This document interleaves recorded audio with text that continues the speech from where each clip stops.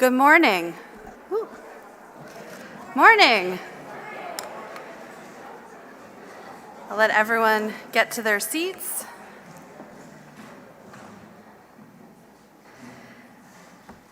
So thank you all for coming back for day 2 of our technical conference on Executive Order 317. I'm Taryn Boland. I'm the Chief of Staff at the Board of Public Utilities. It's been wonderful to see so many people here in person on 2 days in what may be arguably the best week of the summer we've had. So appreciate you spending time with us in Trenton, and to everyone watching online, we appreciate your interest in this topic as well. I think yesterday was a great day. We heard from really wonderful experts covering a variety of issues. I'm looking forward to today's discussions as well to continue the conversation.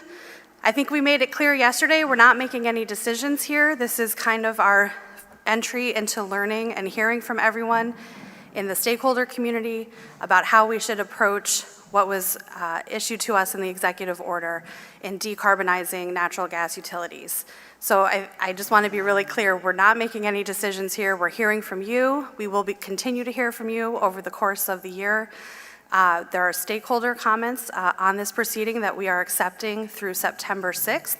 So if you have ideas on what we should be considering in this process, we'd love to hear from you. Please go online to the BPU's website and see how you can submit comments on this matter.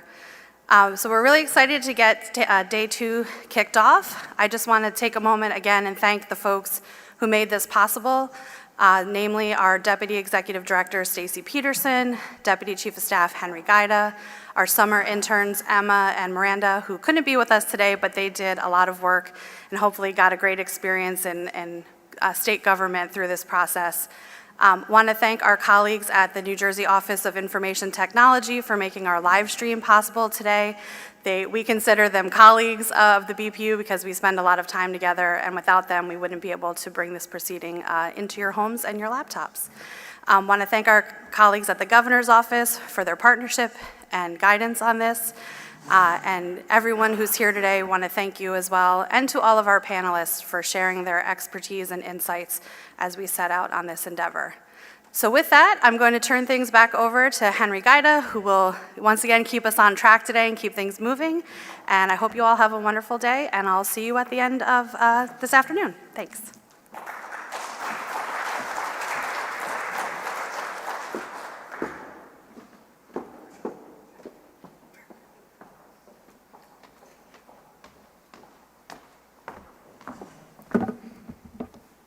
Hello, everyone, and good morning. My name is Henry Guida, and I'm the Deputy Chief of Staff at the Board. Welcome to Day 2 of Executive Order 317 Technical Conference. I'm excited for us to get started. We are joined today by Jennifer Danis from the Institute of Policy Integrity at the New York University Law School. Jen will be leading us through an opening plenary discussion on the policy and regulatory levers the Board has to help drive emissions reductions and explore what other jurisdictions are doing to do the same. So, Jen? The stage is yours.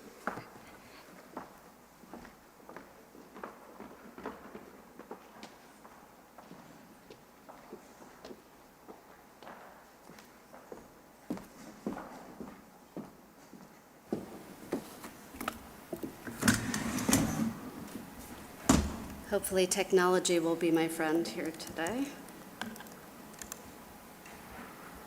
So good morning, and thank you to BPU for having me here to talk.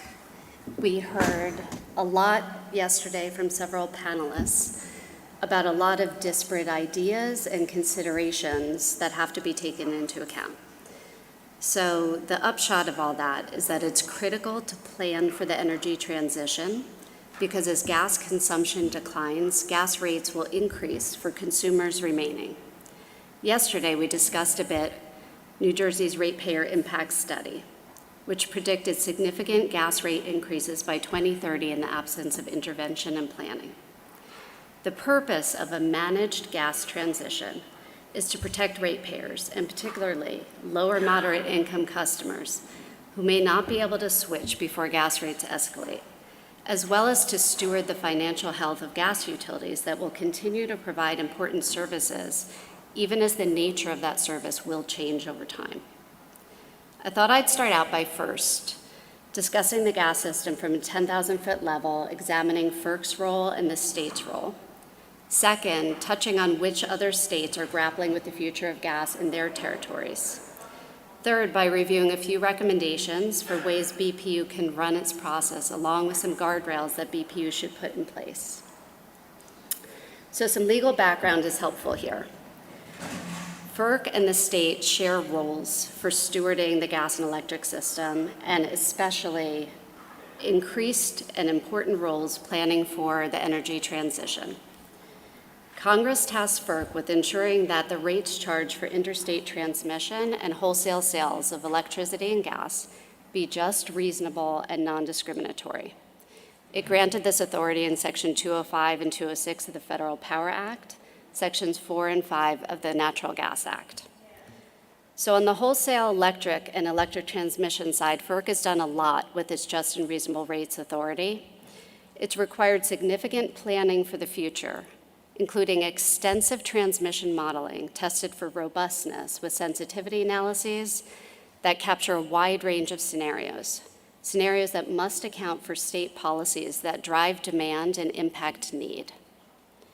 FERC has good visibility into pricing, which in turn helps them assess capacity needs. It engages with system operations, governs RTOs and ISOs, and ensures reliability. There's more for FERC to do, particularly in the realm of gas-electric coordination, and ensuring that gas-fired electric generators have appropriate incentives, economic ways to firm up their supply, and better ability to nominate during periods like weekends when markets are less liquid. Just a few days ago, at the conclusion of a year-long process convened by FERC and NERC, which focused on establishing recommendations for improving gas and electric coordination, gas associations pushed back against the simplest of measures, which were recommendations aimed at increasing transparency throughout the gas sector so regulators can weigh in and plan. Nonetheless, FERC has used its just and reasonable mandate to do significant reliability on the electric side, operational oversight, planning, and forecasting. On the wholesale gas and gas transportation side, not so much. In fact, FERC has disavowed any role in planning, assessing regional capacity needs, or engaging with system operations. It's historically said that states should be filling this role. FERC also doesn't promulgate reliability standards, nor is there a regulated organization like an RTO or ISO that governs reliable operation of the gas system. There's also significant opacity with respect to pricing. Individual pipeline companies aggregate prices both locationally and temporally, and reporting for price indices is voluntary. This hampers FERC's ability to identify locational constraints. Finally, FERC doesn't use its just and reasonable rate authority to require pipeline developers to provide information about GDC shippers or end-use markets.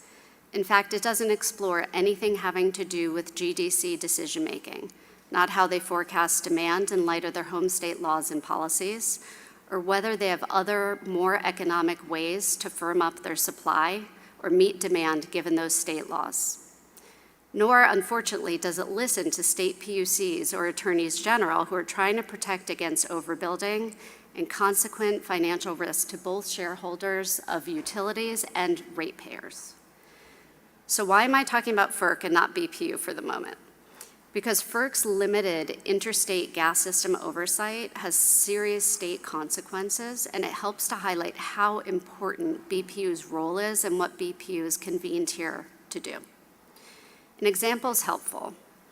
To date, if deciding whether a private pipeline developer's project serves the public interest and is required by public need, FERC relies almost exclusively on precedent agreements GDCs sign to show that new infrastructure is needed. That's a very laissez-faire approach that comes with a significant financial windfall to developers.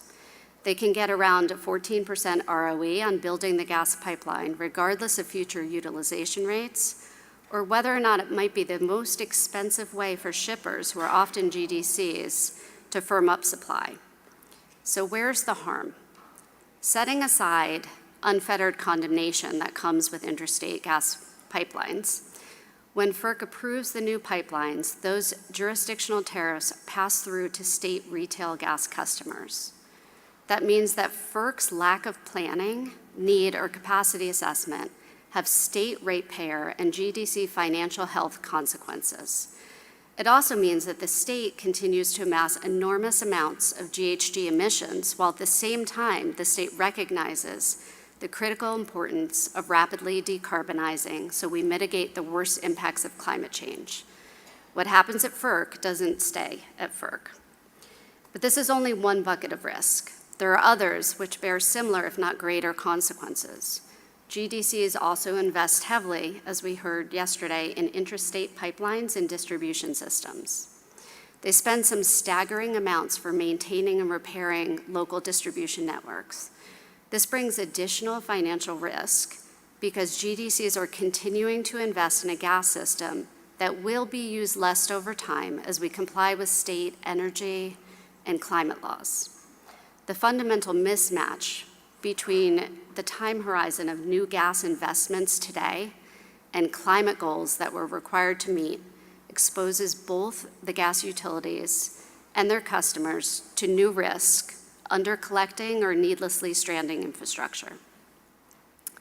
GDC near-term spending doesn't currently align with long-term expected scenarios. Part of BPU's job here is to ensure that GDCs have reasonable pathways to meet demand with the broadest array of solutions, while staying financially healthy enough to provide safe and adequate service that will look different over time. Thankfully, state regulators are charged with the same kinds of just and reasonable rate authority that FERC has at the federal level. So the just and reasonable rate authority is combined with the mandate to ensure that their utilities provide safe, adequate, and reliable service. They also have broad investigatory, adjudicatory, rulemaking, and enforcement power. With this authority, states are stepping in to fill the regulatory gap, since they are, at the moment and in the absence of federal action or planning, the only regulators poised to do so. As a side note, in 2018, FERC opened a docket aimed at fixing its gas infrastructure authorization practices. That docket languished until 2022 when FERC updated its policy statement. However, it quickly converted that to a draft after it was exposed to significant political pressure.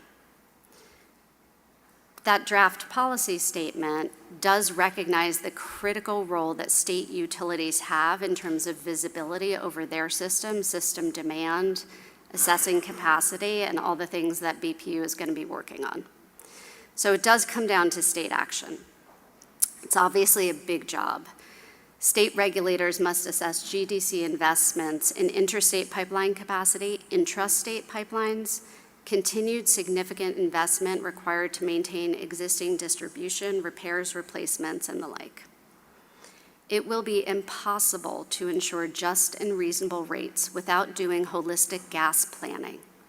If we don't plan to meet state energy and decarbonization goals, we'll lock ourselves into long-lived, carbon-intensive infrastructure that will be underutilized or unusable well before the end of its useful life. I think we heard some estimates yesterday about the 50 to 70-year lifespan of much of this infrastructure. And along the way, fewer and fewer gas ratepayers will be forced to pay for more and more of the system, resulting in rates that are neither just nor reasonable. Even if we find ways to help pay for these assets that don't involve increasing ratepayer bills, it will still collectively cost us enormously. So exercising their authority to ensure just and reasonable rates, many states are starting down the road of what we're here today to talk about: long-term gas planning that can achieve rapid decarbonization while maintaining reliable service and ensuring reasonable rates. States cannot ensure the rates are reasonable without doing planning, and as we saw from the diversity of considerations laid on the table yesterday, and I'm sure more to come today, this is a complicated inquiry where all the different factors need to be studied in conjunction. In New Jersey, there's another important power enabling BPU to do its part, as it statutorily must, to comply with other critical state laws.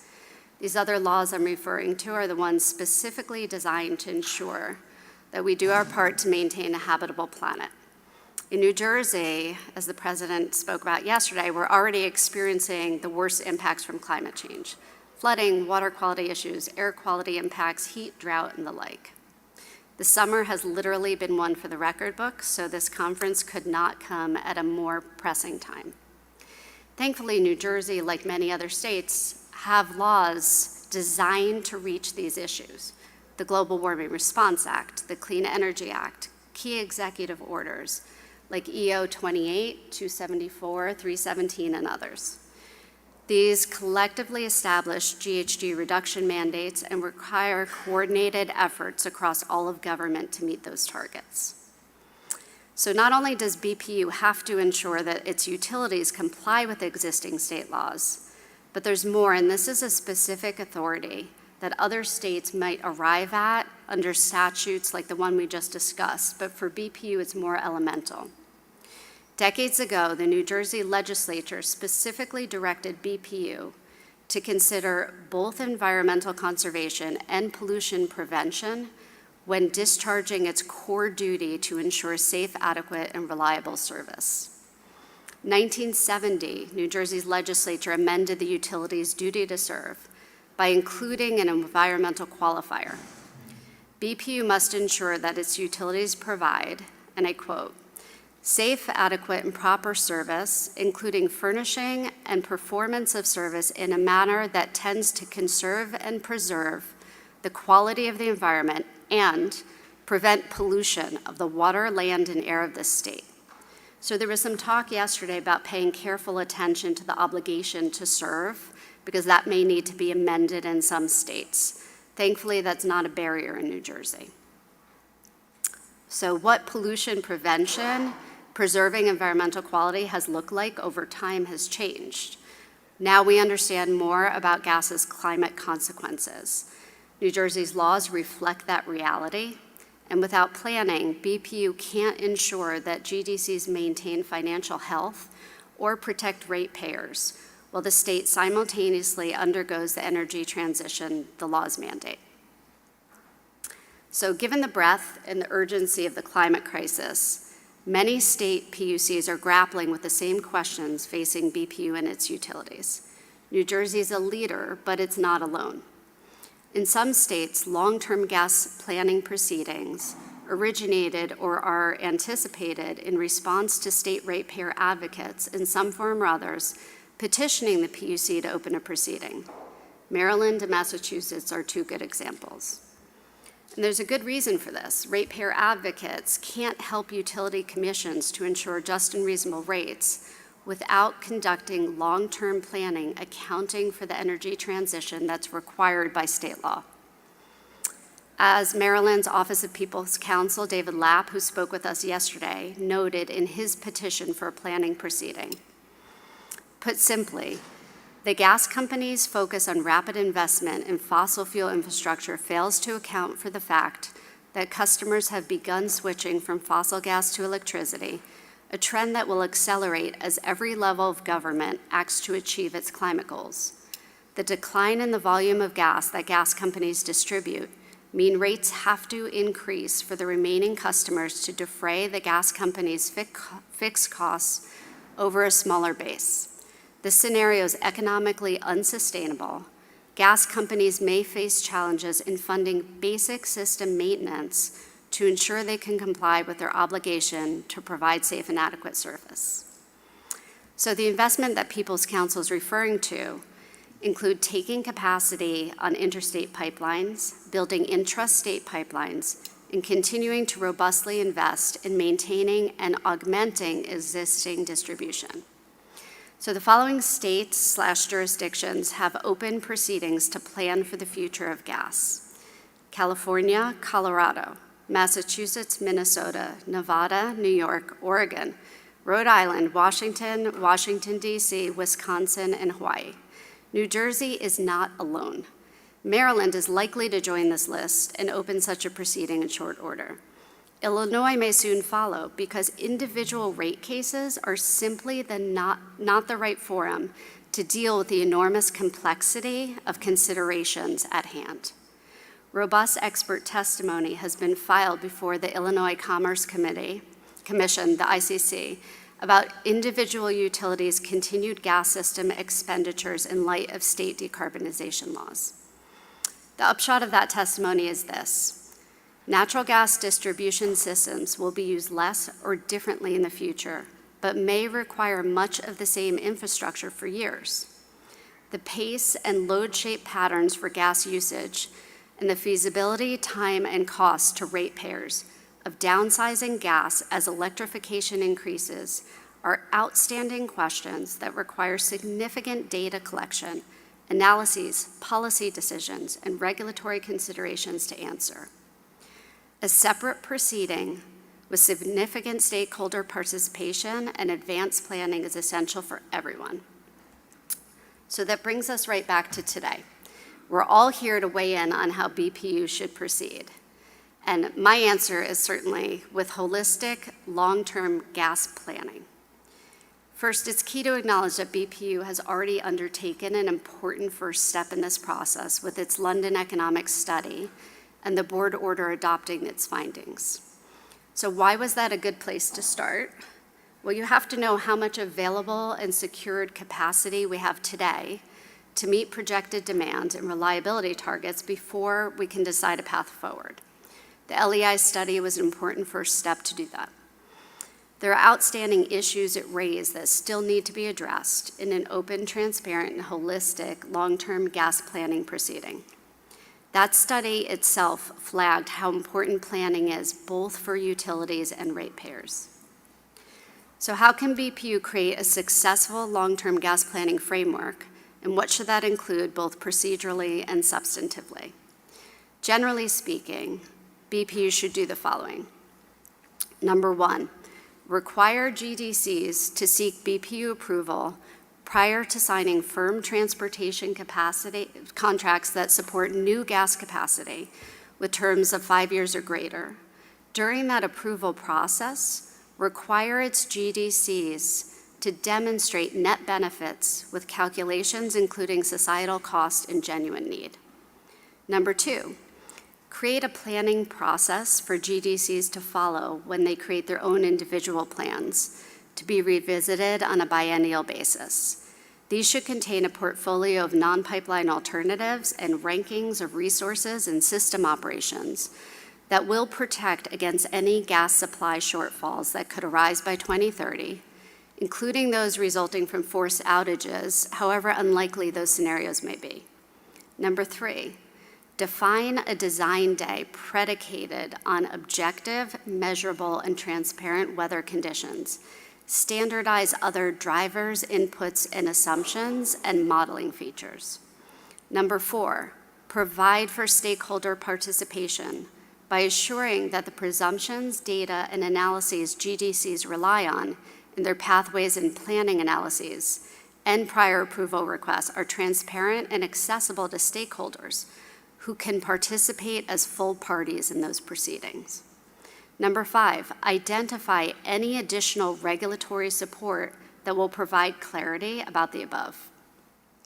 Any long-term plan should be tied to ultimate cost recovery, be based on all-in cost metrics, provide standard methods for assessing GHG emissions, and importantly, establish a process for coordinated gas and electric planning. So let's discuss the recommendation that BPU require prior approval from GDCs before taking firm contracts supporting new capacity. Those contracts can be directly responsible for driving system overbuilding if not weighed with the appropriate regulatory scrutiny. When GDCs propose new intrastate pipelines, the same scrutiny is essential. Given the LEI findings that sufficient gas capacity exists, BPU has more than enough reason to now require prior approval from anyone seeking to expand their systems. To align with state laws, BPU can and should require GDCs to seek this prior approval. so it can direct GDCs to obtain sufficient capacity to meet all firm customer needs in a manner that conserves and preserves the quality of the environment and prevents pollution. We can't keep amassing GHG emissions from gas infrastructure if we're going to achieve the legally required reductions. We need to find ways to incentivize sensible system contraction and electric coordination beyond business as usual approach that incentivizes expansion. To achieve all this, BPU should require GDCs to, number one, clearly articulate the need for any significant proposed project, whatever financial threshold BPU decides is appropriate for determining significant investment. Disclose all data and analysis, including baselines and assumptions relied on. Number two, address how the proposed new capacity or capacity-related contract or project would or wouldn't wholly address an identified reliability objective. Number three, if the proposal is based on an outage scenario, provide the tariff provisions supporting assertions that the proposal will reduce the impact of the outage that's posited. Number four, if a capacity constraint's identified, assess the most net beneficial solution by using a transparent and competitive RFP process. Number five, demonstrate why NPAs, both demand side and supply side, couldn't address or achieve the project purpose.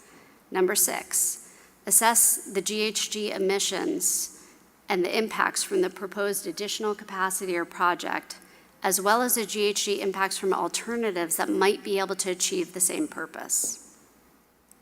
A robust GHG assessment is key because BPU is responsible for making sure its utilities plan how to comply with state laws heralding an energy transition in the most net beneficial way possible. A standardized GHG methodology that examines the actual attributes of specific pathways will make it possible to gauge the extent to which proposed solutions advanced by utilities and third parties, including solutions involving, for example, infrastructure, operational changes, or alternative fuels, do or do not align with reductions in economy-wide GHG emissions that New Jersey law currently requires. The climate doesn't care where GHG emissions are coming from, so GHG assessments have to be all in. They have to include upstream emissions, including those associated with fuel extraction, production, transportation. Weighing the cost of present and future greenhouse gas emissions, and to the extent possible, other emissions, NOx, SOx, other pollutants, based on their full social cost in accordance with the best science and economic practices, based on appropriate discount rates, will facilitate apples-to-apples comparisons among solutions with very different characteristics, upfront costs, and useful lives. The same practices should be put in place for all significant non-capacity related investments. These too need to be aligned with long-term gas plans so we can avoid costly investment inconsistent with advancing the energy transition, or ones that should be redirected to meet the same need through other more economic means. Ensuring interested stakeholders can fully participate in GDC proceedings should help BPU ensure that GDC testimony, data analyses are vetted and tested for completion and accuracy. BPU's record on this has been more than a little spotty to date, sorry. Other states routinely accord interested stakeholders full party status to ensure the record's replete and robust, even offering intervener compensation to assist stakeholders who devote significant time and resources toward their attempt to participate and introduce expert testimony. So BPU in the past has been less than welcoming. Other states do recognize they need all the help they can get to get this right. And that help from parties with no financial interest in the outcome is particularly valuable. Hopefully BPU embraces that attitude going forward. The second, third, and fourth recommendation that I mentioned a few minutes ago are intertwined. BPU needs to create a planning process GDCs follow revisited on a biennial or, as we heard yesterday, some other regular basis that allows for technological advances and updated scenarios. In this planning process, it's essential that BPU be prescriptive about modeling inputs and scenarios that GDCs use. Input assumptions and data drivers determine model outputs. Letting GDCs decide which methods and inputs to use would allow them to exert significant influence over the results they report in their plan. To protect against strategic modeling behavior, BPU should establish guardrails based on best practices. New potential rules like the clean heat standard proposed and discussed yesterday become important scenarios to model the impacts and distributional impacts if implemented. But they are only one input to the utility planning puzzle. In particular, BPU should standardize and prescribe GDCs to use. Number one, the types of models. Number two, how GDCs address various classes of uncertainty, including operational uncertainty and more difficult to model uncertainties like long-term pathways informed by implementation of the GWRA, Energy Master Plan, Clean Energy Act, and relevant board orders. And three, determine the scope, breadth, and granularity of the selected models.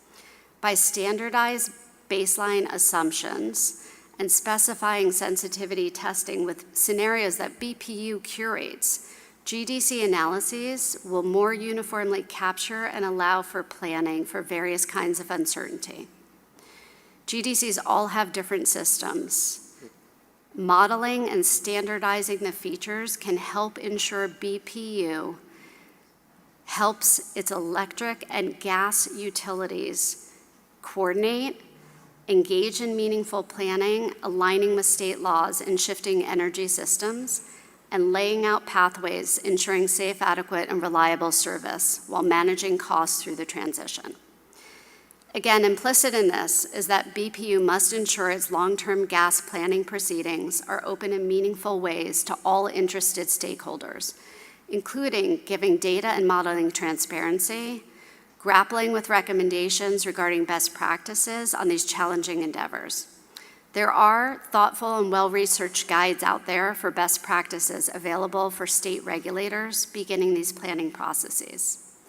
Academic institutions, nonprofits, other independent entities also have significant modeling, legal, and economic expertise and are currently working alongside FERC, DOE, RTOs, ISOs to help get this right. BPU should be sure to create a state process ensuring that these stakeholders can facilitate the long road and the work to be done. Opacity in data and modeling precludes essential scrutiny and our ability to manage the economic risk at stake here. In sum, BPU has a lot on its plate, but also a lot of resources to draw on to create a fair and open process.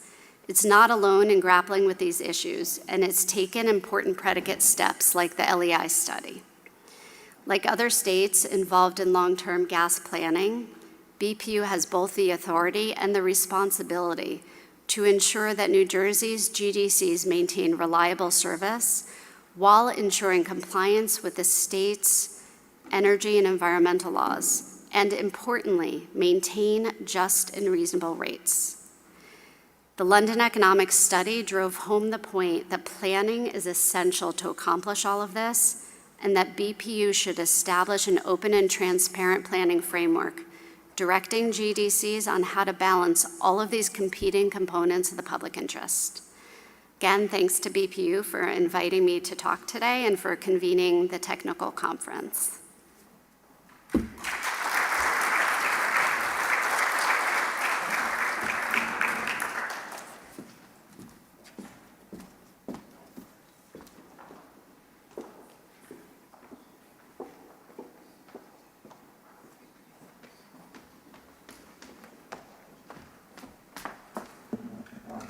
All right, folks, another round of applause for Jen and her opening remarks. We're going to take a brief 15-minute break, so please go fill up your coffees, make that phone call, and we'll be back here. We're going to try and start a few minutes early since we're a little ahead of time with our fourth panel of the conference, but first panel of the day. So if the panelists can make their way up here, that'd be great.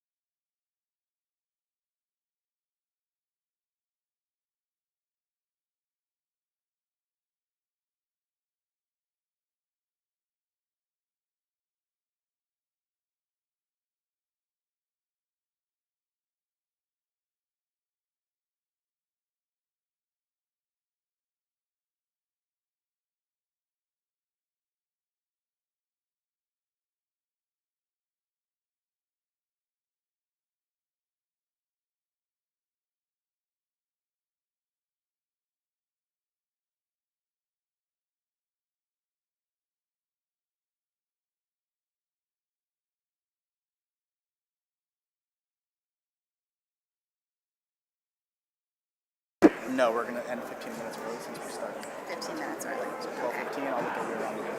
That sounds good. All right.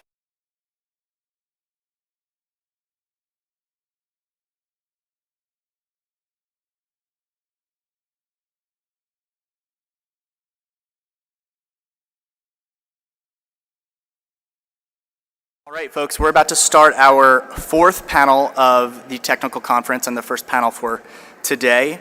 Our panel will be focusing on job implications of a decarbonizing gas system, which is led by Kate Klinger, the Executive Director of the Governor's Office of Climate Action and the Green Economy. I believe the panelists are all set, and Kate, you can take it away. Sure. Morning, everybody. Give folks a second to get into your seats. Good to see you on day 2. Okay, excellent. So this morning we're joined by a fantastic panel, many of which of the folks I have a great privilege to get to work with often. We have from the Department of Labor, Baden El-Mater. We have Andre Thomas joining us from ISLES.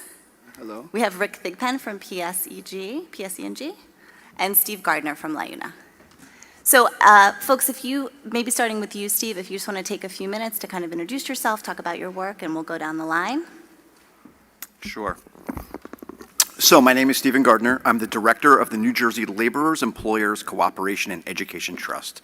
And that's a mouthful, but what it really means is we're a labor management organization representing the 25,000 men and women of the Laborers International Union in North America who live and work in New Jersey and our signatory contractors. So we are, in fact, a labor management fund working together, so labor and management coming together to work on issues across New Jersey. One of the most significant ones for us is the energy sector. Globally, natural gas, obviously for today.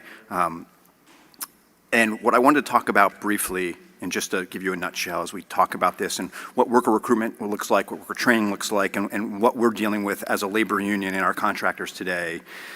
We took a look back at PSE&G's GSMP1 program a few years ago, which is a natural gas line replacement program, right, to get methane leaks out of the system. And in that program, we did about 1 million work hours over the course of that program. So if you think about that for a minute, just one small program in the state of New Jersey, we did 1 million work hours at about $50 an hour for a worker plus benefits, right? And you can start to do the math on what that means.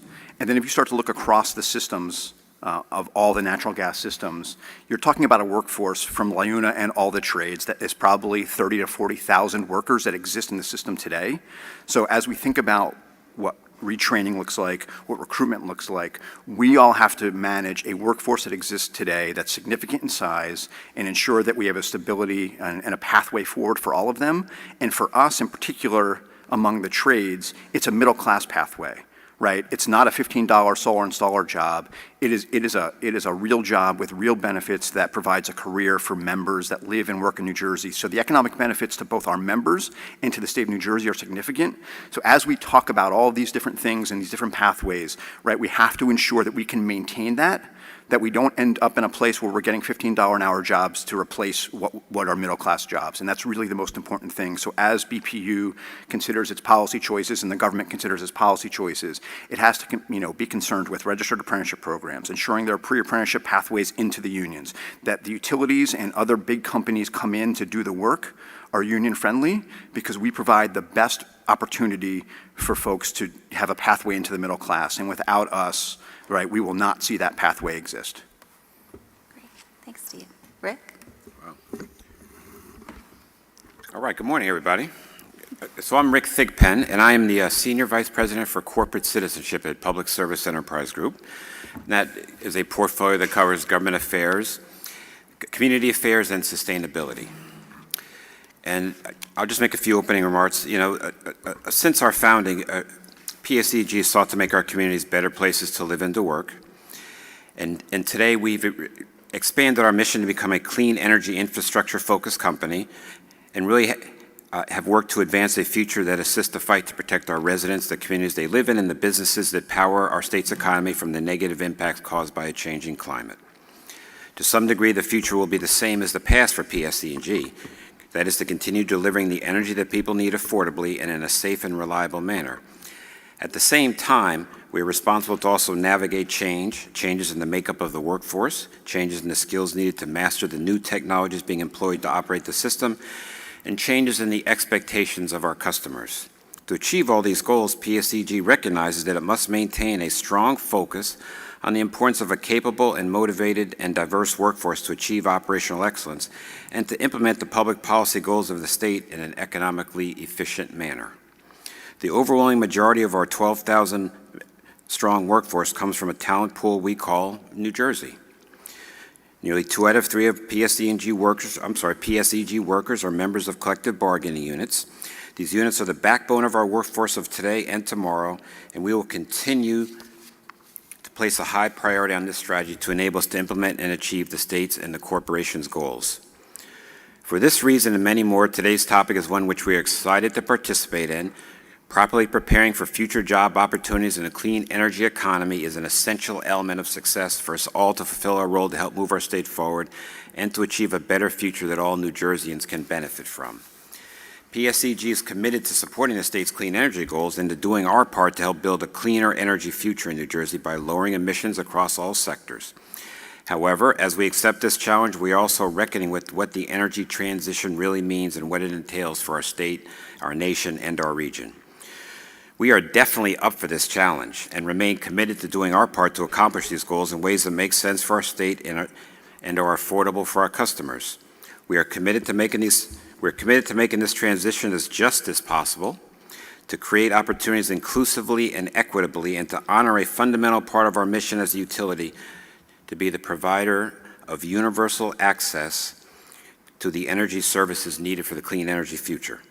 We believe that by following this approach, we are taking an important step towards giving comfort to policymakers in this state that when you place policy implementation responsibilities in the hands of public service, we will respect the public's interests.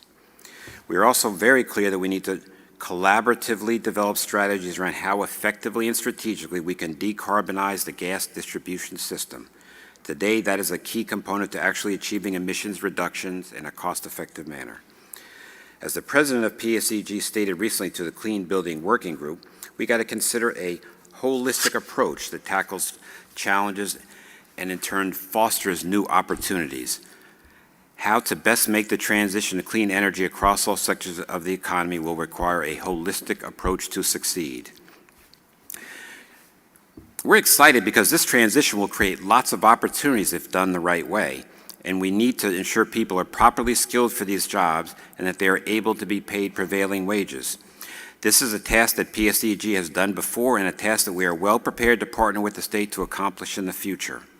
Just recently, as we switched to smart meters, our meter reader workforce was not let go, but retrained to do other jobs in the company. The same is true for our fossil generating station employees who stayed with the company when those assets were sold. They were all retrained and put back to work. Additionally, in concert with our union partners, PSEG is continually focusing on ensuring its workforce has the skills and training necessary to safely and effectively operate all aspects of the system, even as we modernize and introduce new technologies and new systems to the workplace. We are prepared for the clean energy transition, requiring us to retrain parts of the existing workforce, as well as bringing on new people due to the anticipated volume of work. We are committed to making sure that workers are not left behind and that workers are all paid prevailing wages. All this to say that PSEG has the necessary experience in training and supporting our employees to ensure that we are ready to be a solid, reliable partner to help New Jersey implement this transition to a clean energy future. When it comes to workforce development, PSEG is especially proud of its Clean Energy Jobs program. That can serve as an example of how the transition can really expand economic opportunity in our state. Since its implementation in June of 2021, the Clean Energy Jobs program, a public-private partnership created by Public Service in partnership with the BPU, has placed more than 2,200 New Jersey residents in jobs and trained more than 100 minority-owned small business owners to support the state's fast-growing energy efficiency sector. This program has been a collaboration between PSEG, the New Jersey Department of Labor, and more than 40 partnerships with public, private, and community organizations around the state, all together to meet the goal of generating to meet the goal of generating economic opportunities with a focus on unemployed, underemployed, and low and middle-income residents in our state. The program has set aggressive diversity hiring targets aimed to ensure that demographic makeup of hires in clean energy are more representative of New Jersey's population. These efforts to date serve to demonstrate PSEG's commitment to assuring this transition to a clean energy economy is equitable and benefits all of our residents. So in conclusion, we also do grants for education to make sure that job training is a part of this thinking about the future, and we're excited to become a vehicle to help New Jersey manage this transition and make sure that it's got the properly skilled workforce to make it work. Thank you. Great, thank you, Rick. Andre? Yes, hello. My name is Andre Thomas. I'm the Senior Training Manager for IO, Center for Energy and Environmental Training, and our mission is fostering self-reliant families and healthy, sustainable communities. And these guys are talking my language. I'm on the ground. I provide training opportunities for entry level in the building performance and also advanced training. And I've had the pleasure of working with guys on many levels, and we believe in training our workforce to meet the demands.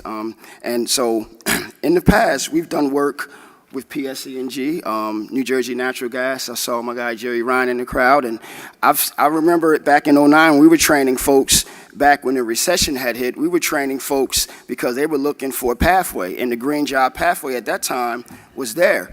And to this day, I know guys that are still at New Jersey Natural Gas working because they got that initial training. And we believe that we're going to have to create a massive workforce to train the demand as we began for demand created for electrification, solar, renewable energy, and green infrastructure. That's going to engage many different pathways. So I believe that in order to do that, at IOS, we believe in working on the ground, meeting folks where they are and addressing some of the barriers to employment to reach those that are underserved. We have to meet them where they are and assess not only what technical skills they need, but also what life skills and personal supports they need to be successful.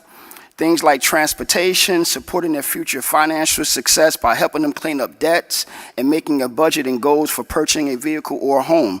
Because when you do these things for workers, they get excited about doing this work that provides comfort, energy efficiency, and safety for New Jersey residents. Real important work. But we also want to connect with employers to create the pipeline, right? In order to engage the workers, we got to make sure that there's a pathway. And so in doing that, we also have to engage the employers, right? We feel that is very important. We got HVAC contractors that are doing this work, guys that do shell work, weatherization companies, but they also need incentives to do that so that they can build their infrastructure to take on new workers. And so in order to do that, the state can also help by incentivizing customers and employers to make it happen. We just had a partnership with PSE&G where we were training entry-level workers, and they were doing on-the-job training with various companies that are in this network. We want to support that and continue those type of collaborations so that the employers can actually help us develop the necessary training to meet this new demand as we start to electrify.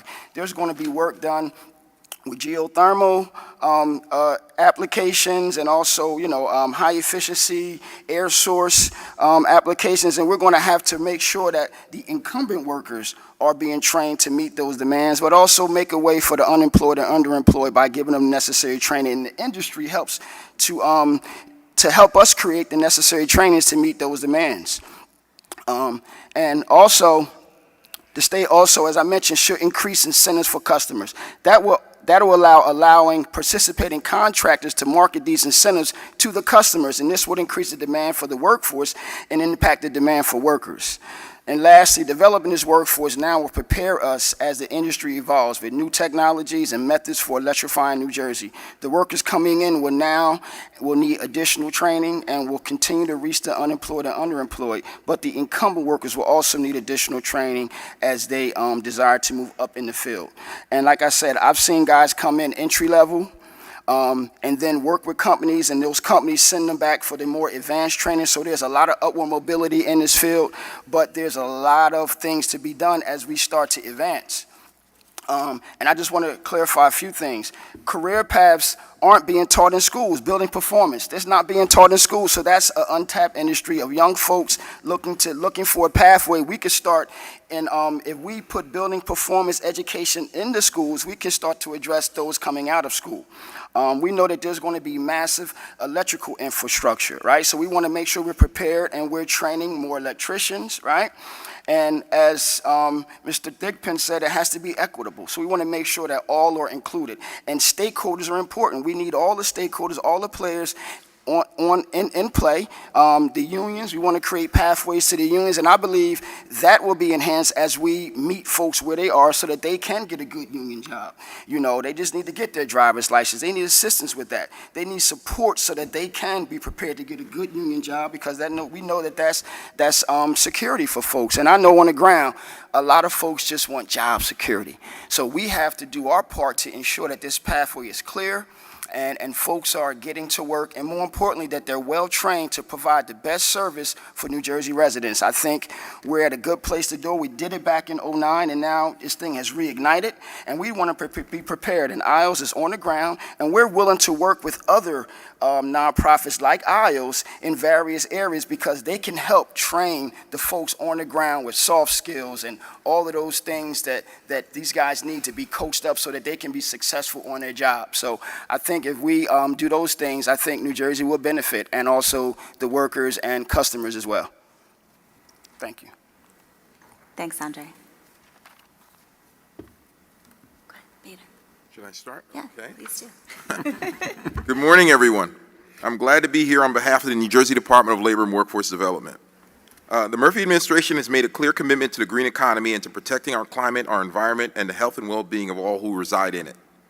This means making changes over many years so we can meet the state's ambitious energy goals and make our communities safer and healthier for our families and for our children's families. The Governor's Energy Master Plan outlines key strategies to reach our goal of 100% clean energy by 2050. This means 100% carbon-neutral electricity generation and maximum electrification of the transportation and building sectors, our greatest producers of carbon emissions in the state, so we can meet state Global Warming Response Act mandates. The master plan sets the framework for investing in electrifying our vehicles, ports, homes, and public transit systems. It also sets bold goals for offshore wind, energy storage, and community solar. Achieving our energy goals will require the reevaluation of what's familiar to us. With Executive Order 317, and with this session today, we're starting the conversation about how natural gas industry can contribute to a cleaner, brighter future for the Garden State. We're here to learn, and I'm here to speak on the preparedness of our workforce. New Jersey will depend on a highly trained workforce to ensure our energy goals are met. The increasing job opportunities in renewable energy sectors and the changing needs of our existing industries provides workers of all incomes and backgrounds the chance to develop specialized skills and talents and pathways for advancement. At the New Jersey Department of Labor and Workforce Development, we're looking forward to the promise of a healthier environment and a healthy influx of quality jobs for workers. We're prepared to train and match New Jerseyans with these quality jobs, and we've already begun.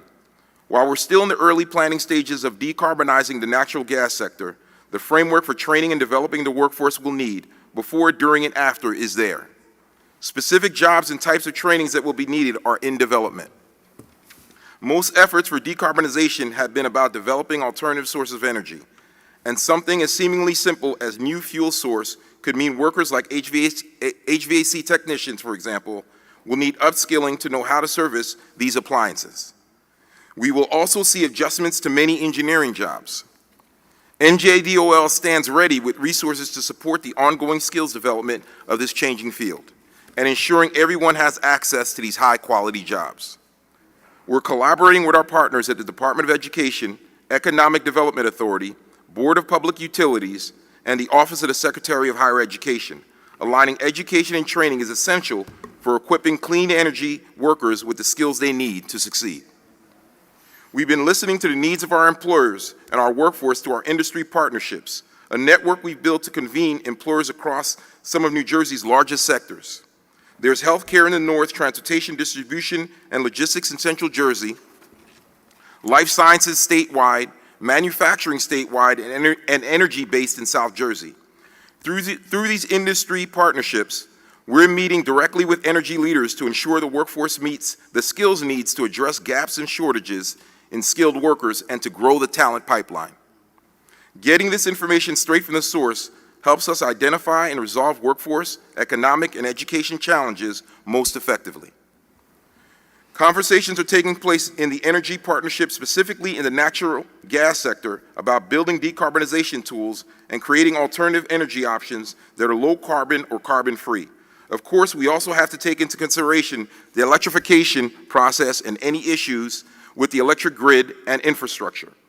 Our energy partner, South Jersey Industries, or South Jersey Gas, has the goal to become carbon neutral by 2040, which is among the most aggressive in the industry.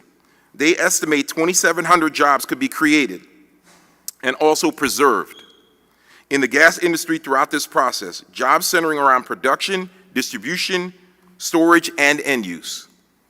They're building a new technology at their location in South Harrison to leverage solar power to generate green hydrogen through electrolysis. I'm not an expert on this process, but I do know with the new technologies comes a demand for new skills and training for new workers.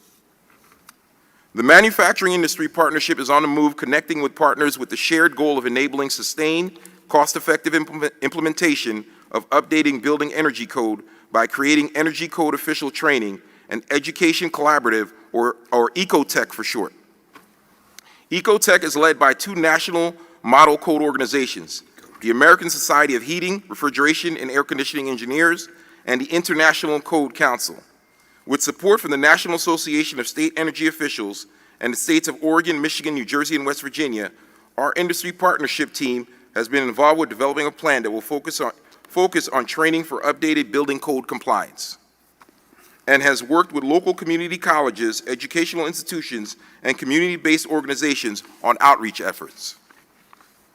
We've connected with the Irvington Public School District to assist with a project under the Renew America's School Grant to address the many efficiencies, health, and safety improvements needs of the district, including the installation of new renewable energy technology.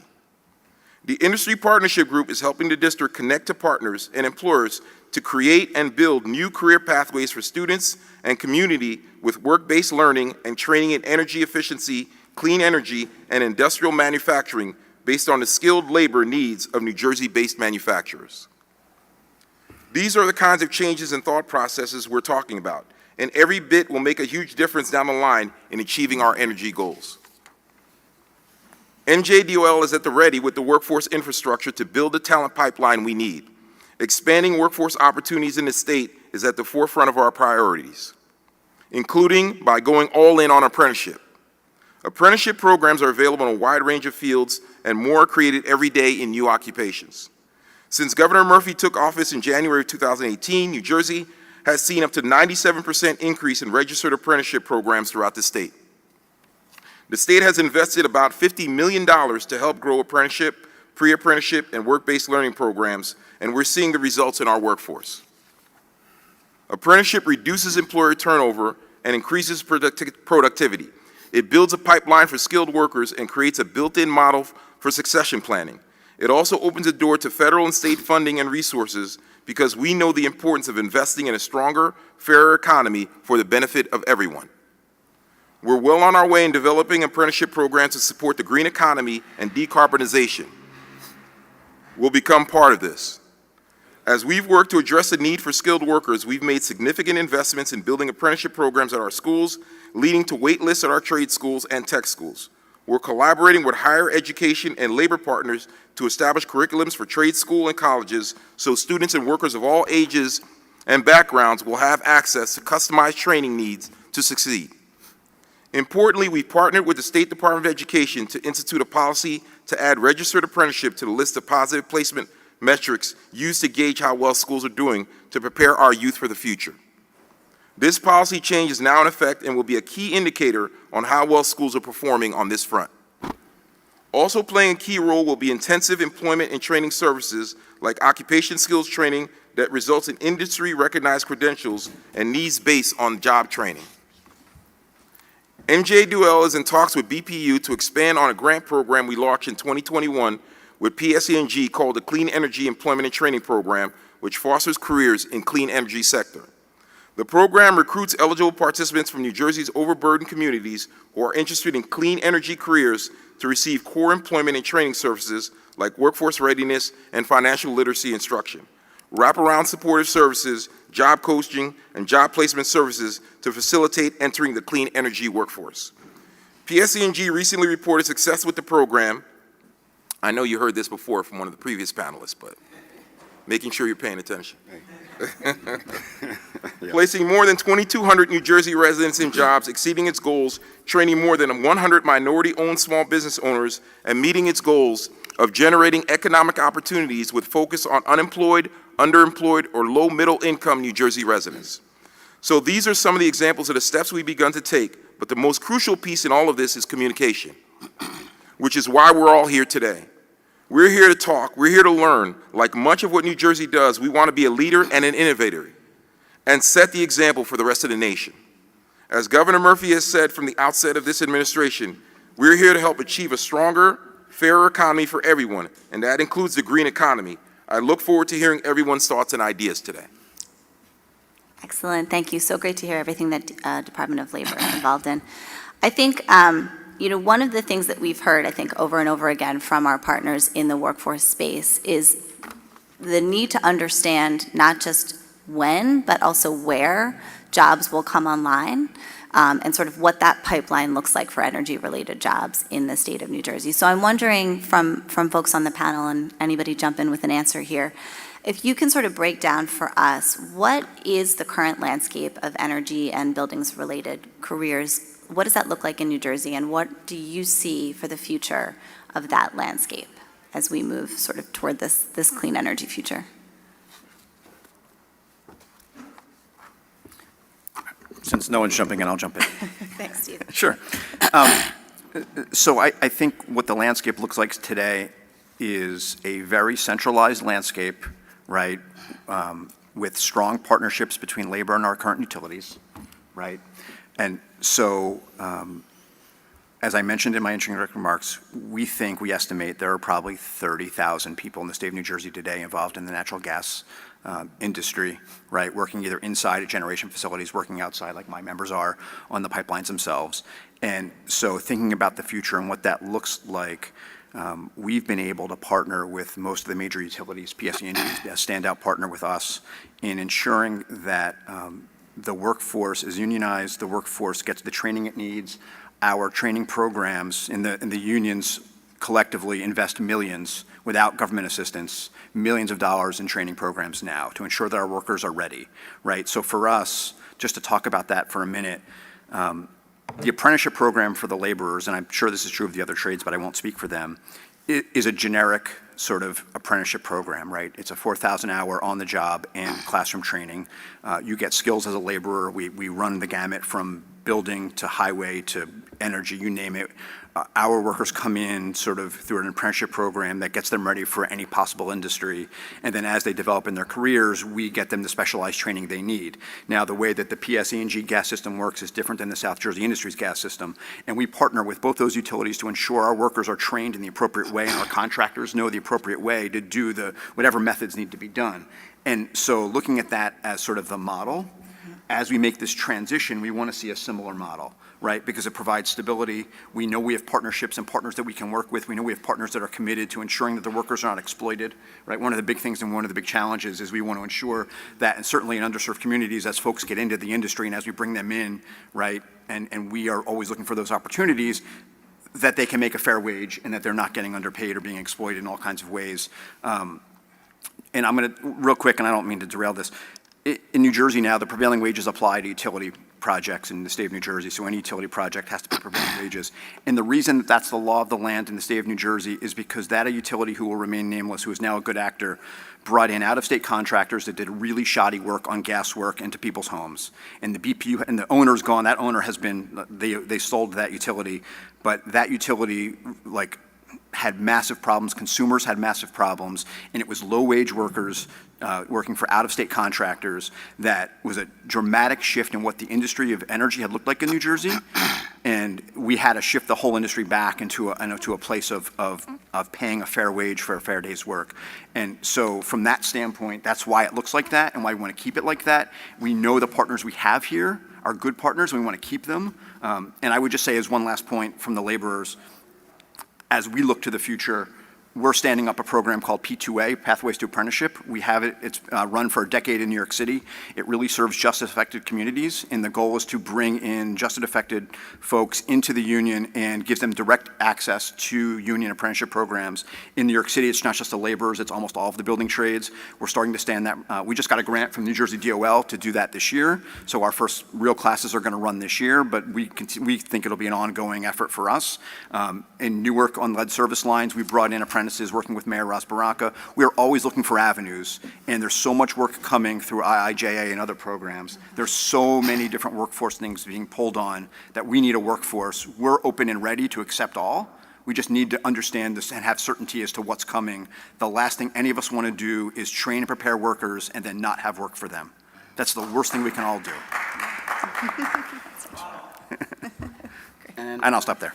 Can I just add, so currently what we have going on, we have, we have a weatherization program that requires trained workforce, and we also have a lead program that requires a trained workforce, right? And I train folks in the lead industry because it's a requirement that any folks working in older housing has to be lead certified. So we provide that training to prepare them to work in these networks that provide healthy and safe homes for New Jersey residents. And then the weatherizations is ignited. Once that's done, then the weatherization, the shell work and the HVAC work is going to make the home efficient.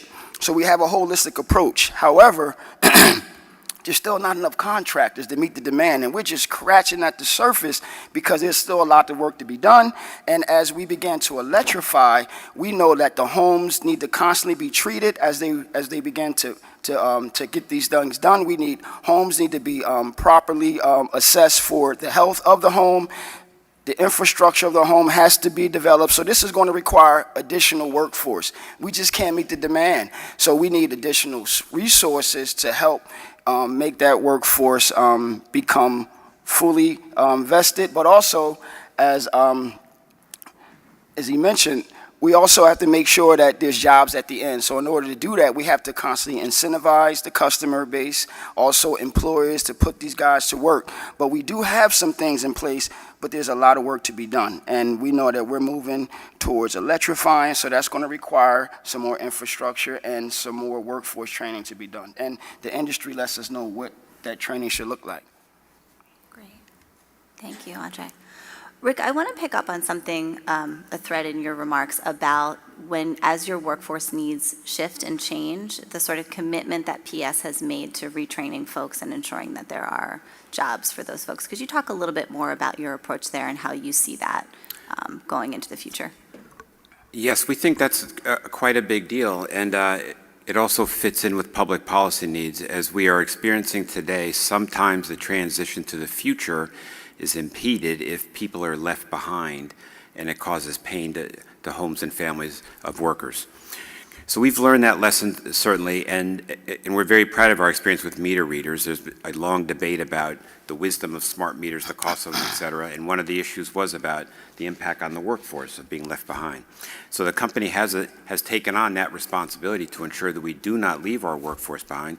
In partnership with our unions, we are continually working on reskilling and retraining our employees to meet the needs of the future. So that's both about the past, but that's about where we're heading today. As was just mentioned, we expect to see much more electrification, and the challenge of greater electrification is going to require us to hire more people to go into homes to make these changes one by one. And many people are going to have to be skilled to do that. We also have that experience with our fossil plants, people who ran the power plants that fossil generating stations that we used to own, and we sold those stations, and many of those employees stayed with the company, and we found new jobs for them. The importance of that is a public service that we want the public sector to understand that we understand the importance of our workers. We work very hard to have close partnership with our unions to make sure we're able to give people the proper skills, make sure they're trained to do the work that's needed to provide safe and reliable service going forward. and that in fact people are paid wages to really become middle-class communities. I personally think it's a very proud story at Public Service, the number of families that have have successfully raised their kids on the salaries earned by doing this work. And this is what we expect in the future. We expect this transition to create lots of new jobs and to create lots of opportunity. And we do not expect to leave any of our workers behind, but to bring them with us and expand our workforce as the need to decarbonize our economy continues to grow. Excellent. Thanks, Rick. I wonder, Baden, from the perspective of the Department of Labor, what are some of the barriers that you are sort of seeing that currently exist to training more workers in these types of jobs, and how is the state sort of thinking about partnerships or policies to address those barriers? I would say that from the Department of Labor perspective, the biggest hurdle we see is just education, right? Communication. A lot of times, especially younger people, don't necessarily see this as an avenue. When we go and we actually speak to young people, and even folks that are looking for entry-level work, they don't necessarily see the energy sector as a viable option, and that's just because of exposure, more times than not. So I think a big part of it is just marketing and getting the word out there. I think my fellow panelists had said before, and which is really true, there are a lot of resources out there right now, and I can tell you even through the Department of Labor, we're looking to partnership as much as we possibly can, and there is funding on the federal level as well as the state level in order to actually champion a lot of this work. So what ends up happening is, I think Andre had said that, you know what, he needs more bodies. He actually needs more people to actually go into the training.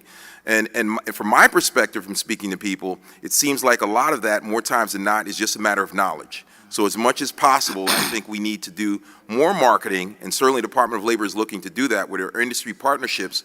We're actually going out and we're actually meeting with Steve, we're meeting with Rick in order to actually forward a lot of these different programs, and then more importantly also to actually make sure that that information gets out to the people that actually need it. If you go to our website, the Department of Labor website, you'll see there's labor market information there, so people can actually make an informed decision, not only to see what's available to them now, but also projecting into the future as far as where there's going to be demand, so that hopefully they'll be able to make an informed decision and maybe see this as a viable option. Great, thank you. I think what we're all trying to get at here, and I think, Steve, you touched on this in your comments, is there is really a large number of workers in the state who are deeply engaged in the current energy workforce. And there's a lot of work to be done to ensure that folks have the ability to have a pipeline of jobs for the trades and the jobs that they're currently trained for, the ability to seize new opportunities in the green economy if they choose to do so. What are the things that the states and the utilities need to do to ensure that we have this, we've sort of tackled this kind of existential question for our current energy workforce? Look, I think the single biggest thing that the state and the utilities can do is give us some kind of certainty, right? Like right now, we're talking about a whole myriad of options of potential solutions to this problem, and I'm not saying that there is a winner and a loser, but at some point we have to pick some winners and losers, and we have to have a pathway forward. And once we have a pathway forward, we can begin the process of understanding how to get folks ready for that pathway. I think uncertainty is the worst case scenario for all of us, because you have a series of employees and workers, in my case, who are completely trained and ready to go in a certain area. We don't know if that infrastructure will continue to exist in the way that it exists. We don't know what's going to come next, but we can't train them and get them ready for something that we don't know what it is, right? And so that's problem one. The other problem, to go back to the previous question on barriers, you know, there is a lot of money right now floating around for training and getting folks ready. And as I said it earlier, I'm going to say it again, right? And I'm not going to pick on ILS, because ILS is one of the good actors in this space. There are a lot of really bad actors in this space who want to take the money and train folks, but have no idea what they're going to do with them once they're trained, right? And so having a pathway forward is the single largest barrier, ensuring that when they're trained, there's somewhere for them to go. Because otherwise, like, we're just going to throw money, we're going to just waste training dollars and waste people's times and give them false hope, and that'll make them more bitter and more unhappy about the world. Yes, I'd like to endorse what Steve said. Planning for the future is a key part of this, right? One of my favorite philosophers says, if you don't know where you're going, any road will get you there. And that's a real issue here. You know, training people for jobs that don't exist is not where we want to go. We want to know where we're trying to go. I'm proud to say public service has demonstrated the ability to train people to do the necessary tasks to continue to deliver energy in a safe and reliable manner to homes and businesses in the state of New Jersey. But it does require us to have a plan of action in terms of going forward and training the workers to meet those skills. As our union partners have told us, first off, they have lots of skilled workers already, but they do have some trained workers who are sitting idle as well. And then we cannot forget about the idea of equity. There are people out there who deserve opportunity. There are people out there who need opportunity to raise their families. And those opportunities do make our state a better place when we create opportunities for people. So we do want to find a way to identify the path forward, train the workers to do the job. Public service feels very competent in doing that in an operationally effective and an economically efficient manner. And make sure that we spread the benefits broader than perhaps the benefits have been spread in the past, so that everybody gets on board with this clean energy transition and moving forward together. And in terms of removing barriers, that's one thing we believe. And just to piggyback what Steve was saying, it's really important that we have some job security for folks. I know guys that are ready to go. I've even had the pleasure of helping guys coming out of the system because it costs to incarcerate folks. So I've turned ex-offenders into taxpayers, you know, because they just want to make a living for their families. And with the right pathway, they'll be committed. But we have to meet them where they are. Governor Murphy just recently signed into law measures which substantially limit the use of driver's license suspensions as a sanction for violations, non-moving offenses, right? But assistance is needed to help restore driving privileges for those that are looking to get into the workforce that had non-violent offenses. So being able to get guys their driver's license helps. That's a significant barrier. Transportation, as I mentioned earlier, but once we get all of that stuff done, we also have to have some job security. So I think that, I know in the past, incentives always drives this industry, right? When customers are incentivized and they're also educated. So consumer education is important because they don't know what they don't know. So we have to educate them on what it means to have an energy efficient home, a safe, lead-safe home. So consumer education creates more demand.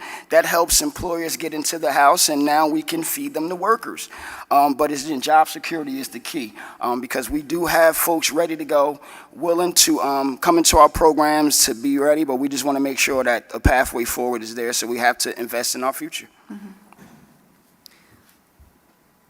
And Baden, I know you're here to listen, but any thoughts on how this Department of Labor is thinking about this question? Sure. So just keeping in mind as far as jobs, because I think obviously we're all in agreement, that's the most important part. The worst thing is to actually have someone trained, they're ready to go, they're skilled, and unfortunately they just simply can't make a living with whatever it is that they just learned. So a couple of things with that. The big thing is that labor is really looking at work-based learning and apprenticeship, pre-apprenticeship programs for that specific reason, right? We want to make sure that people actually get hands-on experience, and also they have career pathways, so that whatever it is that they're learning now, it is actually a building block to something more in the future. So they don't get to a point where technology, as we know, is always changing, isn't going to stay still for anyone, that they're able to actually keep in line with that technology and able to upskill whenever it is that it's needed, so that they are actually marketable. The other thing, too, is that our Office of Research and Information, we're spending a lot of time researching this to see what actually is in demand now and what we believe is going to be in demand in the future. And in the past, we actually got a lot of that information from census information and basically just to see as far as who actually is working and who's not working. More now, what I see is labor's actually engaging with the employer community in order for the employer community to let us know, listen, where do you see gaps? What areas do you see that you need us in order to help you fill, so that we can actually match skilled workers with jobs? Great. Andre, I think one of the things that ILS does really well is to find folks who are sort of ready to take on these really tough jobs, right? Energy efficiency is hard work. Oh, yeah. And prepare them, in the right way to be able to take on these challenging jobs. Can you talk a little bit about your approach there and sort of the Absolutely. successes that you've had. In building performance, there is entry level, right? Because guys that's coming in, get into the work, the entry level pathway is the shell work. The guys that are actually in the hot attics, doing the work, selling up homes. That's a viable pathway. And there's also upward mobility. I've seen guys come in, entry level, work for a company, and then come back for the advanced training where they can move up to be an energy auditor, or even so in this work, in order to make it work, we also have energy model program managers that put the data input. So there's upward mobility, and as we begin to electrify, there will be other pathways that are created. And I think that's kind of one of the carrots to bring guys into the workforce, that there's upward mobility. And I think what made it work in the past, what we've done, is we had employers at the table. We began with the end in mind. So when you kind of have employers at the table, you can get a commitment from employers to say, look, how many guys you need? We have them at the table. How many guys you need? And what type of training do you want us to give these guys? We have some training, some building performance training that's there, but some of the soft skills training. What are your employee needs? What are your employer needs? We want to address their needs as well. And I think the only way to truly do is to have them at the table. Begin with the end in mind. That's why we're not just assuming anything. We have the players at the table, and then we can engage the training programs to feed these pipelines. But I think the key is having employers, the HVAC contractors, the guys that do the shell work, all of these folks that are going to employ these folks at the table to create a clear pathway. So everything is transparent. I think workers want to see that in place in order for them to be successful. Yeah, absolutely. Kate, I would only add to that, energy jobs in New Jersey are increasing, and energy efficiency is the fastest growing and the largest sector of the clean energy jobs. We just talked about the training program before, and the opportunities in energy efficiency are growing. There's no question about it. The federal government is now spending more and more money on it as well. And it's just one of the examples of how this transition is going to be actually a great job creator. There are going to be enormous opportunities, both to make homes more energy efficient, certainly to increase the reliability, resiliency, and capacity in the electric system as well. And so I just want to remind people, should be viewed as exciting. This challenge, we have a path to pick, and we're certainly not there on agreeing on a path together. Anybody doubt that one? There's no question about that. But there's also no doubt that there's an enormous number of jobs to be unleashed here, and there's an enormous amount of work to be done by both highly skilled and trained workers, but also for entry-level workers as well. So we at Public Service do view this as an exciting opportunity for New Jersey to expand our workforce and to really set our state up for a brighter future by taking these steps, as opposed to, some worry and some seem to think that maybe staying the same way that we've been doing things is the best way to go. Yeah, really appreciate that, Rick, and appreciate PS's continued partnership in moving this forward. I think that's such a good maybe place to leave it, and forgive me, panelists, I'm going to go a little off script here. I think in this moment of tremendous opportunity and big change, it's a really good time to sort of ask you, what's the thing you're most worried about, and what's the thing you're most excited about as we look forward to this transition? Well, I guess I'll step in on that. So the thing I honestly most worry about is the political dysfunction, the lack of our ability to discuss this based on facts, the ability to make decisions that is based on data and input, and that so much politics and so much sort of culture war is becoming a part of this conversation. So we're not paying attention to the facts. We're not necessarily, so I worry about what we're doing to our children by our inability to really debate these things. But having said that, I think I've said it before, the thing that I'm certainly most positive about is this is a great opportunity for New Jersey to set itself up for the future. I'm very proud to work at a company called Public Service in the sense that we are very skilled at deploying a workforce in an economically efficient manner to do the necessary energy work to power our economy in the state. And it's going to change in the future. And we've got to navigate change together. It's going to create opportunity for people who've never had opportunity before. And if we're dutiful about it, we're not going to leave our workers behind. We're going to reskill and retrain workers to do the work that's needed for the future.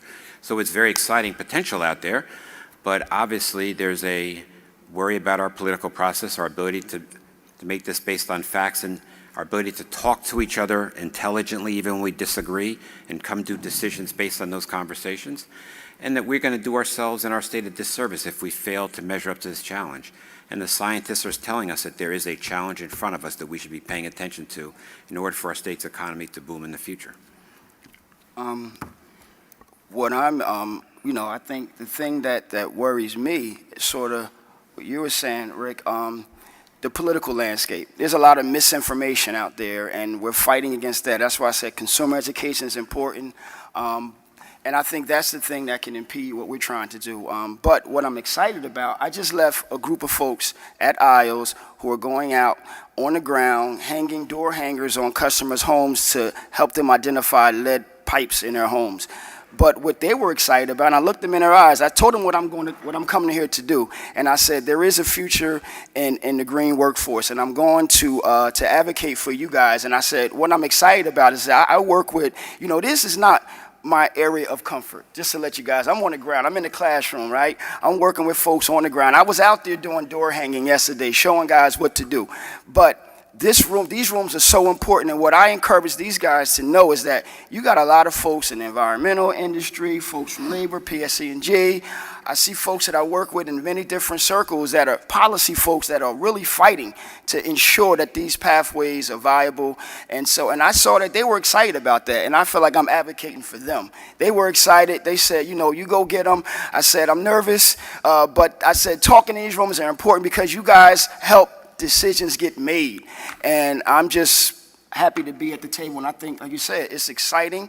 I think we're really at the ground, and there's a lot of things to be done, but we got to constantly push, keep pushing, and have faith that with the right efforts, we can create a green workforce, and most importantly, homes are going to be efficient, healthier, and that's going to save people money. They're comfortable. I mean, it's a no-brainer. We just got to do the work and get it done. Thanks, Andre. Also, this is your area, just so you know.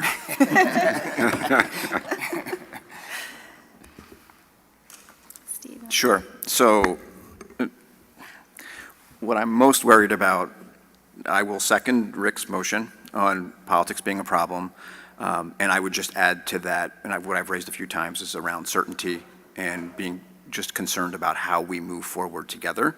What I'm most excited about is this conference and the governor's willingness to engage stakeholders and have this open and honest conversation, understanding that there are a lot of challenges and that we're going to be at the table to help solve them, and with partners like PS and New Jersey Natural and South Jersey Industries and others, that we can get to a solution. And I'm excited for the future for all our members, but I'm really nervous about the uncertainty of it all. And can I just jump on that? Oh, now to you echo? Yes, I'm going to talk again because of you, Steve. I want to get the last word, right.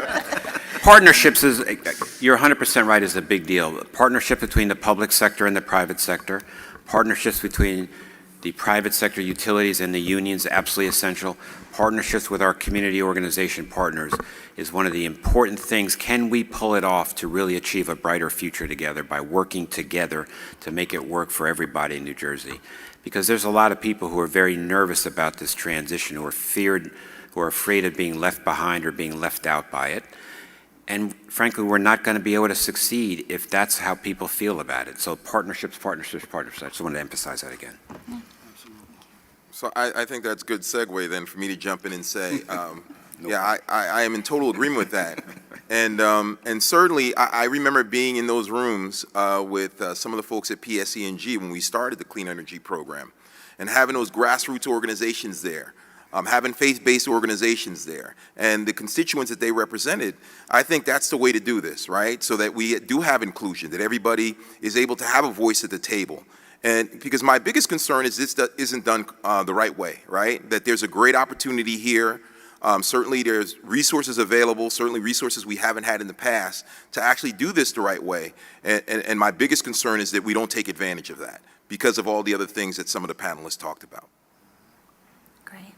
Great. Thank you so much. Appreciate your openness and honesty to discussing both the opportunities and the challenges here. I think now is a good time to open it up to questions from the audience. So folks, just don't be shy. Step right up to those microphones.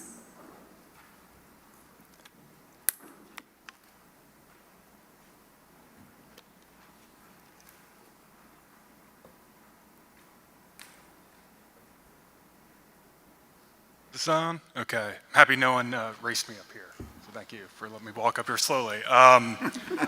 Appreciate the panel discussion, and I guess I'm going to ramble into a question by making a comment. And I think I know the answer. Rick, you did kind of touch on it, so I guess we'll get back to it. But anyone who doesn't know me, I'm Eric Miller with NRDC.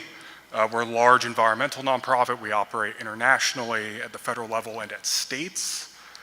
And I guess to get into this, I want to highlight that even though we are a large environmental nonprofit, we only work in maybe like 14 priority states. And the way we identify those states is we think they have a big opportunity, or it's like a battleground state where it's going to be a lot of opposition and we think there's important policy victories.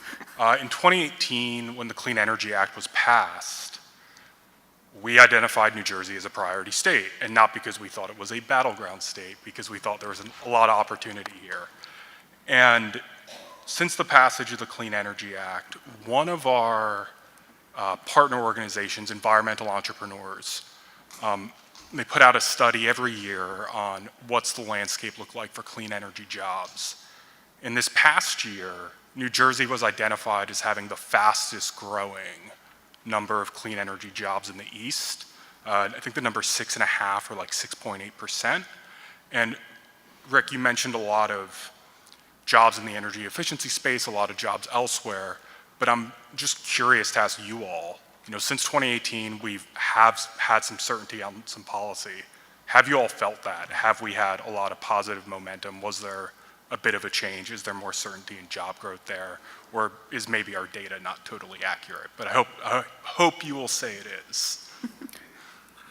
I guess I can start on that. I think the answer to your question is absolutely yes. The passage of the Clean Energy Act, I know it has, for us back to energy efficiency, expanded our thinking and expanded opportunity and expanded job opportunities in energy efficiency. We're now doing more energy efficiency work as a result of that statute than ever before, and that work is going to continue into the future. That is also going to spur work on things like storage. It's going to, on electric vehicles, which is going to require infrastructure to support it. So in our mind, I think the answer to your question is yes, that the Clean Energy Act was one of those steps that's provided some level of certainty. It's guided some capital allocation decisions at our company. It's going to guide more in the future. Having public policy makers speak definitively about what they want to accomplish is, I think, what a company like ours is looking for, because our job is to go out and do it. We'd love to be able to tell you what needs to be done. It's a joke, you guys. But our job is to go out and do it, right? And so that certainty is really valuable for us. It has spurred investment. It's created jobs in the state. So I'm selling it a little bit, 100%. I think it's a good thing, and I think more is probably going to come as we continue to focus on the challenges of implementing our clean energy future.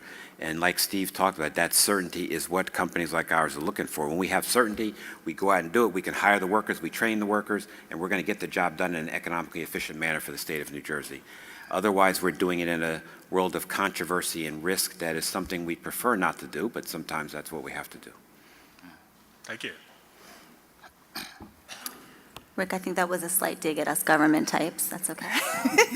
I will say. No, that was, no. Just teasing. No dig. I will say too that, Eric, in sort of in answer to how the governor's office is thinking about this question, I think we've done a lot of work to do analysis around, again, where and when those green jobs are coming online. And we know, for example, in the building sector that between now and 2030, we're going to see at least 20,000 new jobs in New Jersey related to those kind of building retrofit type of activities. So lots of opportunity for growth from what we're seeing. And Kate, I'll jump back in since you said that about me. I really did mean that in the sense that there is absolutely no doubt that the next steps need to be considered carefully. Right. There's a lot of information that suggests the most efficient ways to go forward, but none of us should be fooled that public opinion remains very divided, that the government that does represent all of the people has to be careful on the next steps to take. So that certainty is what we're looking for, but in fact, public opinion doesn't grant that certainty. So it's fair for us, I guess, our job is to point fingers somewhere besides ourselves, so to speak. So I didn't mean to be overly, finger pointing, but we have a real challenge to get the public to understand what needs to be done and to agree that some of these costs and steps should be taken by the government. And right now, some of us who pay attention to things like elections recognize there's a lot of risk in those decisions right now. And it, of course, has to impact how the government behaves. And so if I could jump in on one point, right, and this isn't in any way to demean the work that ILS does, right, because it's incredibly important work, and right, but they're sort of entry-level jobs, and maybe they lead to a pathway, and the hope is that they do lead to a pathway. What we don't want to see happen, though, is this job growth is happening only at the entry level. Mm-hmm. Right, that's an incredibly dangerous proposition for all of us and for our workers, and the thing that you really want to know what the unions care about the most, it's ensuring that workers are getting paid a fair wage for a fair day's work, right, and ensuring that as we transition out of this system into whatever other systems are coming, that the workers are paid at a level commensurate to what they're getting paid now, because they are the middle class of New Jersey. And so I don't know what that 6.8% number looks like, but I would hope that it is not $15 solar installer jobs, it is not entry-level energy efficiency jobs, that we are figuring out ways to create real jobs for people to have not just jobs, but careers. Doug, you want to jump in? Okay, I'll let this young man speak. Too kind, Rick, too kind. But I will have to say, Steve, we had a little mind meld there because I was coming up to ask a question partially on that topic, and I want to direct it to Andre. So first off, Andre, thank you for all of your work through the years, and literally it is years and honestly decades at this point, working with ILS and kind of creating the HEAP program and the training program around it. We've heard it just a couple of times from panelists, right? No one wants a bait and switch, right? No one wants to be trained and then not be able to kind of do the work. And it feels like ILS has kind of, and you yourself have been able to kind of build up a program that is moving towards it's not just Mercer County, right? It's statewide. And so I wanted you to talk a little bit on how ILS scaled that up. You, just to Steve's point, you referenced the importance that this isn't just entry level, there's a consumer demand. So I wanted to hear more from you on how you scale it up, what that consumer demand looks like, and then you also referenced the lead service, the lead replacement program, which obviously ILS has done a lot of work in Trenton. So sure. I wanted you to, there's a lot that I want to hear from you on. All right. Can you kind of jump in there? And then I have a twofer as well, but okay. The floor is yours. So. Well, yes, I just wanted to kind of use that. An example of that is doing lead training. I remember in 2009 we started doing that lead training, and New Jersey has jumped on board to end childhood lead poisoning. And I noticed in the private world was tough because they had to compete for these jobs, and if customers don't know what they need, it was easy to not hold contractors accountable in the private world.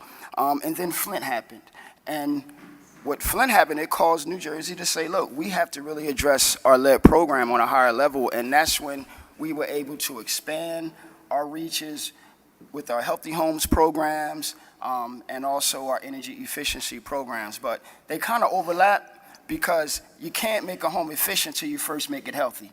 And in doing that, you're engaging multiple trades, plumbers, roofers, carpenters. And so that kind of helps drive it, but also partnerships and collaborations with other agencies in their communities. Modeling what we did here in Mercer County is important.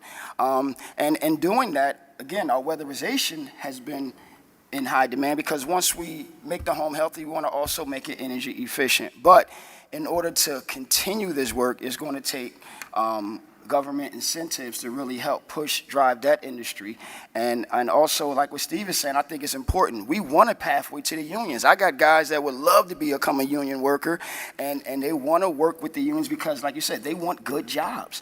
So entry level is one pathway to get in, but also move up. But we're open to engage unions, anyone that's want to give our guys a chance. We're open to really enhance those relationships so that folks on the ground can get good jobs that are lasting, and it brings some security to their families. Great. Thank you for going in depth there, Andre. And I just wanted to shift to you, Kate, because you referenced the potential for 20,000 jobs, green jobs, right? And the Council for the Green Economy put out a report only less than a year ago, right? Can you just talk about, I guess, two things? One, just the amount of funding the administration is putting in to green jobs collectively, and then how many green jobs, you referenced that one statistic, but what's the floor and the ceiling? What is the potential for green jobs creation through transitioning our economy to a clean energy economy? Sure, Doug. I will say also, I'm just a host, but I'm just kidding. Happy to answer that. So I think one thing to note about the report that you mentioned that did come out just a year ago is it actually does not include all of the federal investments in, the green economy and that will translate into new green jobs in New Jersey that will have come out of the BIL and the Inflation Reduction Act. And so we are in the midst of doing a new analysis that will include those federal investments and will certainly, show some of the transformative impact on the market that those will make. But I think one thing that we do know is that the building sector is the single biggest sector of growth in green jobs in New Jersey. Those 20,000 jobs that I referenced are just to retrofit existing buildings in the state. So it doesn't count new construction, doesn't count some of the other jobs that are not, on the job site at the home, jobs like engineering and figuring out, how these systems work, jobs like manufacturing, for cleaner and greener technologies. So, I think there is a tremendous potential across these different sectors of the green economy to see new businesses come into the state and new jobs created as a result of that. In terms of funding, I think, I'll sort of punt to my colleague at DOL around this, but there's a number of programs that we're standing up through the Department of Labor that link people, one, meaningfully to apprenticeships, provide some of that flexible some of those flexible resources that folks need to be able to pay for things like childcare or job training to skill up in their career and access new careers. So there's a sort of lines of funding through the New Jersey Build program, through other programs at DOL that are dedicated to this. And the investment the state is making here is substantial.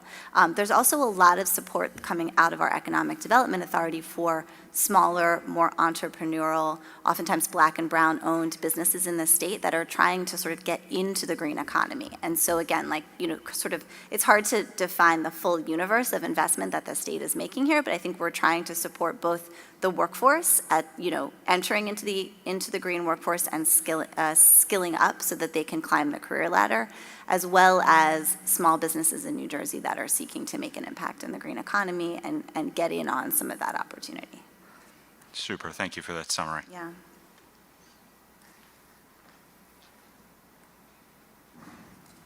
Other questions? Yep, come on up.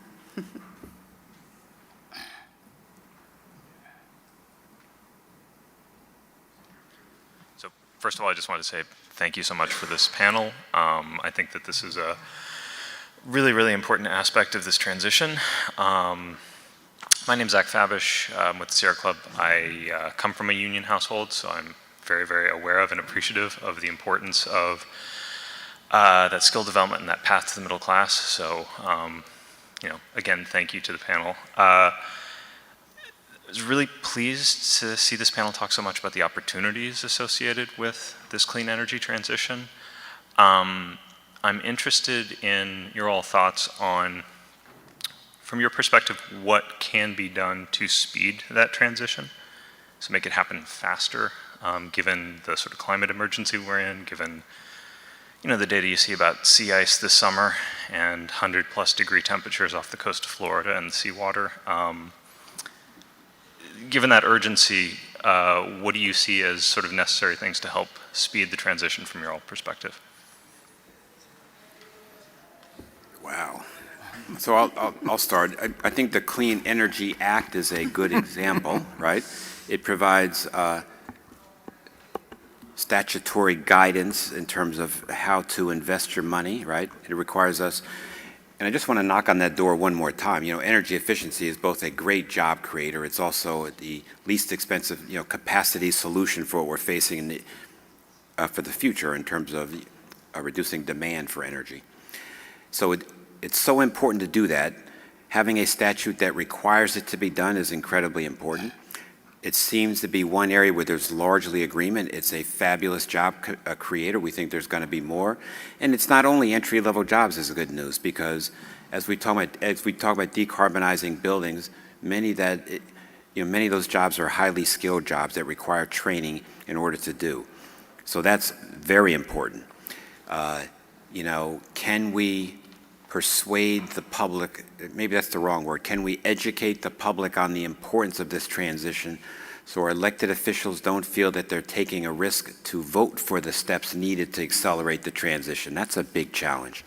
It's very hard for people whose job it is to be hired by people like this to not have him understand why I'm doing it, but for me to just do it because I understand myself. That's asking a lot out of elected officials.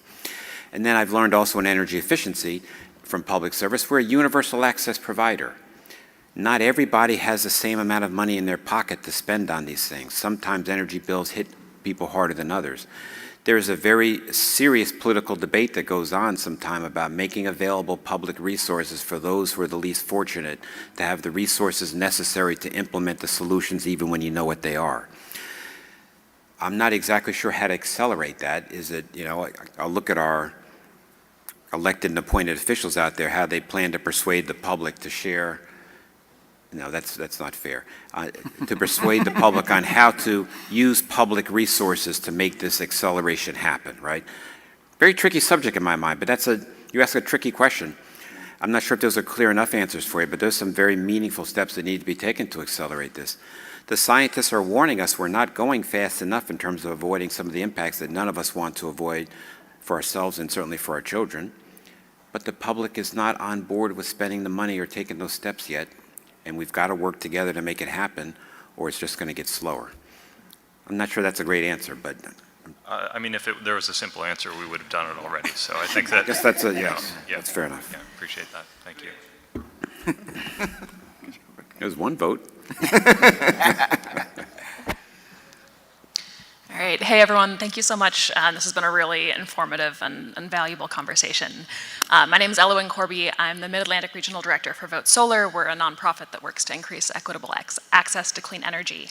And I'm curious, on the topic of equity, we've heard there are going to be an enormous number of new green jobs, which is fantastic.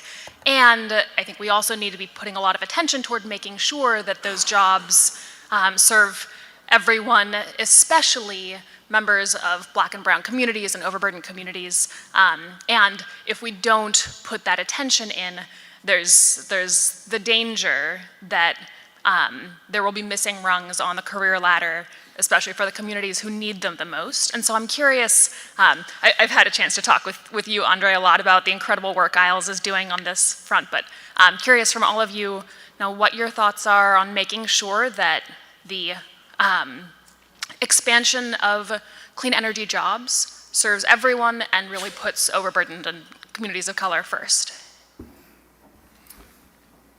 So from the trades perspective, right, I mean, we have a problem, and it's a good problem to have, but we have an existing workforce we have to manage, right? And so it's not that we're not open and receptive to bringing in new members. It's ensuring that we know where they're going.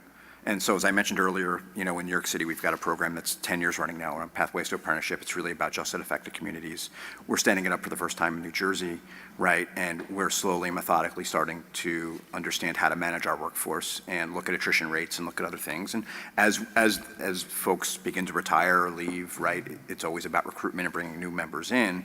It's just, again, finding that certainty around what are these jobs look like, where are they gonna come, when do they hit, right? Because you can't be too soon and you can't be too late. And there's sort of trying to figure out this in-between middle ground of just right. But I think that you're spot on, that equity is an important part of what we do next. We're seeing it down in offshore wind. We brought in folks from Salem City, right, to be part of our union down there as they work on some of the offshore wind stuff, right? And we're continuing to ramp up around our recruitment efforts down there. As this stuff expands into areas that are easier to reach than the bowels of South Jersey, I think there's more opportunities, right? And I think it's a thing that we're all looking at very carefully, and I think it's very important. It's just a question of finding that balance between an existing workforce of, say, 30-ish thousand people in the state of New Jersey today that are working and have to figure out how they get transitioned over time, right? And some of them may never, because the gas system maybe never goes away. It's always going to be there in some way. And so there will be a workforce that continues to exist. But then as these other opportunities grow, it's ensuring that we find out how to manage through. And going back to my other point, ensuring they're not minimum wage jobs. Because that serves no one. That if the opportunities we create for underserved communities are minimum wage jobs, we have failed. I would add to that, we would be mistaken to ignore the opposition and indifference to equity. And that's one of the issues. At Public Service, however,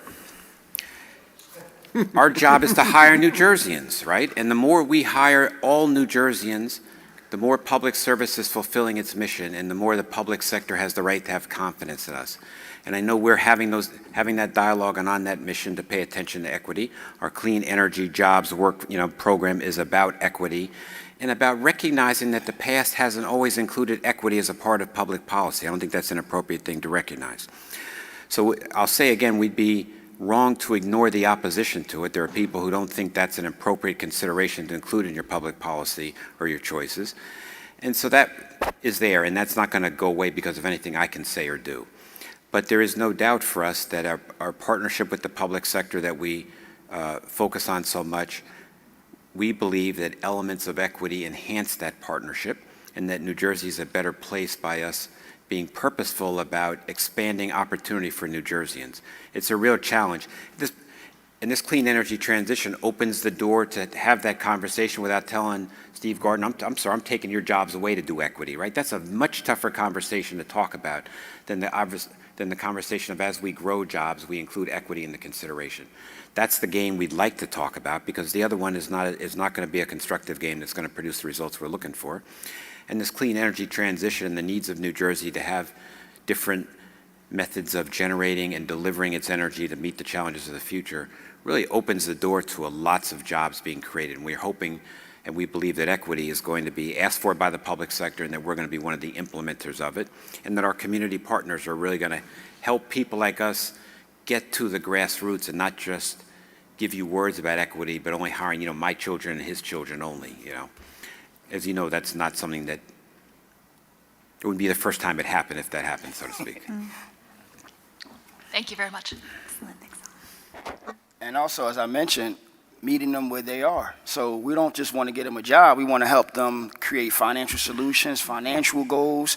And I think that's true equity, right? So we want them to be home buyers, right? Homeowners, and we want them to purchase electric vehicles, right? So all of those things are important to us, and we have an EV project that we're putting in place that's going to help folks mobilize throughout the Trenton and beyond, but that's going to be helpful. We're going to hire drivers to help with those efforts, but, we have to create those supports to get folks working, and like I said, all-inclusive partners. We want to partner with the unions. We want to make sure that that's a clear pathway for union and non-union jobs, but I think there's going to be enough, worker demand. We just got to make sure, as Steve from Labor mentioned, that there's work to be done. And I think that happens at the policy level, ensuring that there's enough consumer base. We know the work is there, but how do we engage consumers that need work done to their homes? We incentivize it. We incentivize the employers. All of those efforts, I think, help to meet folks where they are, to create a thriving workforce. Mm-hmm. Thank you. Excellent. Are there any other questions? Great. Well, I think that's a great place to leave it, and I want to thank the panelists for their really insightful and thoughtful comments, and lots of work to do, but lots of exciting opportunity. Thanks. Thanks, everyone. Thank you.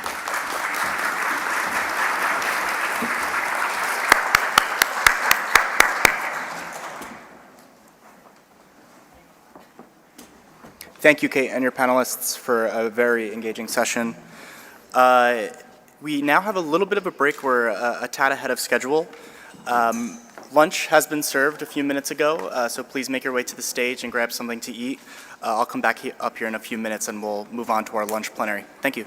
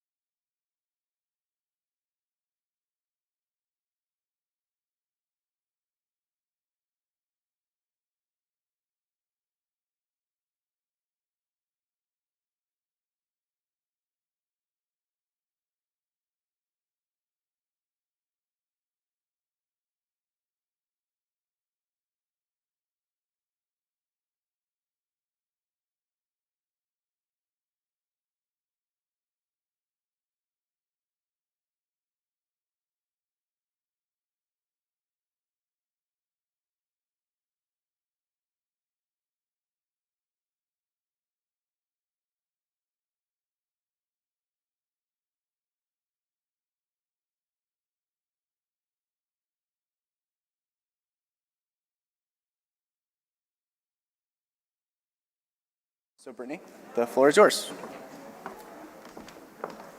Hi, everybody. Oh, all right. Oh, suddenly got very quiet. Okay, so thank you very much for having your lunch and listening to me talk. So my name is Brittany Meyer, and I am the National Director of Healthy Indoor Air at the American Lung Association. And I'm here to talk about what we know about the health impacts of the use of gas. Most of what I will talk about will focus on the use of gas directly within the home, though some of this is applicable to outdoor pollution that comes from gas burning at the power plant level as well. A note about my background: I am a lawyer and a policy person, and though I do actually happen to have a science background, I am not an expert in the science of this issue, and so I'm reading the same, reading the same studies that you all are, and interpreting them myself. I need to figure out. 1 second.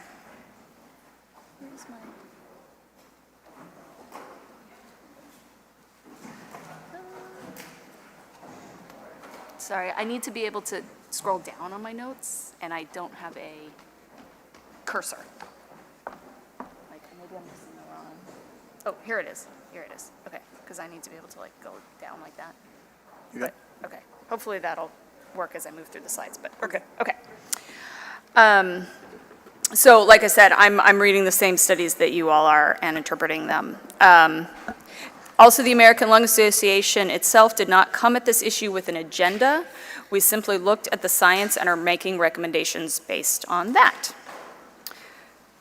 So, the American Lung Association had assumed that using combustion within the home was not good for health, but we wanted to have the information or recommendations that we put out to have a solid scientific basis. So about 1.5 years ago, we commissioned a comprehensive look at the scientific literature surrounding the use of appliances that burn fuel within the home, and we put that report out last July. In our report, we covered all kinds of fuel burning, including wood, but for your purposes, obviously, we're just gonna focus on methane gas, natural gas, and those appliances. So, our literature review, what we did a systematic literature search looking at over 70,000 articles. Our review focused on looking at what our review focused on was a number of these questions. We asked these questions.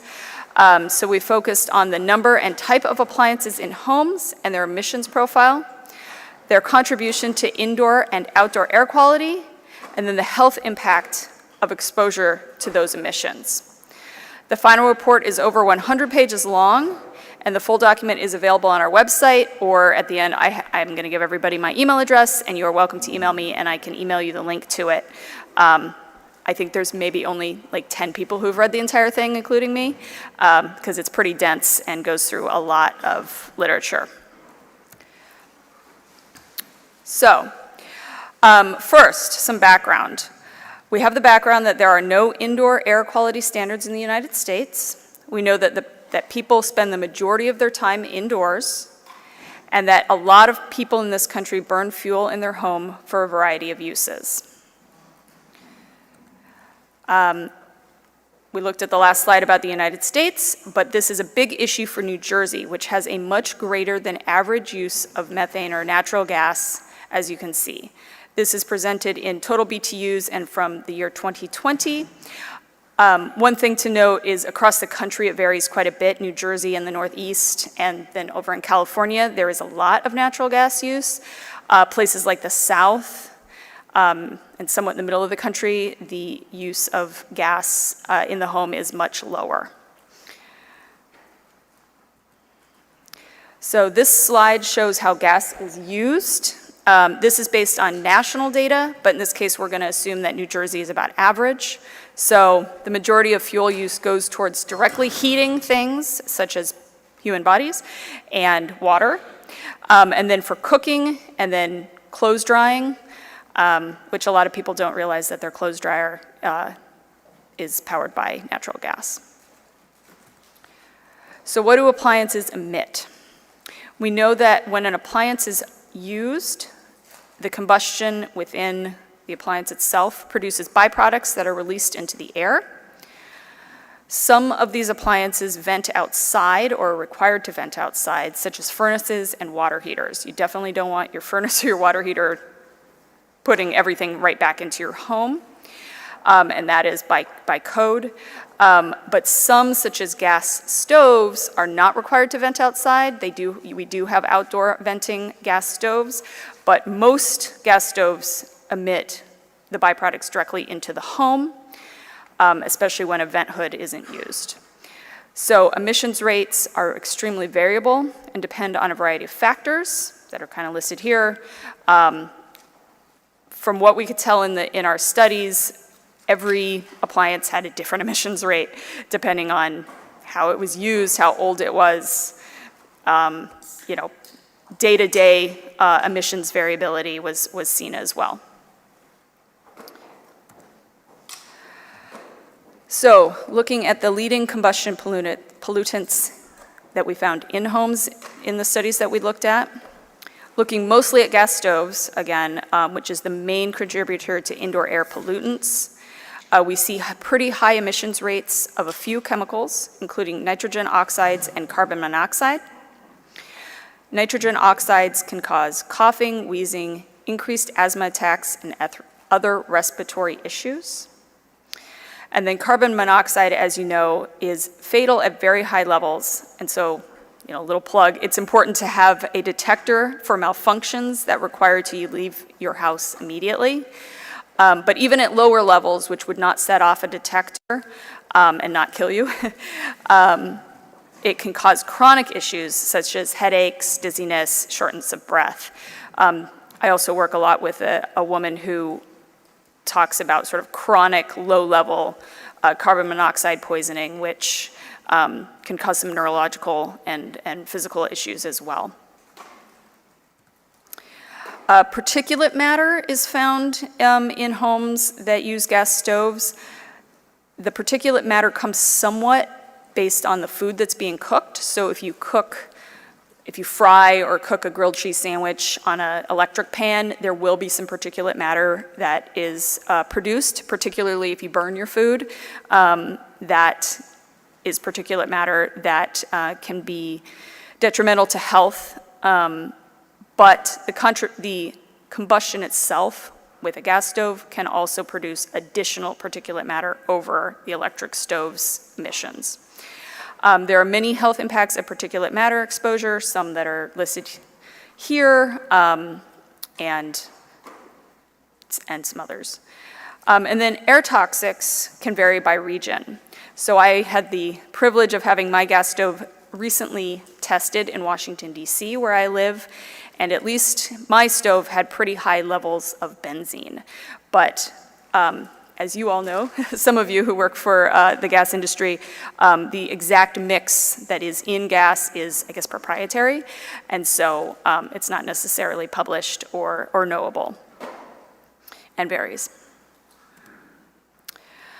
So, our literature review found studies specifically indicating sort of these impacts from exposure to the types of pollution emitted by gas appliances. Some of the health effects of indoor exposure to combustion appliances in the U.S. are understudied, and so the body of knowledge on the health effects of these pollutants are also gathered over decades of research on outdoor pollution generally, because we would assume that the chemical that comes from within the home and the body and the chemicals that come from combustion outside the home is going to affect the body the same way, even if they're at slightly different concentrations. So I'm not going to read through all of these things, but other health outcomes that studies that have not looked specifically at indoor combustion that we can assume also come from indoor combustion, they've only come from studies on outdoor combustion, include things like lost school days, increased medication use, increased healthcare utilization, and increased hospitalization. And like I said, you guys can read, and I know there's a lot of text here, but so I won't go over all of it. For particulate matter and nitrogen dioxide specifically, the main culprit is that it causes inflammation, which can wreak havoc on systems throughout the body. Cardiovascular impacts can be seen, neurological impacts. I used to work for Parkinson's disease, and we know that air pollution causes an increased risk of Parkinson's disease, but also brain development in children, and then also dementia. This slide summarizes the health impacts from air pollution generally, including some of the pollutants found in the gas appliance soup. And I wanted to highlight some things that aren't completely obvious, such as low birth weight and other poor maternal health outcomes. And then there's the more obvious ones like lung cancer and coughing, shortness of breath, asthma attacks, that kind of thing. As I've gotten more into this issue, I have been very surprised at specifically sort of the maternal health impacts of exposure to air pollution generally, because that's not necessarily something that you sort of think of as being related to the lungs, but it is. So we know that indoor pollution contributes to outdoor pollution. The Earth is a relatively closed system, and so while venting appliances, which we suggest to everyone that use combustion, outside does reduce the direct and immediate exposure to the occupant, to the person that's cooking, to the person that's being exposed directly, those emissions go outside and they can contribute to local and regional pollution. This is a huge problem with wood burning, which again, we're not talking about today, but you know, in these rural towns where they burn wood, it's great to get it out of your house, but then the wood burning causes high levels of pollution within that town. And we do know that that is the same with gas burning in cities. And it also causes climate change. It is estimated that indoor emissions from buildings make up about 11 to 13% of global warming emissions, depending on the study and how they calculate it. So some caveats. Most studies look at the pollutant and not necessarily the sources of that pollutant. So for example, volatile organic compounds, or VOCs, can come from paint, can come from the building itself, the building materials, markers, and that kind of thing. There's also the fact that air moves around, so we cannot definitively isolate indoor air specifically. Though there are some studies that look at comparative models where, for example, one family has a gas appliance and another does not, but then they live in the same neighborhood. So you would assume that differences in their health outcomes would come from the gas appliance and not necessarily sort of the pollution or emissions kind of stuff that's around both of their houses. And then, because it's the American Lung Association, I have to throw in this caveat and word of warning, because we see people talk about asthma a lot, and people will talk about triggers versus onset. So when you read about the association between an environmental exposure and asthma, it's important to be clear about whether the substance has been shown to cause symptoms, including asthma attacks, in someone who already has asthma, or if it's actually known to cause new cases of asthma, because those are different things. And we know that there are triggers that are in gas pollution, and it is less clear whether gas pollution causes people to develop asthma or if it just causes increased symptoms in people who already have asthma. We think there might be an association between developing asthma, but we are much more clear that there is an association between sort of being exposed to pollution and having an asthma attack if you already have asthma, which is a chronic illness that's always present. And then finally, here are some numbers about the people that we're talking about here. Everyone is at risk of air pollution, but if you're at risk, everybody is at risk of air pollution. However, there are populations that are at risk, a little more at risk, that are identified as being more likely to suffer the negative consequences of pollution exposure. So I'm going to pause for a second because this is a lot of people, and you'll note that probably every person in this room has a family member or a friend who falls into one of these categories and is therefore at special risk from the consequences of exposure to air pollution generally and also, gas burning. This is from the Lung Association State of the Air report. And then I guess I need to note that these can't be added together because people will fall into more than one category. So I'm going to touch on some mitigations that can be used to mitigate the health impacts of combustion in the home. I'm not advocating for any of these specifically. That's all for you all to debate and for the regulators to decide. But we did about a year's worth of analysis and talking to stakeholders about what the possible solutions might be, and this is what we came up with. So first, we need more research. We did look at our 70,000 articles. We were surprised in some cases about what we didn't find, which was specific studies that looked at this issue generally, which was surprising because a ton of people have appliances that burn fuel in their house. And so the fact that we had to extrapolate somewhat based on outdoor studies and sort of associations and stuff was surprising to us. So this one I will advocate for.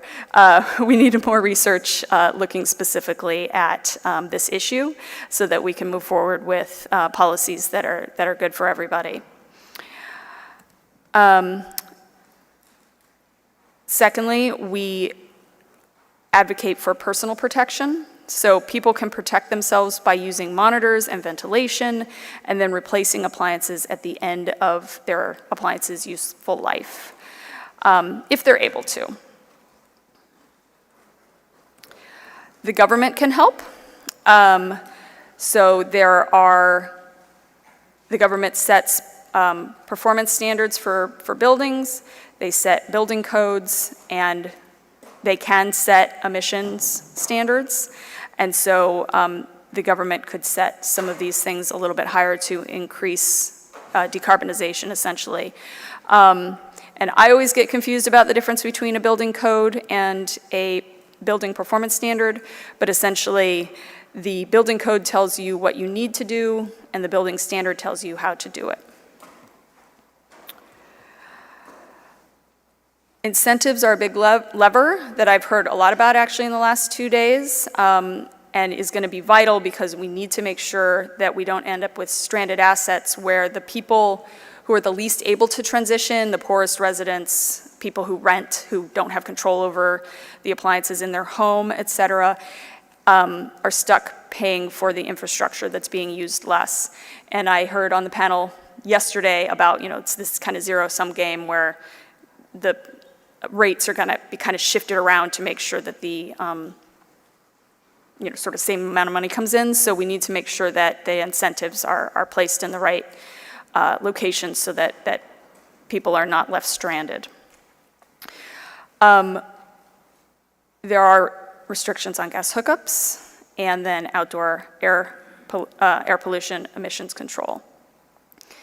The American Lung Association does not advocate taking away anybody's gas stove, and I don't think anybody here is. However, empowering people to make choice and to protect themselves, I think, is an important thing that we can hopefully all agree on. And that is all I have. So we have a new website with a lot of additional resources that is being launched on August 15th. This is a long URL, so I'm happy to email you, or I Google it, honestly. I Google Lung Association combustion appliances, I think brings up this current website. And we also have our 100-page report, and then there's about 1,000 pages of references that is linked on this website. And so I thank you for your time.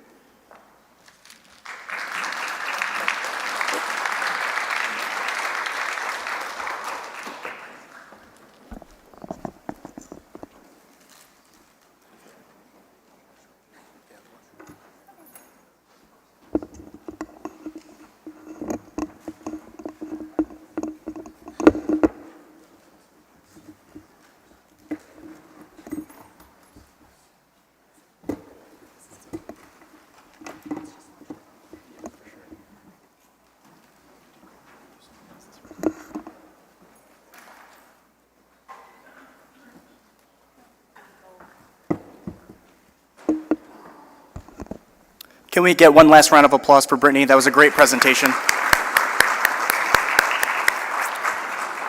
So before we move to our fifth panel, we are ahead of schedule, so we're going to try and start that in between 1 p.m. and 1:15-ish. So over the next 15 minutes, please finish your food, go get a cup of coffee, and talk to your neighbor. Brittany will be here for the rest of the session. So if you do have any questions, please feel free to ask. Additionally, most of the panelists from our other panels are also here, so please feel free to have a conversation. Thank you.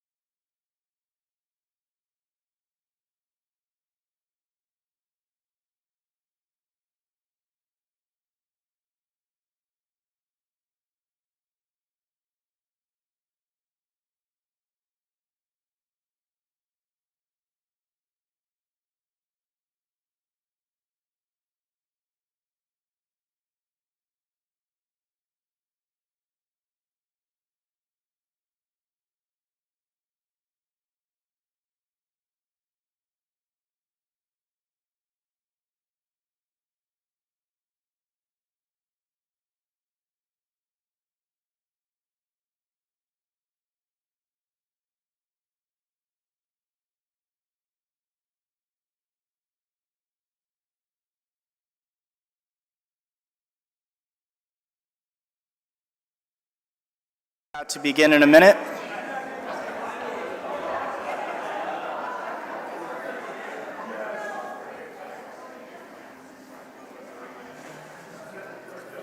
No, they're on.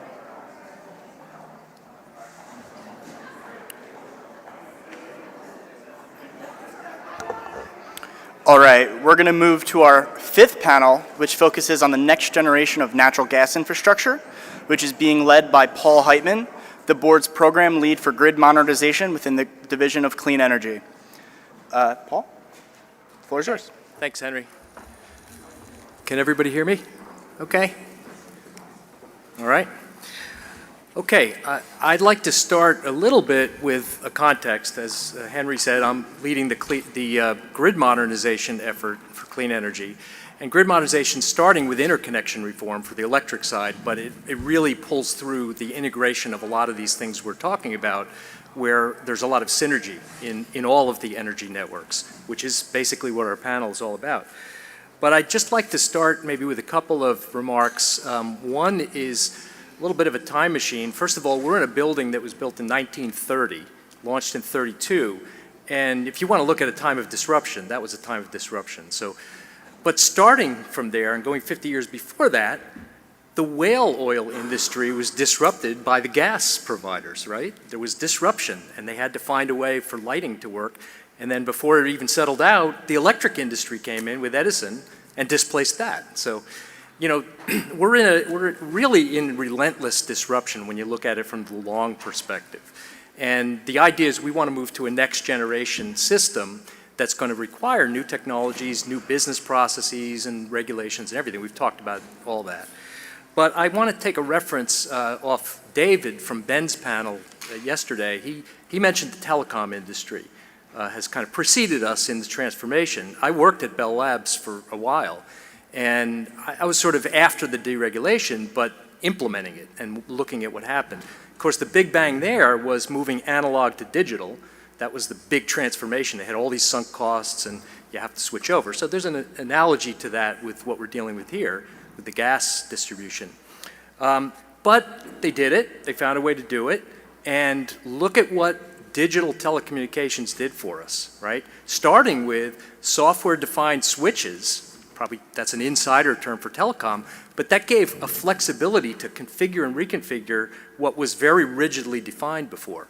Now, I don't know if those technologies would apply to gas pipelines, but that happened in the telecom. That was just the beginning, right? Then optical fiber, who has Fios at their house now? Super high-speed bandwidths, all the way up to Starlink with Elon Musk giving us satellite-based, but that's all digital communication-based. So that transformation really happened in the industry, and look at 40 years later what we've got. So that's the idea. That's how I want to sort of preface this here. And I remember I was at one conference with Bob Metcalfe. He was a real founder in the telecommunications side, invented 3Com modems, IP, the whole thing. And he gave a talk on energy, and he said, imagine a world where energy is virtually free and unlimited. What would you do with that? And he gave it a thought experiment to the people in the audience, and everybody was dwelling a little bit. And he said, personal space travel. Think about that.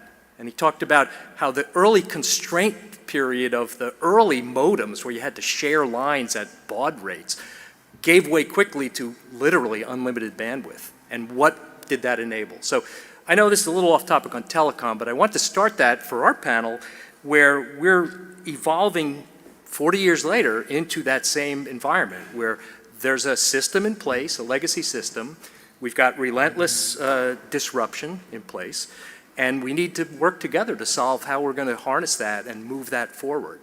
And that's really what this panel is all about. So I think in some ways, it's the hardest panel, but it's also the best because we get to speculate a little bit.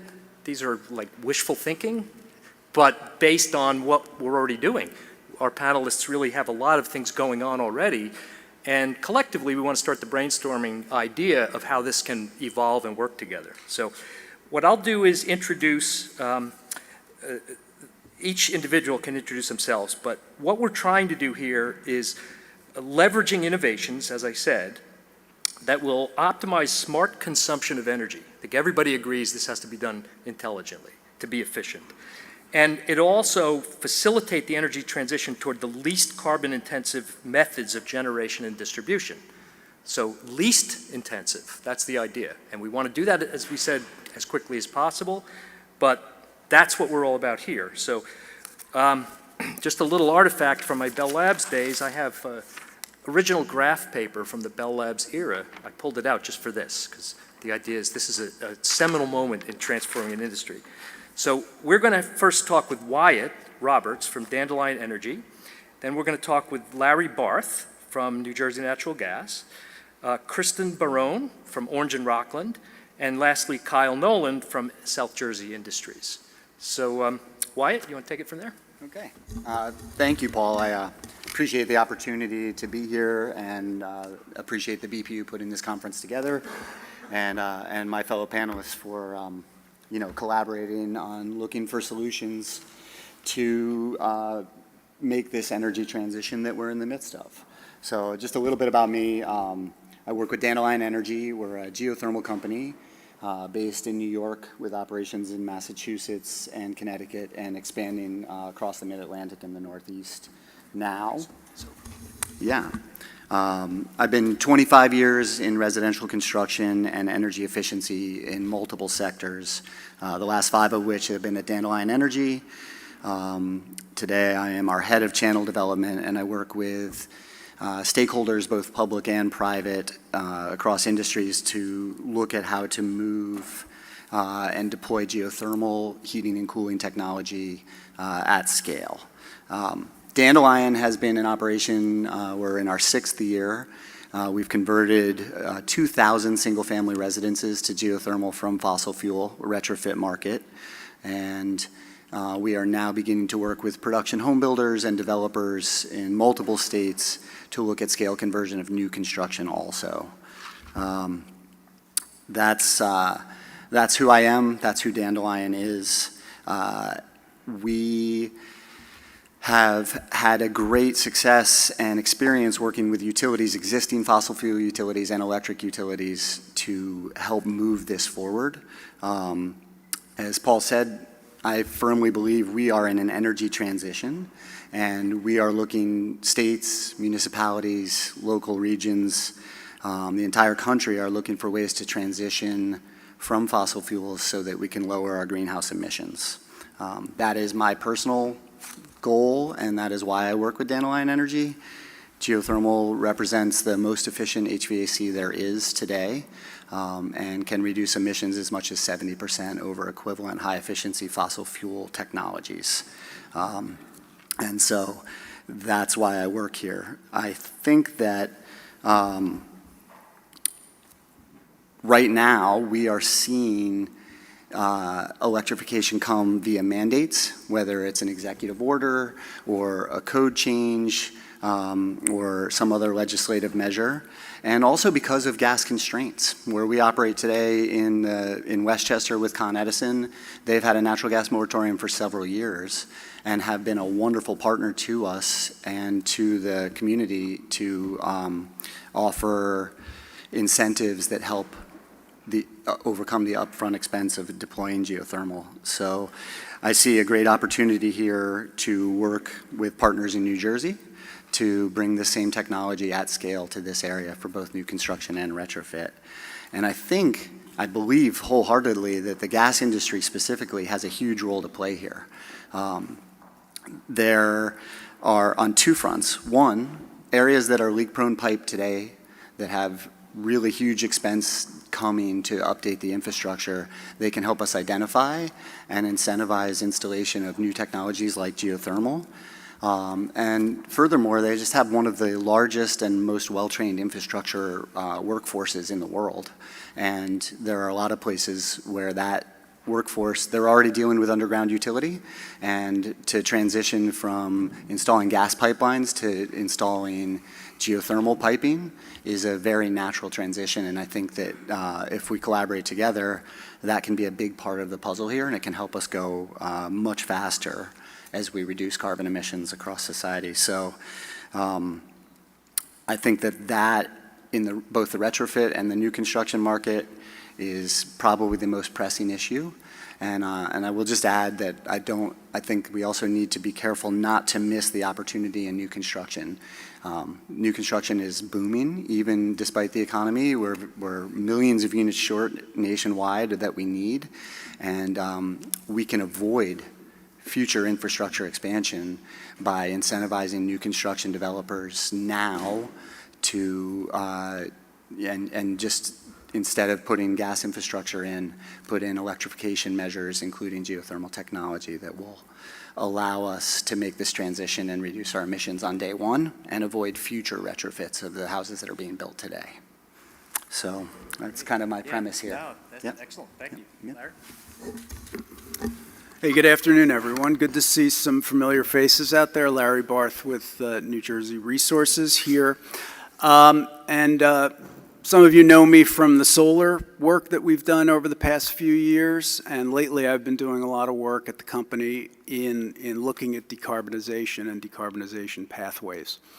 And I appreciate the opportunity to express our views today. What I want to do in my introduction here is just give you a brief thumbnail on NJR, on New Jersey Natural Gas, who we are, how we think about decarbonization. So those of you that live in Monmouth, Ocean, Morris counties will know us. We're the natural gas distribution company there. We've been in business nearly 70 years. We've been successful because we've focused on providing safe, reliable, affordable energy to our customers. And we have been aggressive in pursuing opportunities to decarbonize our system. I should say, learn about opportunities to decarbonize our system. First of all, we have transformed all our cast iron pipes, which leak, into plastic pipes, so that really helps us as we look forward to being able to carry new clean fuels in the future. We have also put in the first hydrogen project on the East Coast, where we're injecting hydrogen into our gas distribution system.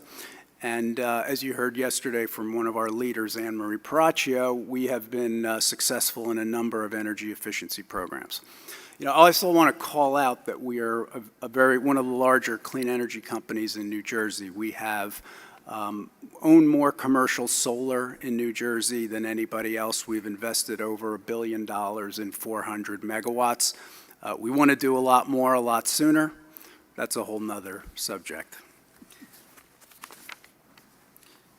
So what's good about coming at this point in time in the panel is that I can refer to some statements that other folks have made and rebrand them as my own. So I'm going to pick Eric. I thought Eric started out the panel yesterday really well because he showed a chart and he said, here's building emissions.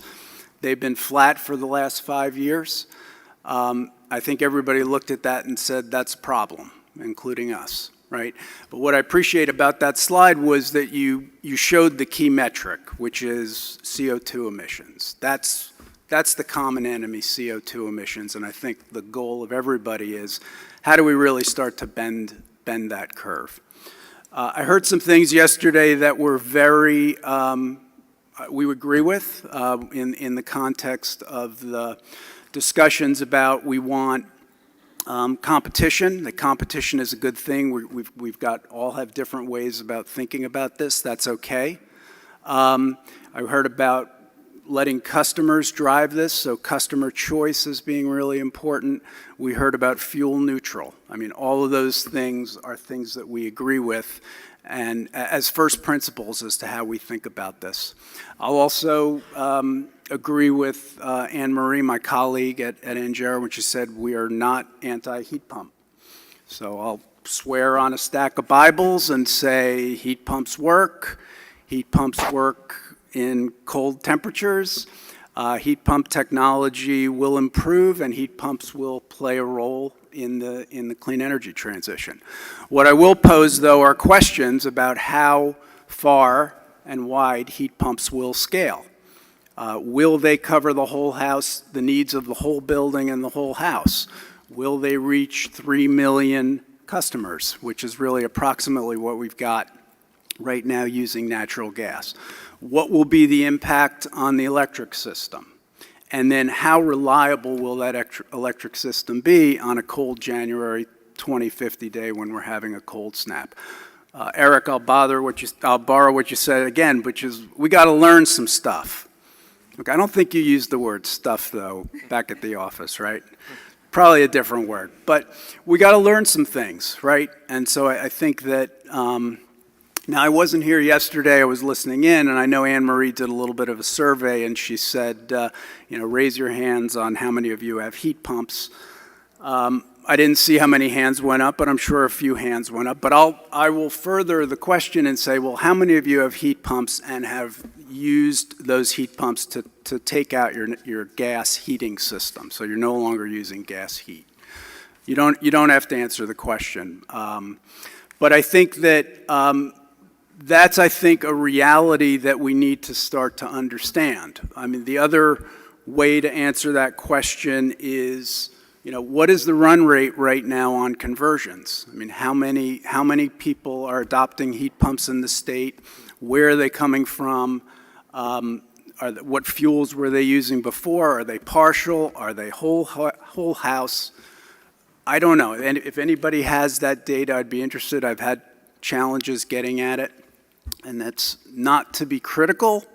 It's to really say that, I think somebody said it earlier in the panels, there are certain facts that we need to understand. We need to understand the facts. We need to understand the baseline of where we're starting from. My thesis or hypothesis is that we are starting at a very early stage here in the process. Very early stage, where right now the appropriate policy, which I would recommend to the stakeholders, is we need a pretty wide open spigot right now. Much like what the federal government has done with the IRA and the Build Back Better programs, where they basically said, look, we're going to put out an all-of-the-above type of approach. We're certainly pushing wind, solar, battery storage. We're also pushing renewable natural gas, hydrogen, carbon capture. We're going to let all the flowers bloom at this point. And then after we've learned some stuff, we're going to see what type of market adoption takes hold, and then we're going to get smarter and more refined in the future. Now, as I get to, from hypotheses to conviction, I'll put a couple things out there for folks. So our conviction is that decarbonization pathways that leverage both the gas and electric systems will be a better, faster, cheaper way to meet our decarbonization goals. And go a step further and say that gas infrastructure and gas utilities are going to remain as vital and important to New Jersey in the clean energy future and transition as we are today. Now, if you go to NJR and you walk around the halls, you're going to see a lot of excitement. We've hired a lot of new people. We're working on a lot of innovation projects. I mean, in my tenure at the company, since I've been there, there is really a lot of exciting work going on. So we're trying to figure this out, and innovation is really at the top of our list. As I think about that, and I don't want to take up too much time here, but let me just give you the broad strokes, and you heard some of this yesterday, and you'll hear some more detail today. How do we think about this from a portfolio standpoint? How would we decarbonize? Well, we talked yesterday about reducing consumption. I think Andrew McNally said it best. He said, we've been working for years to reduce the amount of product that we sell. I mean, how many businesses think that way? So yes, we do want to reduce consumption. That's a bridge we crossed many years ago. And we think about it in a number of different ways. First of all, when you think about reducing consumption, a lot of the measures that we're talking about, there's a customer payback there. So what that means is that other than maybe some of the first cost of adoption, the operating cost savings will justify that investment. Customers can save money, so there's going to be less that we need to do from an incentive standpoint to put that in place. And so what that's going to do is make it possible for us to preserve our funds and our capital, use some of the headroom from those savings to be able to fund some of the measures that might cost a little bit more, like developing new sources of supply.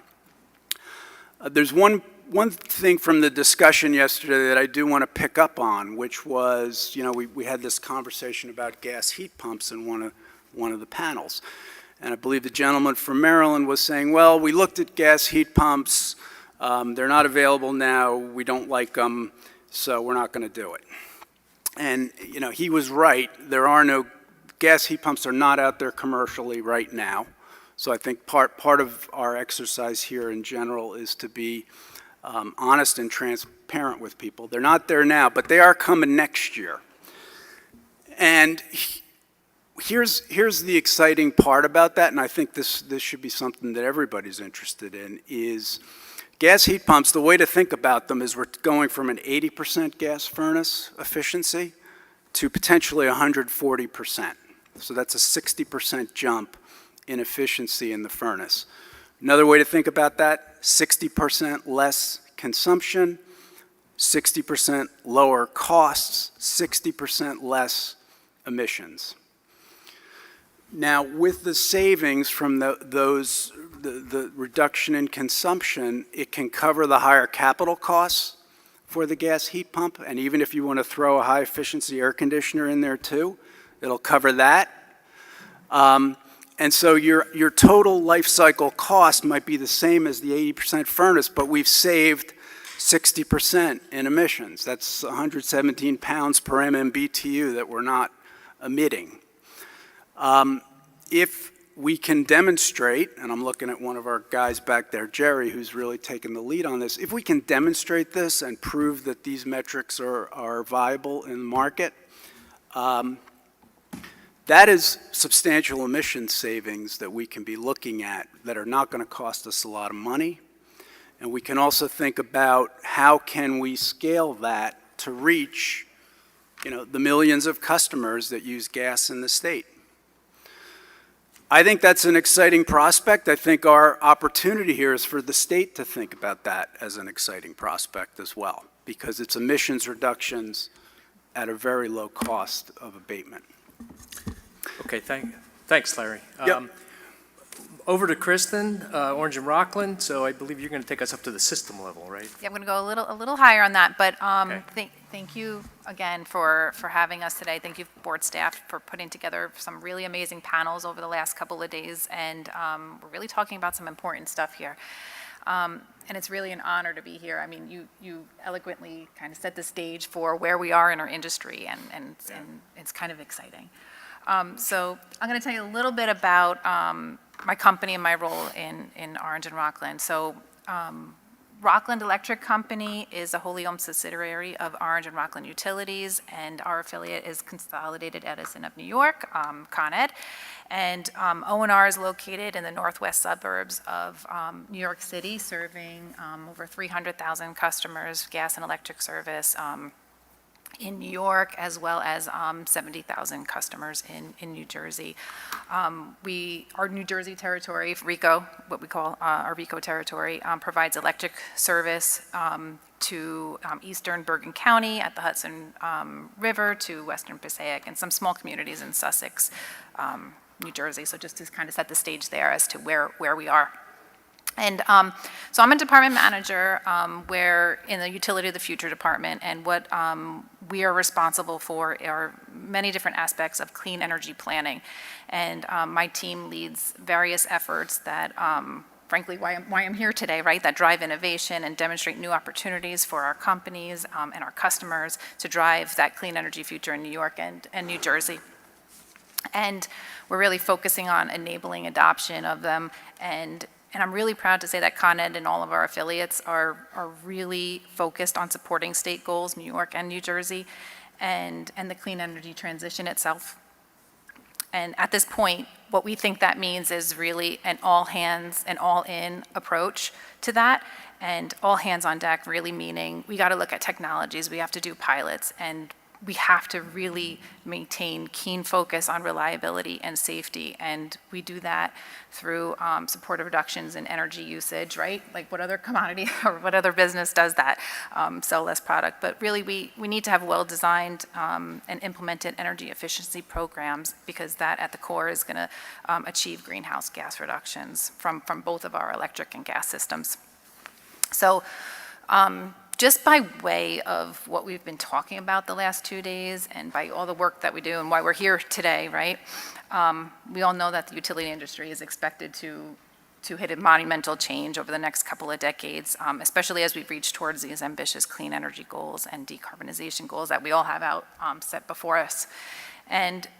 But we also know that we have to optimize the existing infrastructure and resources to best meet those needs in a responsible, safe, and reliable way. And what we've been hearing about is really the last 2 days, and I think we're going to focus more on this panel, right, is what innovative ways can we do that, and how can we as utilities also facilitate that change?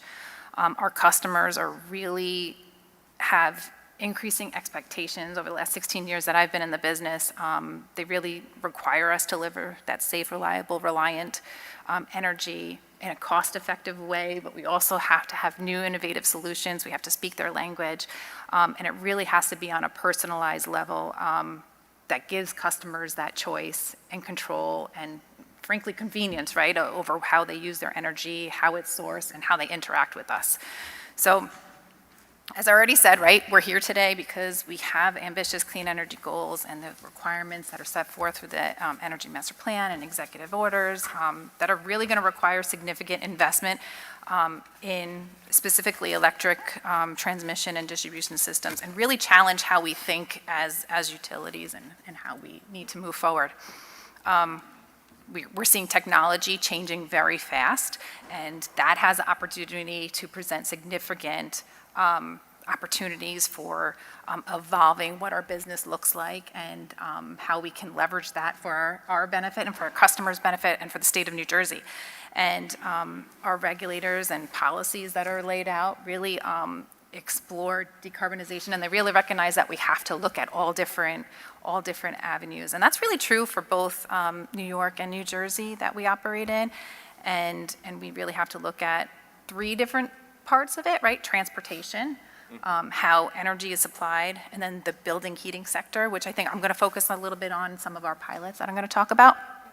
But still, the right solution and the combinations of solutions I think still remains unclear, right? But we're in here to learn, and we're here to figure that out together. And I think there's a lot of smart people out there that can work together to do that. And there's a lot of things that are being tested and implemented across the country and across the globe in search of that viable transition, right? We're not the only ones facing that.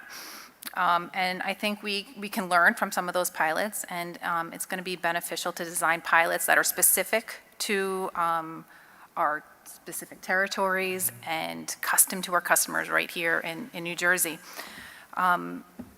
So this shift and transition can't happen overnight, so the need for this transitional and near-term solutions is really needed, because 2030, 2040, 2050, right, is even right around the corner. So we do need to start planning today.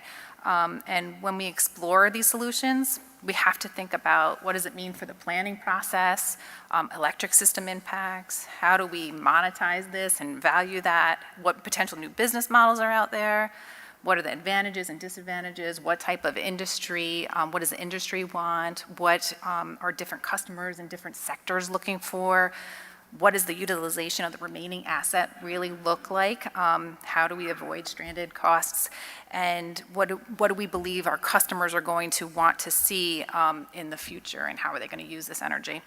And then finally, we talked this morning, right, about the workforce, and also yesterday we touched a lot upon local communities, right, and what do they need, and environmental justice or overburdened communities, what does that look like? I think that's a lot to unpack, and yeah. I just listed a lot of stuff, but I think we're all saying that we have to start somewhere. So today I'd like to talk about two pilots that we're doing. We're doing non-pipe solutions, so when is it right to explore non-pipes? for when we want to avoid gas infrastructure. And then also, we're doing some really interesting stuff in utility thermal energy networks, where we are proposing in New York to own that network, that connected pipe between customers in a geothermal setting. So that's my thesis. Sorry if I went a little over there. No, that's great. The EV support is a big one that's coming your way, and I like the idea of, non-wires alternatives in wires and non-pipes alternatives. That has a parallel. The other one that's happening on EVs is vehicle to grid for bidirectional. I don't know if we're going to get bidirectional molecules, but who knows, right? Okay, Kyle? Thank you, and thank you for having us. Certainly, BPU staff, thank you for putting on this great event. I'm Kyle Nolan with South Jersey Industries. For those not familiar, we're a clean energy infrastructure company. Probably most known are our two utilities, South Jersey Gas and Elizabethtown Gas. We have the privilege of serving over 715,000 customers right here in New Jersey. We also do a lot on the non-utility side as far as renewables with solar assets, fuel cell assets, a large development portfolio right now in the dairy renewable natural gas space. And really, today, I can't wait to dig in, so I'll keep this brief. But you heard a lot of words that I think you're going to hear throughout this panel, which is innovation. But another key one for us is leverage. A lot of what we talk about when we talk about transition, people jump to what's next.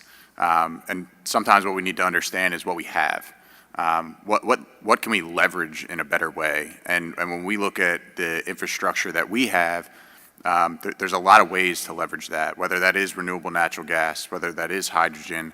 The system to which we operate, and I've operated safely for a very long time, is now poised and ready to do something different. It may not be pure methane flowing through those pipes, but now we're in a position to leverage alternative fuels. So I think as we think about leverage, it's not just the infrastructure defined by pipes and wires. I think that's probably when everybody heard this panel was coming and we said we're going to talk about infrastructure, we're talking about physical, just pipes and wires. These are long-standing companies that we can leverage as well. We have a workforce of over 1,200, both collectively bargained union employees as well as non-union employees with high levels of skill set. How do we leverage that? How do we leverage the brain power? How do we leverage the workforce to move ourselves forward, right? It's not just about us individually representing our companies, but us as a state. And we all have the same common goal, so how do we leverage everything that we can bring to the table to do so? I think another big topic is innovation that everyone keeps talking about, right? Well, innovation begets innovation, and I think we've seen a lot of that as you look at our companies and how they've transformed over the years. Innovation in the tech space has now allowed the utilities and distribution companies to understand their systems better, to have high levels of GIS, high levels of data as far as emissions go. We probably were not talking about emission reduction 50 years ago because we were not necessarily measuring it the same way we're able to do today, whether that's advanced leak detection or otherwise. So I think when you think about innovation, it's not just how do we innovate individually. We need to look at who's innovating around us, what other industries are innovating, whether that's appliance manufacturers, whether that's the marine industry, the aviation industry. Space exploration was brought up briefly. What's happening in that space and how can these fuels be leveraged? We might be talking about a fuel source that we don't even know about today. So I think a lot of what we're going to talk about today is, what's next. And I think, those themes that, as far as SJI is concerned, is, how do we leverage and how do we continue to innovate with others around us? Because we're not innovating individually. So I've kept that brief and, get into the meat, but I thank you again and looking forward to the discussion. Great.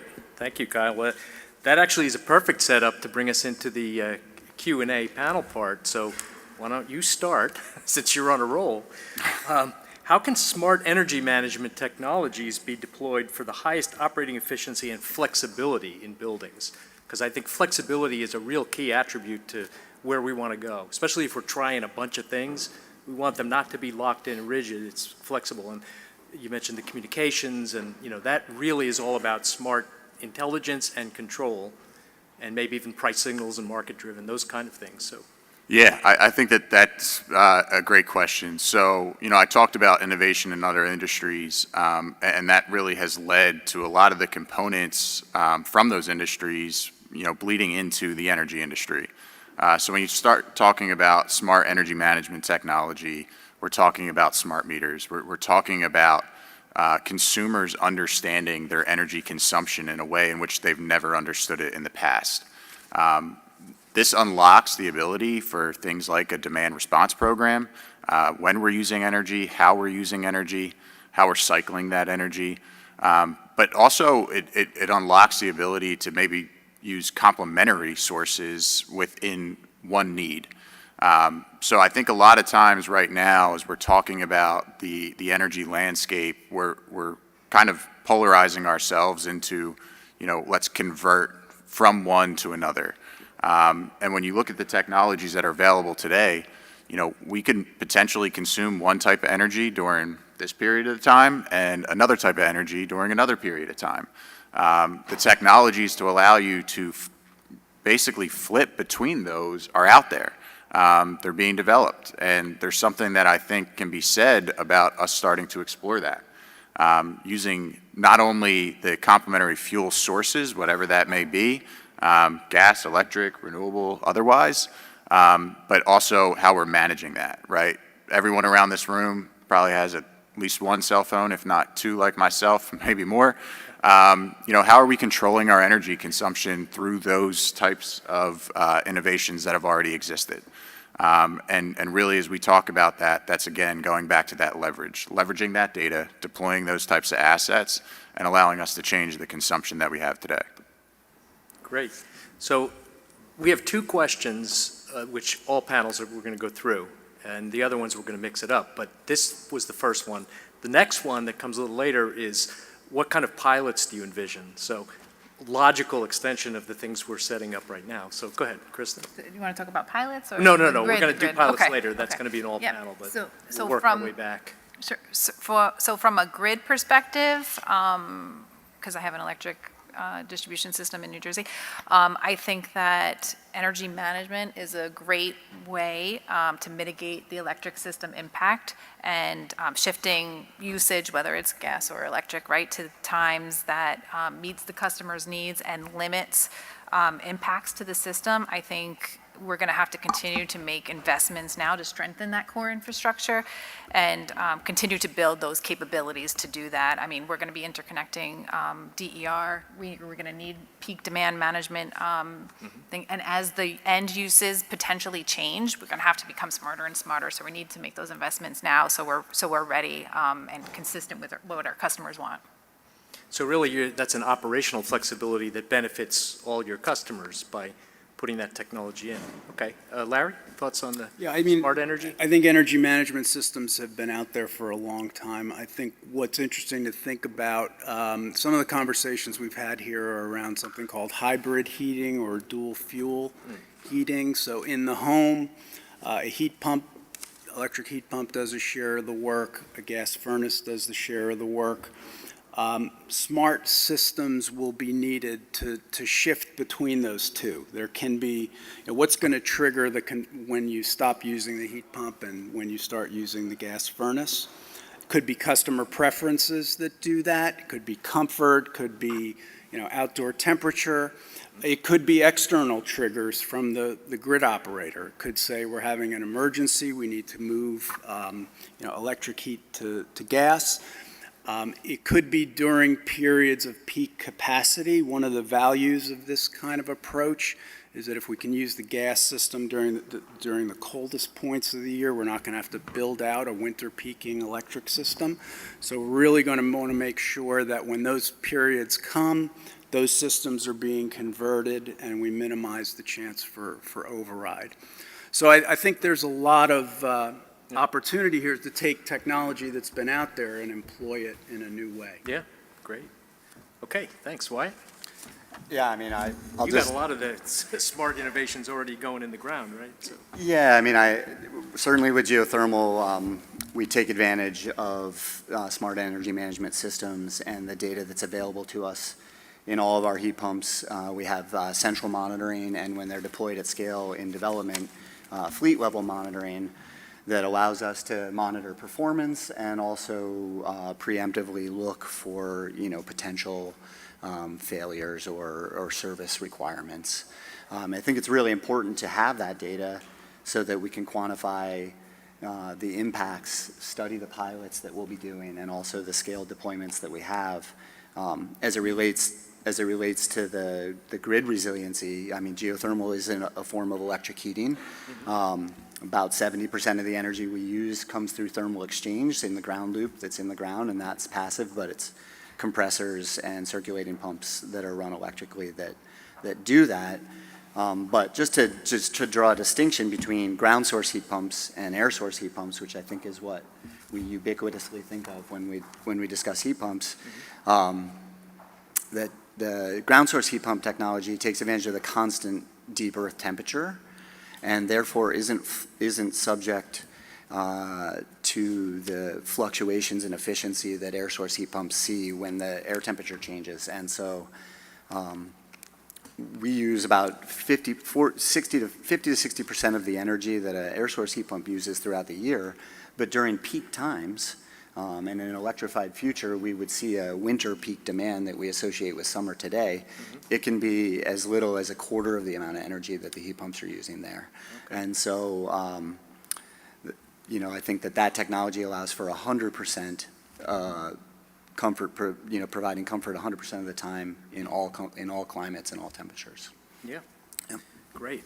Well, you bordered so close on thermodynamics, I was hoping I could use my graph paper here. All right, so let's go to more of a direct question. Kristen, you mentioned before about other jurisdictions and examples that how can New Jersey follow or learn from examples of municipalities, states, or even countries that are considering the role of natural gas in the pursuit of decarbonization? Sure. So I think, I mentioned before that I don't think anybody has the full answer, the complete answer to decarbonization. And so I think it's really important that we remain in that learning phase until we have some more solutions and some more options for what that optimized portfolio really looks like.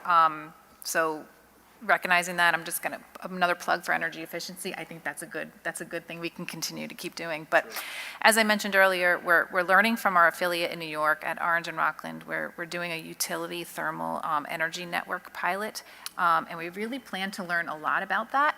But we also bring a lot to the table there, right? So we're experts on large scalable infrastructure. We're experts on operation and maintenance, ongoing operation and maintenance, optimization of public right-of-ways, right, and how can we best use those.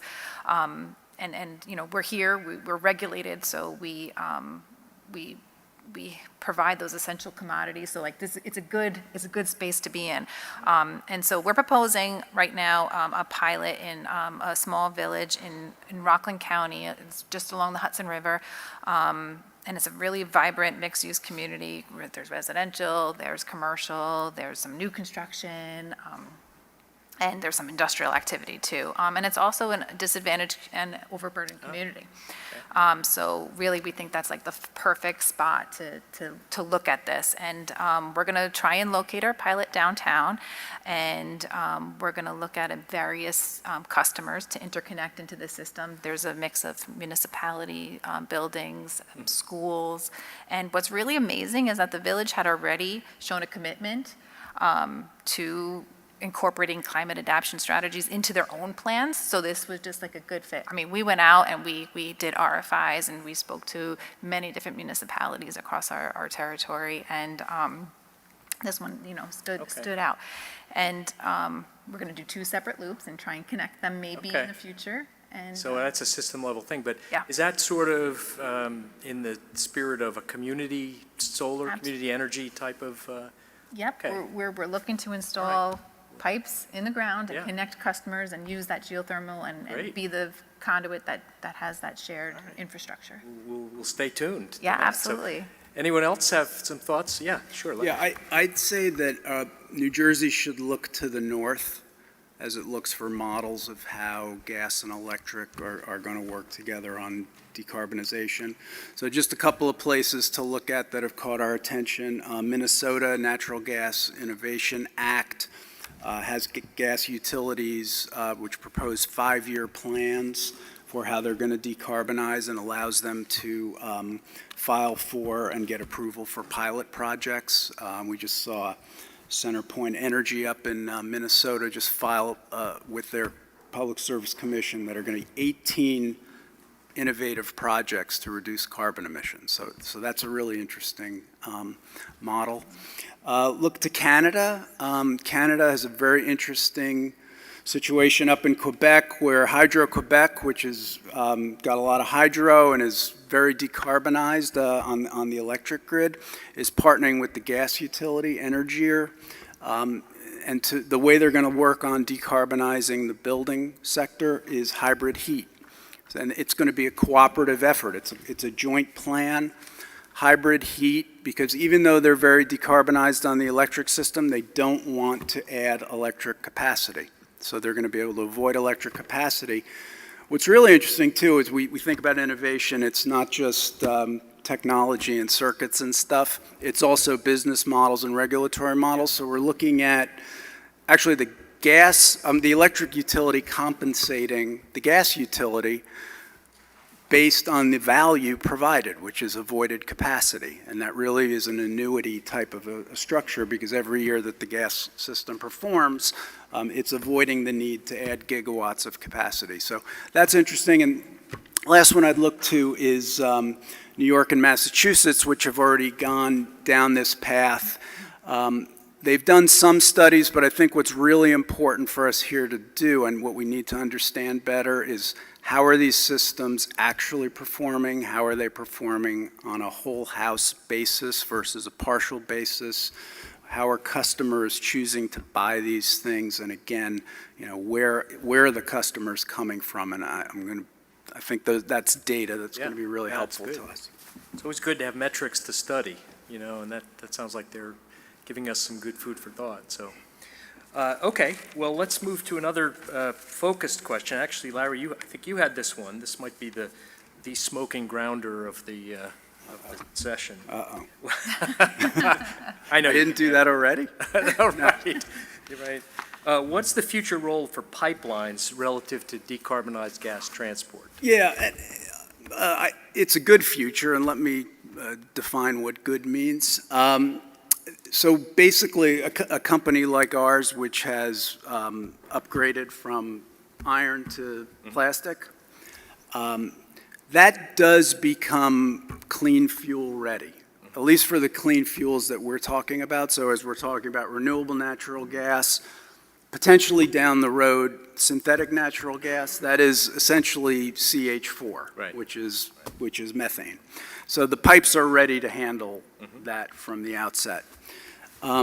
When we get to hydrogen, it's a little more nuanced. So the question for hydrogen is how much can you safely blend? How much can you blend and that's not going to damage appliances or damage the pipes? And we are working with a lot of others in our industry to try to figure that out. We're actually, a number of gas utilities are working with NREL right now on studies to figure that out. But there are already examples of how this is working. So I think it was mentioned yesterday, Hawaii gas is already blending 12 to 15% hydrogen into its system. We have Cadent in the UK that's blending about 20%. I don't want to get in trouble with the engineers back home, but we're starting to think about levels like 30%. And so when you think about blending hydrogen, you're also thinking about a way potentially, if we start getting creative about how we leverage offshore wind and all our renewables, right, to do that at scale and pretty quickly. So if we talk about making it easy for people to decarbonize, there's an option. Yeah. It's great. So the piping system is ready to go. Anybody else have thoughts on the pipe infrastructure? Or? I mean, I guess I'll chime in. No, I mean, I think Larry said it very well. maybe by happy accident, maybe not knowing that that's what we were investing in at the time. You know, those investments that were so focused on safety, so focused on reliability, with the added benefit of fugitive emissions because it was leaking infrastructure, has now set a stage that I don't know that we could be in a better position. Okay. And I think, you know, using that as not only a transportation system, I think storage system is also a big component to this as well, and should not really be out of the question. We talk about renewables, we talk about intermittency of our grid. Well, now you're talking about needing a storage solution, and I think some of the infrastructure that's, you know, in the ground, underground, that's recently been invested in, could also provide a lot when we start getting down to the storage conversation as well. Oh, great. Well, you actually jumped to the next question, but partially answered it, so we'll keep going. What are some examples, which you started giving, of synergistic lines of business that natural gas utilities can adopt as the state moves to reduce emissions? And the example was, can gas production and transport technology be adapted to, let's say, the efficient installation of heat pumps? I think you mentioned that, Wyatt, as an example. So, or other, you know, adaptive sort of merging of industries that. Yeah, I think we're in an interesting space there, and like you just mentioned, as far as even deploying other innovations, you know, one of the things that we've seen as you look at some of these alternative fuels is different pieces of equipment that are needed to do those installations, right? When we talk about logistics, think about a warehouse, think about a forklift, a lot of them running on hydrogen today. You know, if we're producing more and we're producing it cleaner, how are we distributing it? So, you know, it really can play into other industries in maybe what looks like a minute way, but as we all know, right, each component needs to come together. I think transportation's a very big piece of this equation right now. As we talk about electric vehicles, I think, you know, a lot of people now are seeing fuel cell electric vehicles. You know, how could we potentially store hydrogen for longer distances? Ultimately still running on electric, right? So still electric generation as its output, but what is that influx? What is that input? Heavy duty transportation, and how they're gonna run. So I think those are a lot of the immediate complementary areas. The others are in some of these other spaces that I mentioned in my intro, like the marine industry. A lot of the large scale marine transport, converting to LNG and different natural gas products there, renewable natural gas, as well as the aviation industry. For those that don't know, they're really actively pursuing clean aviation fuels, certainly not limiting themselves, and hydrogen actually being one of the big ones that they're evaluating. And as space exploration certainly becomes a bigger part of our economy and sort of our scientific community, we're going to need some fuels. Can't get up there without those fuels. So I think these are a lot of the areas that we'll be exploring as complementary industries. Those are fantastic industries. They'll pull a lot of jobs in, too. That's right. Cumulative. Larry? Yeah, I mean, I would just add to that, we can also now start to think about moving down the supply chain or up the supply chain, right? Yeah, So right. to where we are. So, for instance, with RNG, we're finding that we can play an enabling role, helping collect the stuff, right? Helping make sure that it's gathered and collected. So how far do we want to go there? Okay. When we're talking about transportation, then, you know, do we want to be in the fuel dispensary business, right? Yeah. Trucks want to pull up to our lots, that might be a way to go. So, Yeah, no, you got me thinking here, like, again, I'm all about the distributed energy, and maybe it's not so far-fetched to think you're collecting locally generated, you know, electrolyzed hydrogen in your plastic pipes, and maybe we'll do a survey at the end. Between 50 and 100% likelihood, what do you think? All right, so let's get on to the common question for everybody again, the second one, which is what kind of pilots do you see or do you envision that the board should be involved with moving forward, and kind of what would it be demonstrating, and you know, how would it advance and accelerate the adoption of this? Start you, Wyatt? Yeah, well, clearly I believe that geothermal pilots, both the thermal energy network like Orange and Rockland is doing now, and also subsidies for the upfront costs of geothermal in private adoption, retrofit, and new construction across residential and commercial sectors is a very important thing to pilot. We have a lot of data on the performance of geothermal, and we know that it is the most efficient option available to us today.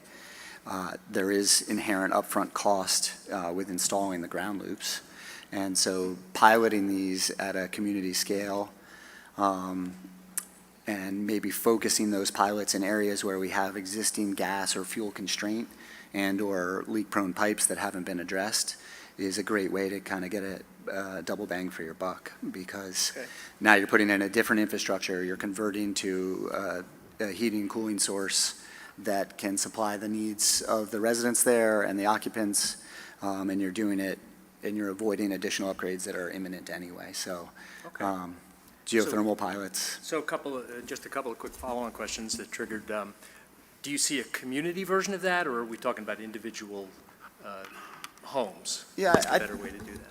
I think pilots in both are very important.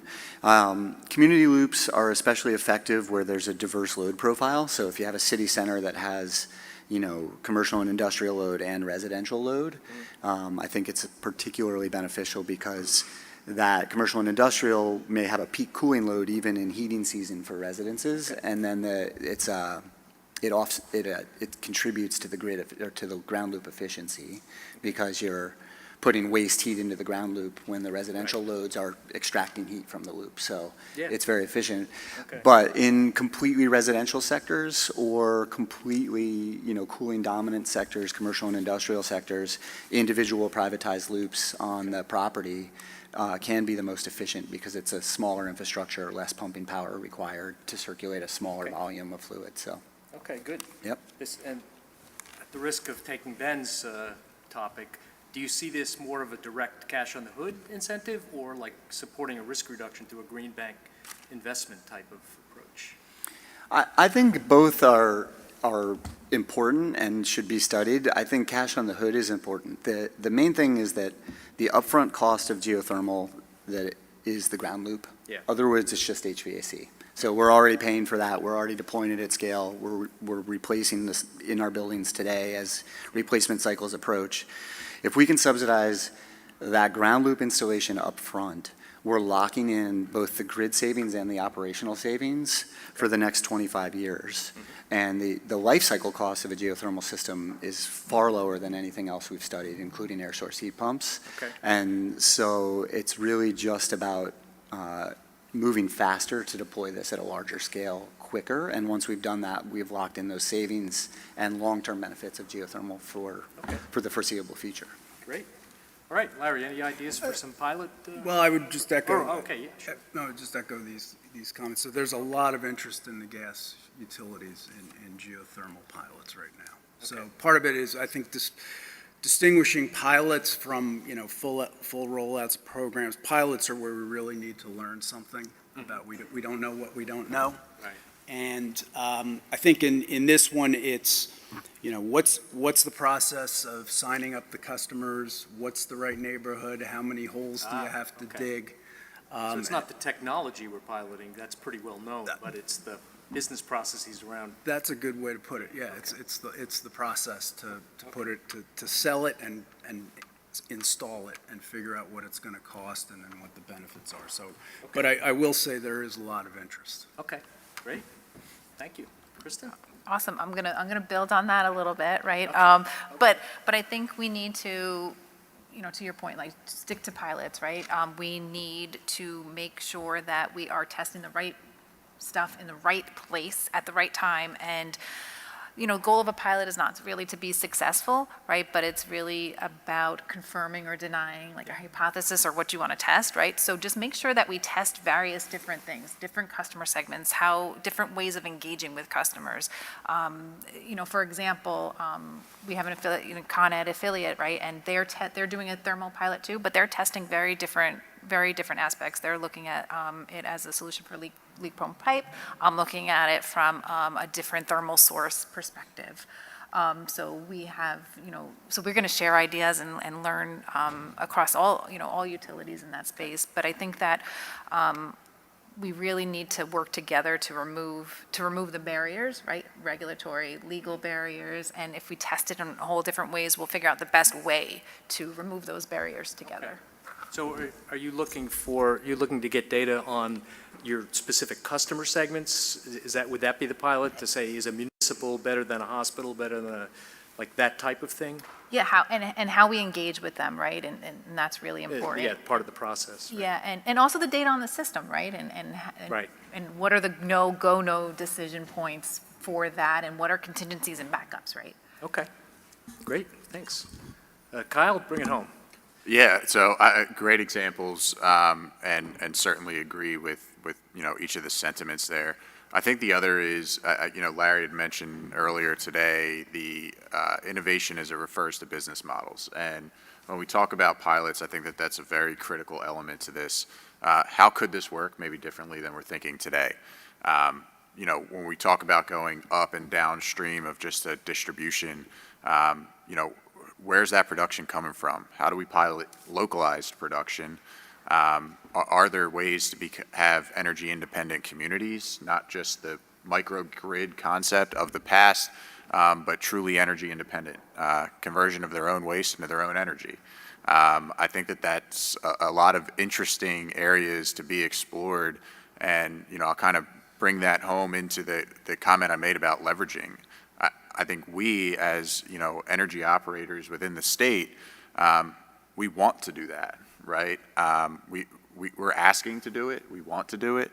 We're not trying to just stick to kind of our old business models.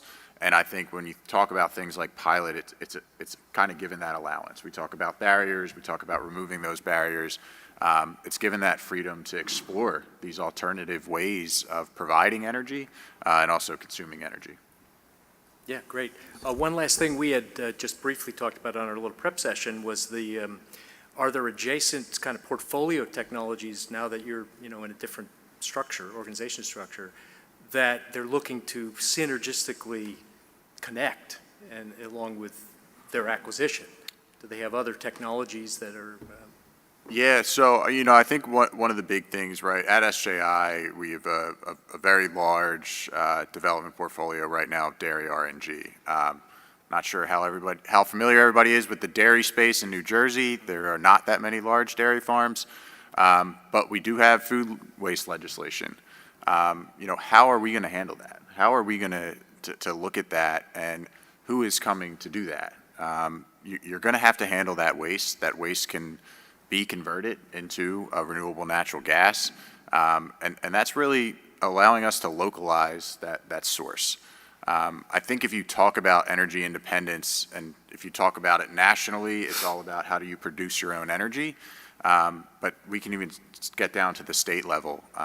Right now, all of the natural gas, for the most part, is coming from out of state, right? We're talking about what are the future of pipelines? Well, that's all interstate pipelines coming in. The more that you look at localized production, the less reliance you have on those networks and those systems, and really starting to, again, leverage the people of this state. And I think that those are the ones that we should be exploring. Great. Yeah, Jersey already cornered the tomato market, so if we can just apply it to gas. It's the season right now. They're really good. I know, my tomatoes are almost red, so. I think, Henry, are we? One more question from the panel. Okay. Well, then I will direct this at Wyatt, but this is open for everybody. As New Jersey customers consider a switch to electric heating and cooling and transportation options, how should the board be thinking about preparing the electric grid? This might be a Kristen, you already touched on it a little bit, but why don't you start to be ready to handle the additional load? Yeah, it's a great question. I think we've touched on it a few times with some of the comments we've made here, but today, the way electricity is generated in New Jersey, geothermal represents about a 70% reduction in emissions, and that's on today's grid. all of the electric utility providers are working to clean up their grid, make their grid more resilient, and to bring it more capacity, but that's going to take time. And so geothermal buys us the most runway to allow that time to occur. We will be 100% renewable when the grid's 100% renewable and zero emissions. And unlike other heat pump technology, we really don't create that winter peak. Like I said, on the coldest hours of the coldest days in January, we're using about a quarter of the energy that an air source heat pump is using.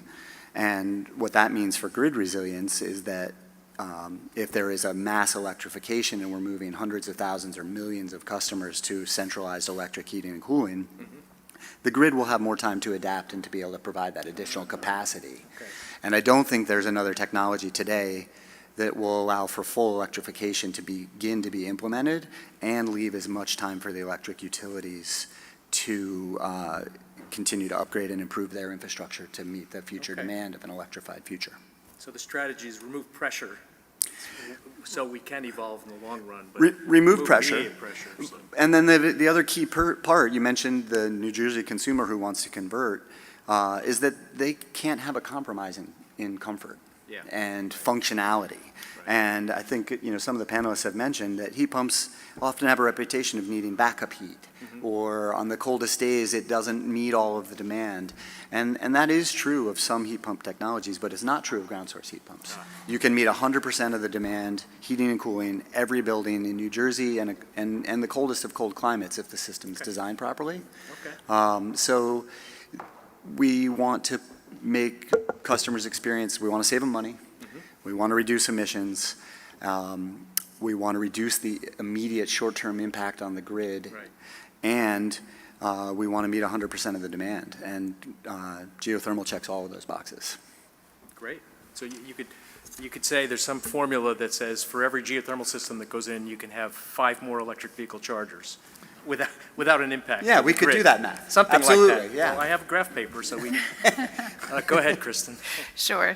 So, as an electric utility, we do not want to be the barrier to that transition, right? So planning is really, really important. And that's really what we're doing now. Like, we need to understand the scenarios and we need to make the investments now so that when our customers are ready, we're there and we're seeing value in the investments that we're making today, right? In that reliability, whether or not that load is, fully established there yet. But even the investments early on are providing that value now. So, like I said, 2030, 2040 is not too far away. Yeah, no, it's changing fast, so. Okay, I think All right. Henry's at the podium, so that must be it for us.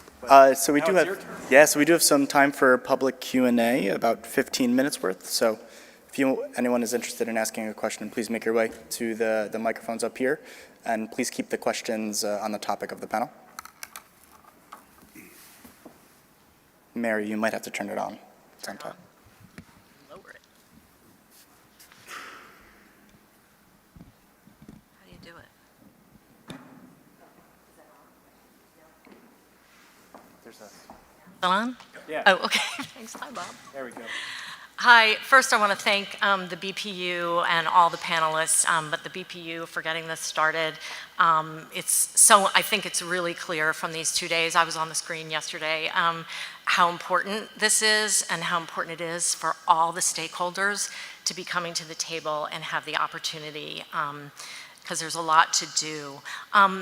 I want to bring it back a little bit to the emissions and the planning, the need for planning. So we have the GWRA, we have the executive order.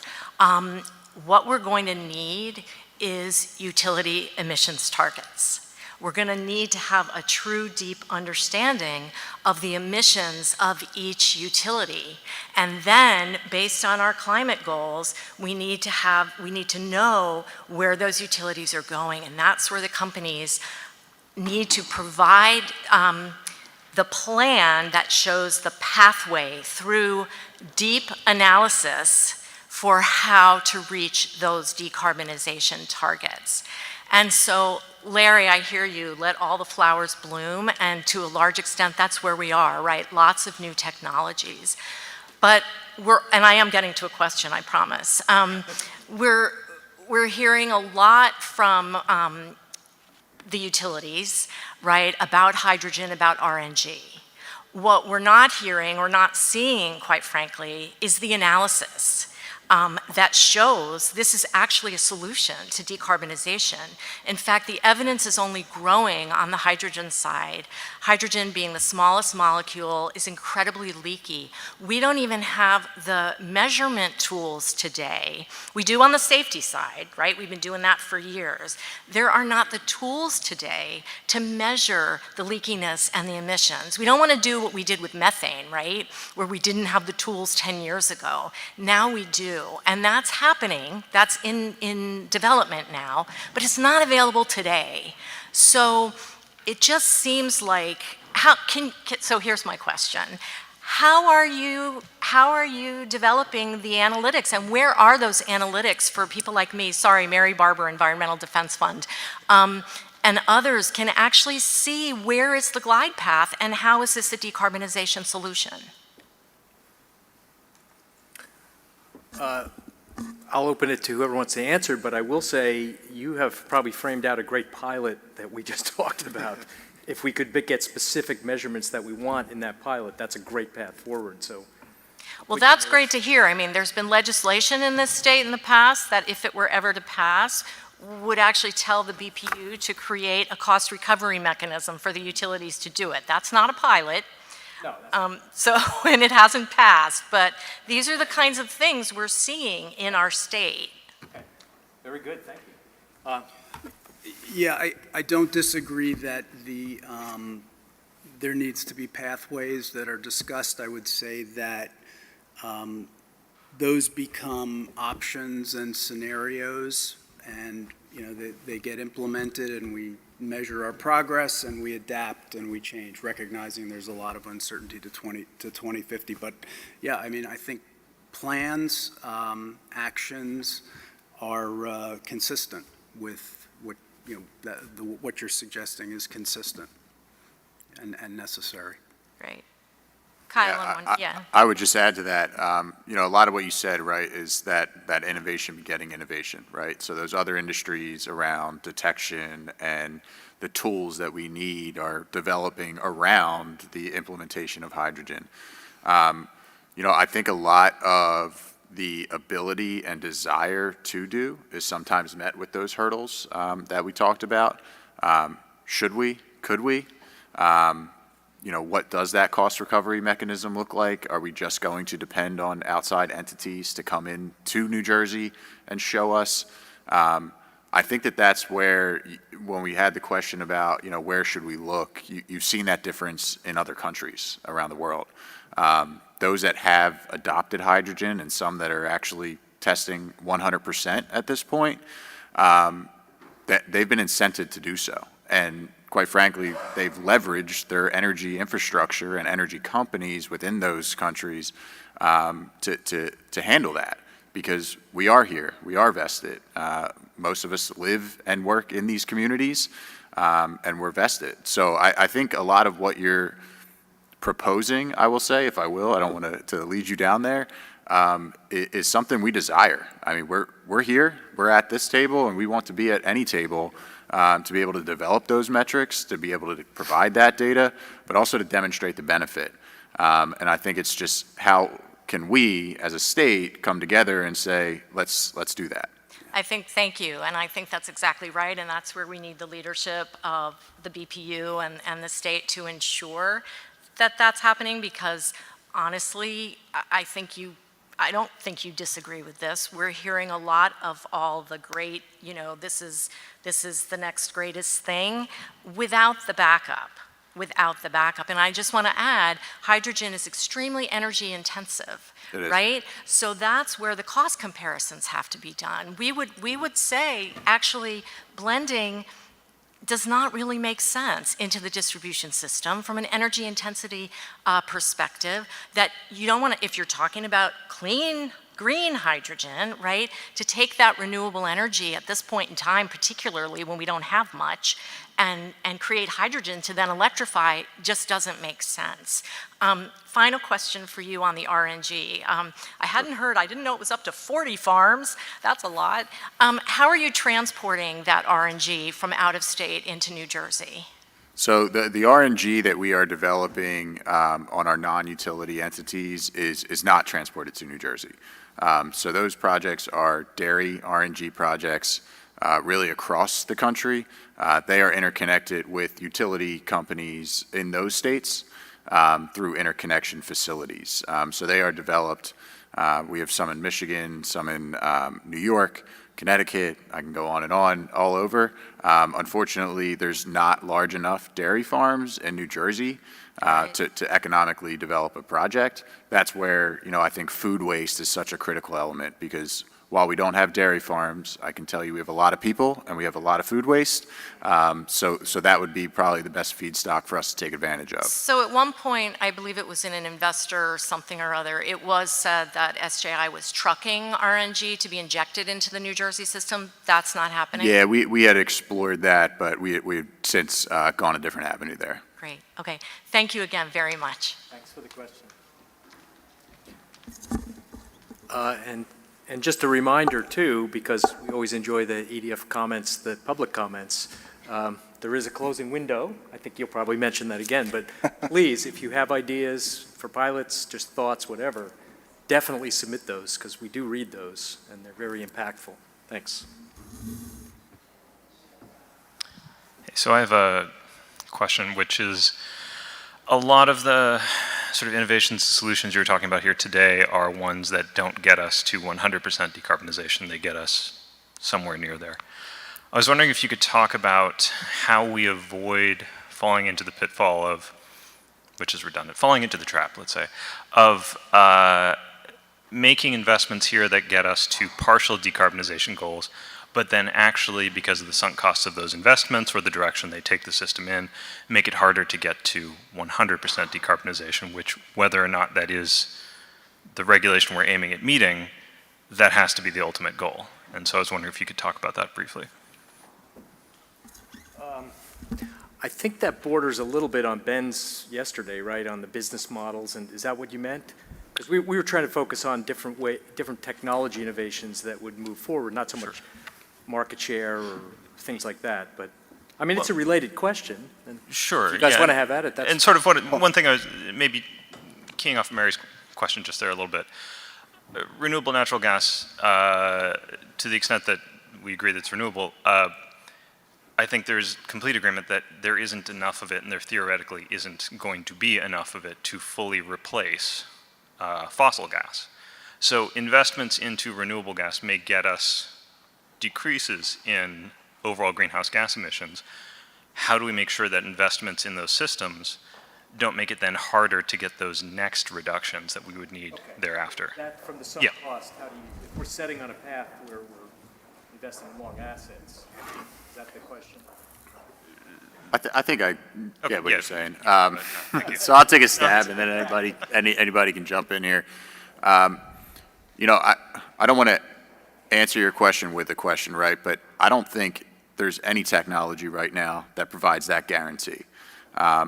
Even renewables, as wonderful as they can be, we do not have that guarantee that they get us there. Because one, they have to work. Two, they have to be reliable enough to provide that energy. And there's really nothing to tell you that there's not another disruptor along that way. I know I joked about space exploration and, what could be out there, right? But we could be thinking about this all wrong. I think you're also starting to see, and actually surprised it wasn't mentioned at all yet, but, a lot more evaluation of nuclear again. So I think there's no guarantee, and what I would say from at least our perspective is getting us further along that pathway is the short-term goal. I think the long-term goal, as you said, is to get to zero, but I don't think that there's something that jumps you from where we are today all the way to zero, and I don't know that there's a guarantee for any technology along that way. So I don't think we can say no because of that. Can I add? Oh, I was going to say, a good way to compare it to is how gas displaced coal through economic, and took a certain percentage. Now it's 100% just about. And RNG could take a big piece of fracked, gas. Your point is it's not 100%. Well, I think my point I would say that probably the jump from coal to gas should have been a jump from coal to renewables. But, that's, but if you wouldn't mind going. Yeah, I think part of this is also just a mindset that we don't want to come back here year after year and see the curve is flat, okay, because we're waiting for something in 2050 to happen. So I think that we have to be making incremental gains along the way, putting some level of faith in technology and, recognize there's uncertainty. We don't know exactly what it will be, but with the right mindset, we should see some innovation that comes in. One thing that I don't want to oversell, but just discuss is we're now starting to see distributed carbon capture come out. So, much like we think about, the catalytic converters that happened on all the cars, and we think about carbon capture for big power plants, there are people that are actually working on this for small-scale deployments. So, yes, it's not ready for prime time. It needs to be worked on, but innovation is going to come that'll help, I think, fill in the gaps as we move through time. Do you have time for one more quick one? Could we actually get Eric? I didn't see you, I'm sorry. Go right ahead. Thank you. We can just trade back and forth until we run out of time. Yeah, this is a great panel. Really happy that the board put it on. Larry, you did my comments justice. I was a little nervous when you said you were going to quote me. But I think working back from high level of agreement, I think with what the panel was speaking about is finding the highest and best uses for hydrogen is, I think, really valuable. NRDC's done a lot of decarbonization pathways analyses. We do see in hard to electrify sectors, we are going to need hydrogen, specifically green hydrogen. Whether it's heavy industry, long-haul transportation, clean firm generation to ensure reliability. And I think walking back from there, back to the RNG question, and I know we're like 3 in a row on it, so appreciate the panel.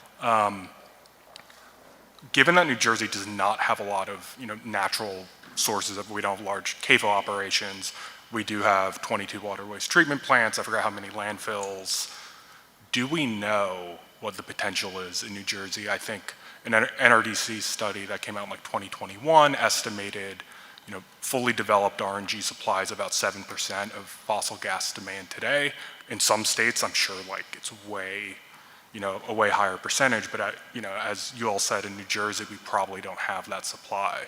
If we developed everything, costs be damned, how much could we get? I guess is my question, do we know? I've seen some studies done at various levels. I've seen technical potential, economic potential.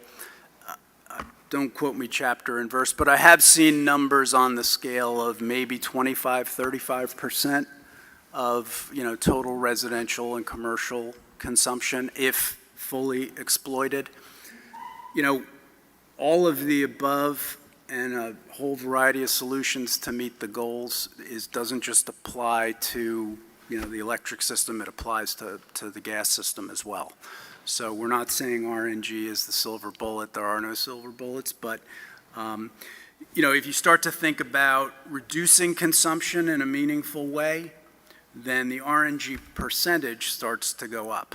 It does become a bigger share of the mix. So I think we're starting to see a lot, the question was asked yesterday, we are starting to see a lot of traction. I mean, the gas utilities around the country are jumping onto the RNG, so we're seeing a lot of activity. We have 4 times as many projects in 2023 as we did in 2018. We're starting to triple every couple of years in terms of the capacity that's putting it in. It's starting to be used more for heat than transportation. The oil and gas majors are jumping into it, so there is a lot of activity and momentum and moving from landfills to farms to wastewater treatment plants.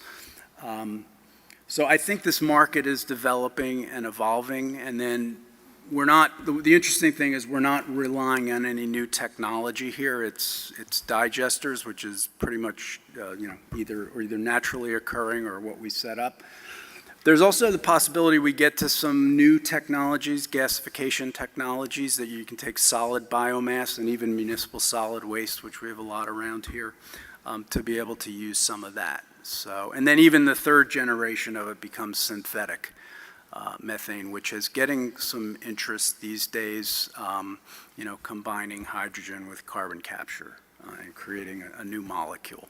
So, long answer to your question, but I think there's some traction developing, and we're going to see some good activity. We're working on a couple of projects, and I'd watch that space in terms of us, in terms of what we're doing. Cool, thank you. All right, thank you.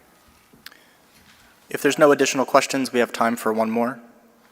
But if we do, and now we can move forward with the next panel. Can I ask it? Sure. Sorry, because I like the thoughts that it triggers. Is what, on the electric side, there's EVs are adding a big load. Is there anything equivalent to that that's adding potential load for the gas supply on the demand side? Is that picking up also, or is that staying flat? I mean, I was going to answer that other question kind of with a similar, is we're kind of burning it on both ends, no pun intended here, but we talk about energy efficiency, and really, a primary goal of ours is to help our consumer base lower their consumption. So if anything, I think we're trying to reduce that curve as far as load. I don't think that there's anything coming online as far as, natural gas generation again, that's going to add to that capacity. Okay. So, What about like fertilizers or things other than non-electric use of gas? Is there any? It's interesting you bring up fertilizer, because actually a very large industry that can consume green hydrogen. So if anything, if we see a little bit more of that, Okay. and then certainly one of the best byproducts that you get from actually producing renewable natural gas is a natural digestate, which can be used as a fertilizer. And certainly in a farming state like ourselves, that could be very, very useful. So kind of the opposite as opposed to that. All right, thank you. One more addition, though, but Sure. nationally, Yeah. we're seeing a lot of liquefied natural gas. Oh, So, LNG. Yeah, and that's going to Europe Okay. because we know why, right? Okay, Because yes. of the energy security issues. So that is That is nationwide. an off-taker, so, Yep. okay, good. Well, thank you. All right, let's get a round of applause for our panelists. Thank you. Good job. Let's take a 12-minute break, and we'll begin our last panel at 2:40.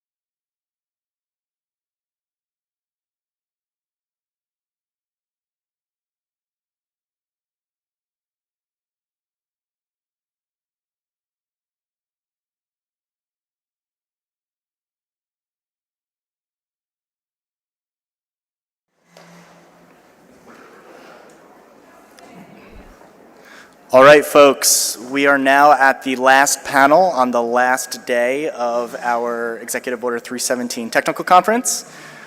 Kudos for those still with us, both in the audience and on the live stream. Our sixth panel in total will be led by Stacey Ho Richardson, the Deputy Director of the Division of Clean Energy at the Board. And this panel will specifically be focusing on identifying natural gas subsidies and revisiting end use. It's all yours, Stacey. Okay. Thanks, Henry. Hello, everybody. Again, thanks for sticking around for the last panel. As Henry said, I'm Stacey Ho Richardson. I'm representing the Division of Clean Energy at the BPU. Really happy to have our panelists today, Jolette Westbrook from the Environmental Defense Fund, Dale Brick from the Regional Plan Association, and Brian Littman, who you've seen already from the Ratepayer Advocate from Rate Council. So as Henry alluded to, we're going to be talking about subsidies for natural gas at various levels, at the interstate level, distribution level, and customer level. Just want to invite the panelists to give some opening remarks, and we'll dive into each of those levels in a little bit more detail. Thank you very much. Again, I'm Jolette Westbrook. I am the Senior Attorney and Director of Energy Regulatory Solutions for the Environmental Defense Fund. EDF is a worldwide organization that's committed to finding answers to climate and environmental issues. So we all know that climate change is here. It's real. Executive Order 317 put a stake in the sand, and it said, go forth and do something meaningful that will make changes. And that's what we're here to talk about. And EDF really appreciates the board giving us an opportunity to be here to talk about these really important issues. And I want to say that what's really good about the forum here today is that we're all in one room talking about these issues. And we can see from the various panel discussions that there's a lot of overlap. There's a lot of things we have to work on, and we're doing it, and that is the first step. One of the panelists from the previous panel talked about companies learning from each other. And just as companies learn from each other, states can learn from each other as well. And I will share with you a couple of initiatives that are happening in Massachusetts that it's really pushing the needle forward in the decarbonization space. A couple of years ago, then Governor Baker established a Clean Heat Commission and basically said, okay, commissioners, go forth and develop a long-term framework for reducing greenhouse gas emissions. Why is this important? And why do I raise it in this forum? It's because I think it's a great example of looking at holistic planning. And I think that in New Jersey, as well as other states, holistic planning is important. We have to look at all of the components to make really informative and no-regret decisions. So, as I mentioned, there was this Clean Heat Commission established. And as I always like to say, if a report is done, a report should not sit on a shelf. And the report that was done by the Clean Heat Commission is not sitting on a shelf. It's being acted upon. And two examples, quick examples I'll give, is that the report suggested that a clean heat standard be developed. In Massachusetts, the Department of Environmental Protection, they have started stakeholder engagement on developing a clean heat standard. And that will limit emissions from fuel sources. Another thing I want to mention is current Governor Healy, just a few weeks ago, announced a climate bank, a community climate bank. And at least to my knowledge, it's the first in the country that will be directed toward affordable housing. And why do I mention that today? Because as we transition to clean energy, we have to keep a focus on equity and affordability. There's no way around it, folks.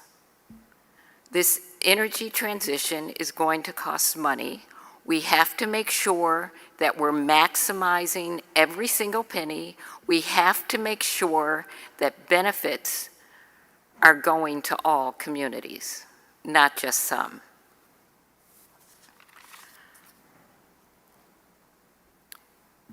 The other thing I want to mention, only because it's been talked about both yesterday and today, and in fact, the last panelist, and there was a question on this issue, is hydrogen.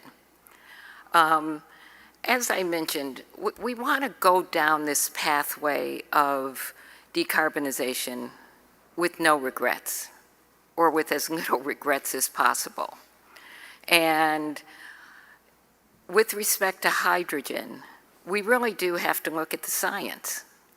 And the question was posed of the previous panel about where is the science leading?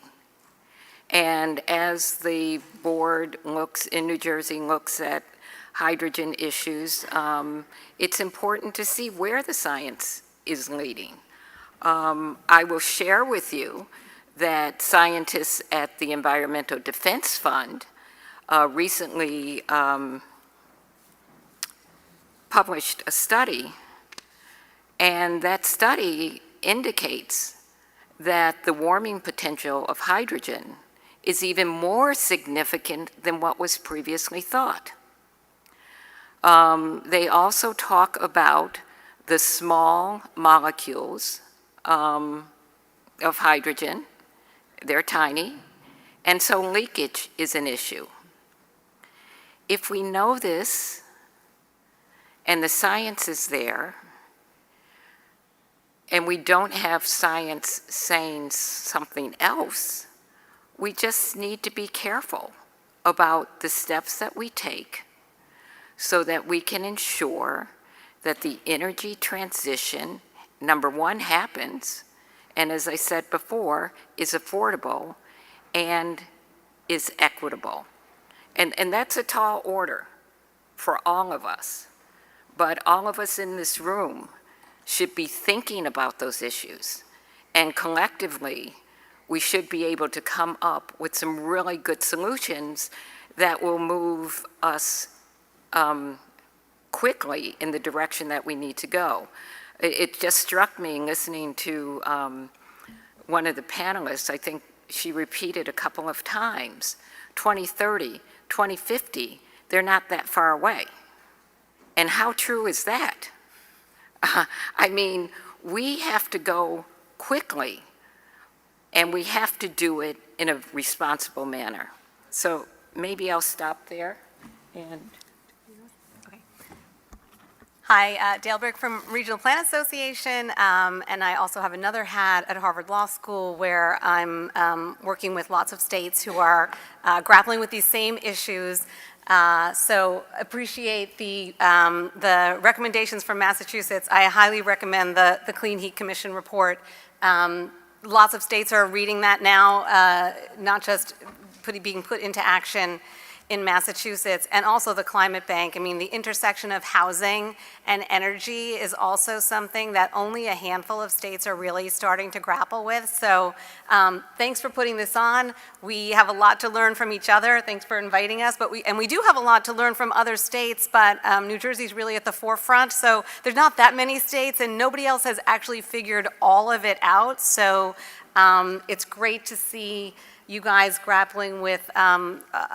all of the big issues, head on and fearlessly, because, we need to do this work in order to answer these questions. I wanted to spend my opening couple of minutes just stepping back to think of our conversation about incentives in the context of planning. And we are going to get to the incentives, but why are we here? Because we have to think about planning, and even though we have to act quickly, if we don't have a plan, that's not going to work. And I really cut my teeth on this issue a few years ago when I was in the governor's office in New York, and we had a moratoria on new gas hookups because we were fighting about, are we going to have new pipelines or not?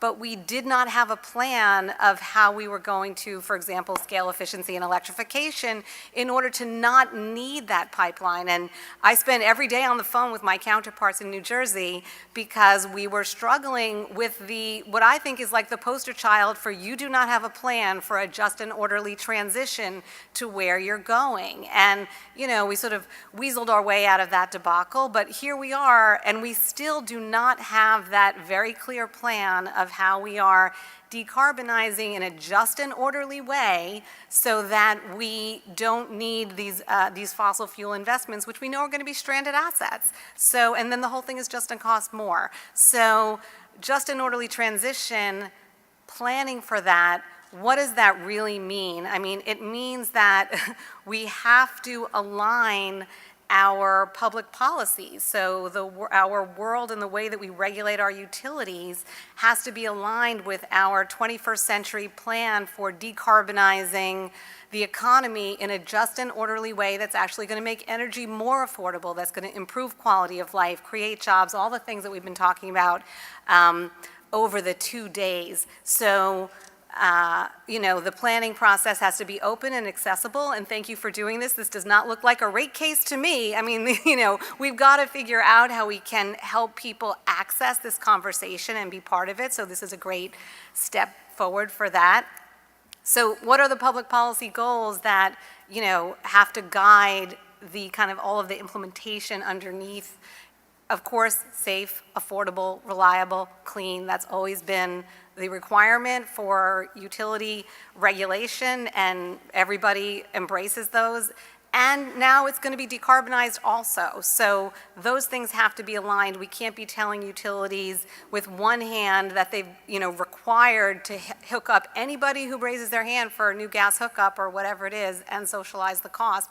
And also ask them to decarbonize and show us a plan, what you were asking for, Mary. How are you going to get from here to there? And you have to show us. We're not in the business of transparent planning on the gas side the way we've always done on the electric side, so people can see and kick the tires of what that plan is and bring real analysis to the fore so that we can say what is the least cost way to get from here to there. So one thing that I want to make sure that we cover in our conversation is the utility regulatory framework is all regulation is incentive regulation. It's what drives the utilities to decide what they're going to invest in, because that's how they make money. So how do we align that and the interests of shareholders with the interest of customers and citizens more broadly for the public policy objectives that we have? And then, of course, the programs that are the sort of what you think of as incentives, a direct financial incentive for, your ground source heat pump. Is that aligned? And, how do we change the sort of the parameters of those programmatic investments that we make? So we've got utility regulatory framework and programmatic investments. And then, there's a world of subsidies at our fingertips right now that the federal government has just put out, or in the process of putting out. How we decide how we're regulating and how we decide what our programs are going to look like is going to have a huge impact on how much federal money we attract to New Jersey. So if we don't get that money, we're missing out on subsidies, so we should be thinking about that piece of it as well. And then the last thing I want to end on is just some bigger thoughts to inform this, and you've mentioned some of them already, but I'm going to say them again. One is we actually do have a lot of analysis. from places like NYSERDA, from places like NRDC, and RMI, lots of other organizations. And we know that the building sector, and this is really global, but in this country, we are going to be electrifying heat and hot water. That's where the industry is going. So if we recognize that, it's not that there's not a role for RNG and hydrogen, of course there is. We do need all the solutions, but it's not going to be in buildings overwhelmingly. So let's plan looking at all sectors of the economy and thinking about how those things fit together and have that grounded in analysis. And then, the regulatory framework that we have for utilities has to, be mindful of those things so that we are helping figure out what is the utility business model of the future. There were some great creative ideas came out on the last panel. It was great to hear those, but I did not hear a full embracing of electrification of buildings. And really, I think PG&E and Con Edison are the only utilities in the country that have fully embraced electrification policies. And that's going to create conflict and friction and cost if we can't figure that piece out. So I'm going to end there, and then we'll get into all of this more in the questions. Thanks. Good afternoon. As the only second-time offender, I'll be brief in introducing myself. My name is Brian Littman. I'm the Director of the Division of Rate Counsel. As you're probably aware, the Division of Rate Counsel is involved in any time utilities in front of the Board of Public Utilities seeking to increase rates or change the terms of service. Our main focus is going to be on the costs and who pays those costs. So, and I know I discussed this yesterday, but I think it's important to reiterate the economic background of our state. A significant portion of our population is already hurting. The average cost of living for a family of four is $82,176, over 300% higher than the federal poverty level. And probably more shocking, 1.3 households, or about 37% of our state, is struggling just to pay their bills. And of course, that's 2021 data, so it's probably a little bit worse now. And basically what that means is the people in New Jersey are hurting. And you're probably saying, why am I repeating that right now? And that's because we're here to talk about subsidies. And subsidies, let's be clear, they come from ratepayers. Every time we pay a subsidy, we're driving up ratepayer bills. That's what a subsidy does. So we need to remember that each time we subsidize any industry, not just the natural gas industry. So why do we pay subsidies? Presumably to support various public policies. Subsidies modify market signals and cause investment to go where it might not otherwise go. When natural gas was the fuel of the day, replacing heating oil, we provided subsidies in order to incentivize the industry and incentivize customers to convert. The problem is we in New Jersey, we're not really good or careful with our subsidies, and over time we pay more than we need to, and we're also really bad about turning off subsidies when we don't need them any longer. Now we're paying subsidies not only to keep a profitable industry alive, but to make sure that they're maintaining sufficient profits. We also have a serious problem determining, when they're no longer needed. We've got industries that when they started out, we gave them subsidy and they continue to get subsidized even though they no longer probably need it. It appears here in New Jersey, we're on the precipice of a new policy where we're going to take climate change seriously and change our approach to the energy industry. As such, it is appropriate to re-examine the subsidies provided to the natural gas industry. Natural gas is mature and a well-established industry, and the subsidies currently embedded in rates appear at odds with the current policy direction. For both these reasons, we need to take a hard look at what we provide natural gas companies.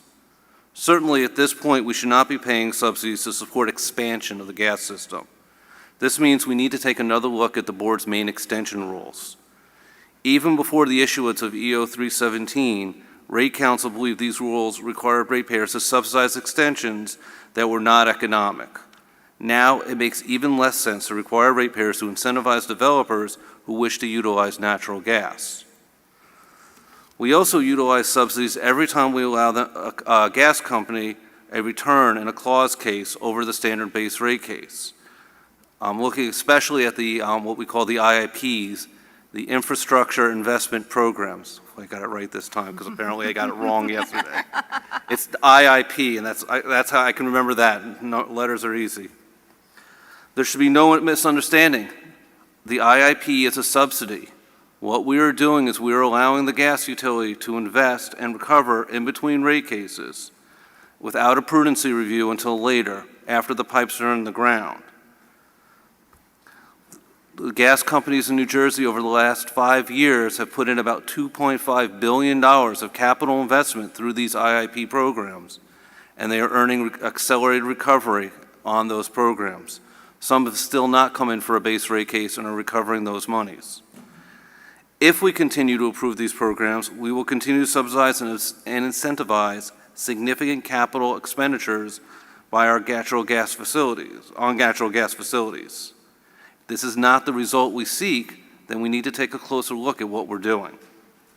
With regard to energy efficiency, we need to think about whether we want to continue to incentivize cleaner gas appliances. If we do, we may want to lower those incentives. And to be clear, those incentives are subsidies also paid by ratepayers. As such, ratepayers should not be paying double incentives.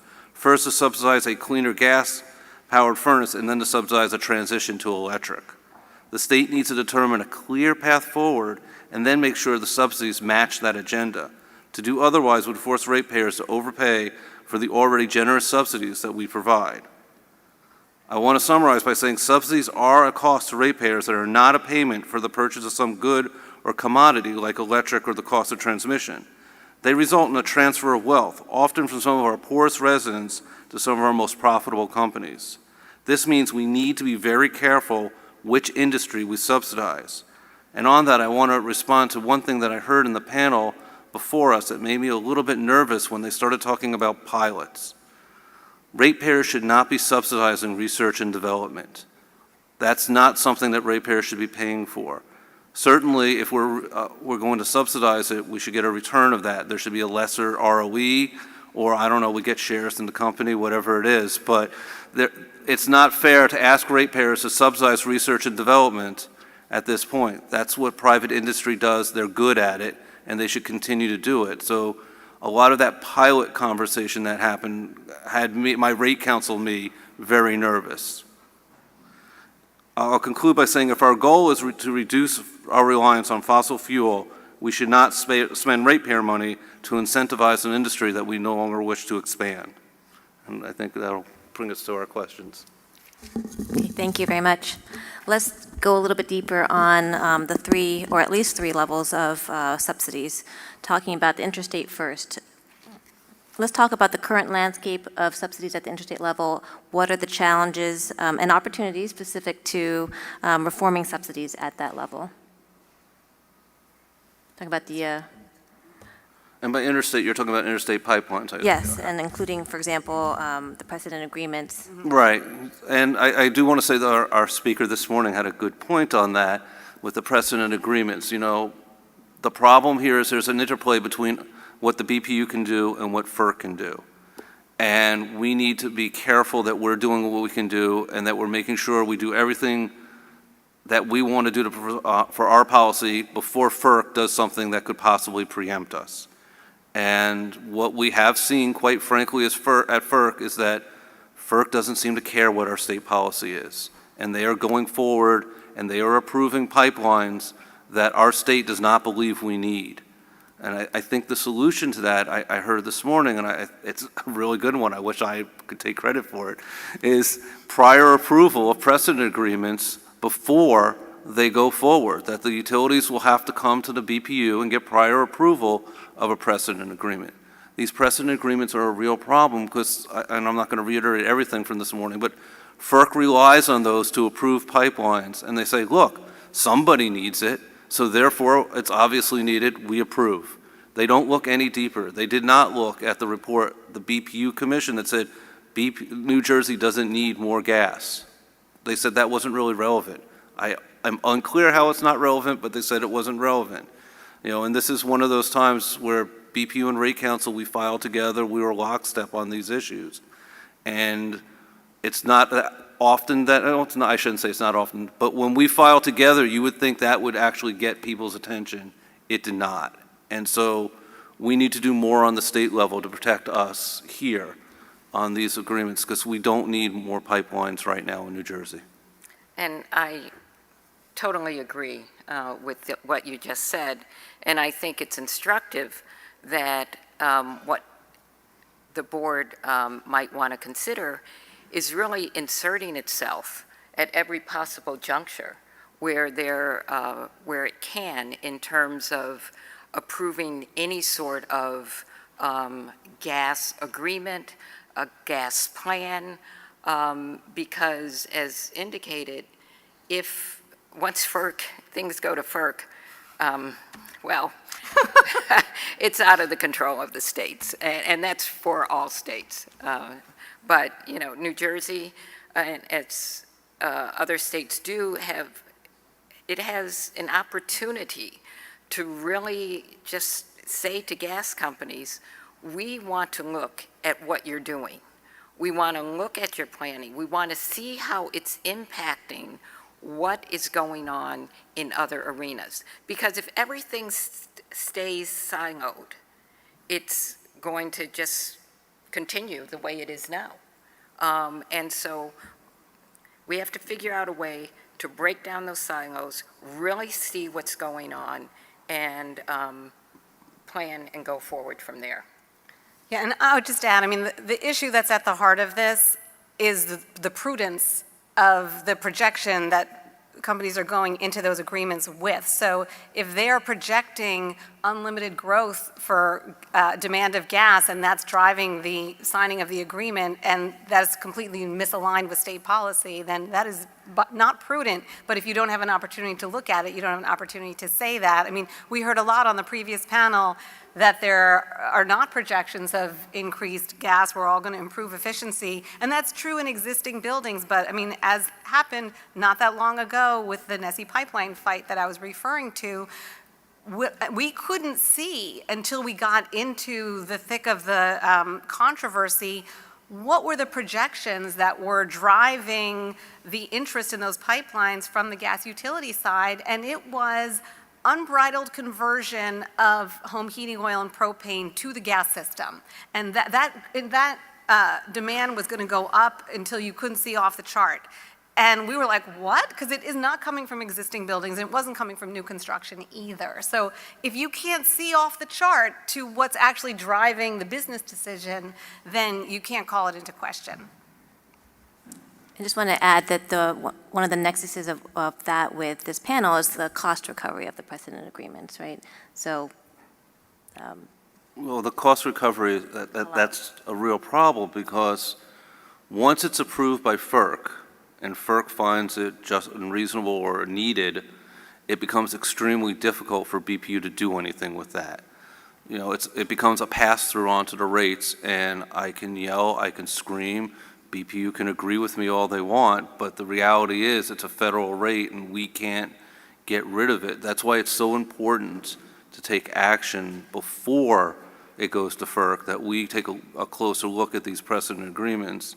You know, this is now at least 2 interstate pipelines that our office has been involved in, where there are precedent agreements where we didn't need the gas. And it's a little more insidious than what you were talking about, Dale, of just increased capacity. They're also doing capacity releases so that they have more demand. So they're getting rid of the cheaper gas they have to get the more, you know, and part of the problem is there's so much moving around of these companies. They're not just precedent agreements, they're investing in these gas pipelines. So they're getting a return, and I think it was said this morning, FERC gives a 14% ROE on pipelines, which is it's an outrageous number, but most of FERC's ROEs I would argue are outrageous, but that's why there's such pressure to get these pipelines built. It's not for need, it's quite frankly because they're extremely profitable for a lot of people.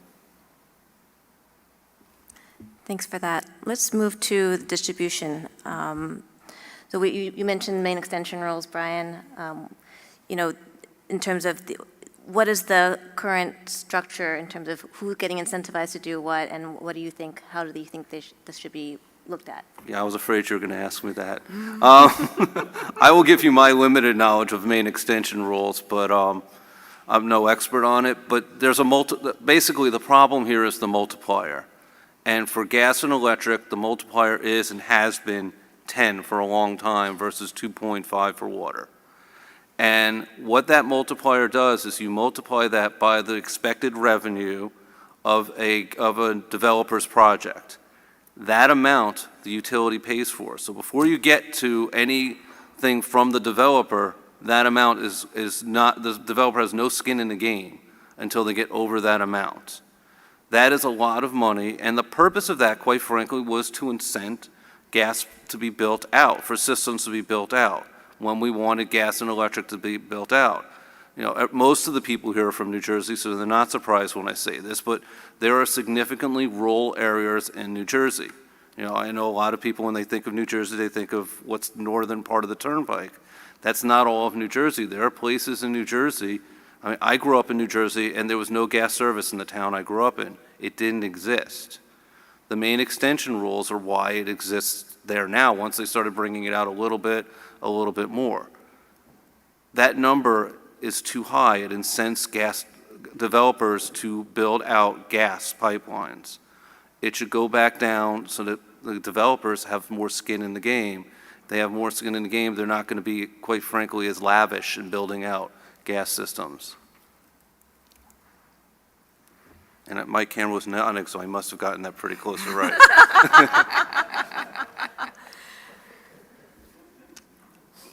Yeah, I mean, I think the biggest ticket items, and in New York and New Jersey, by far, I mean, it's tens and tens and tens of billions of dollars for, sorry, what we were talking about before, the pipe replacement.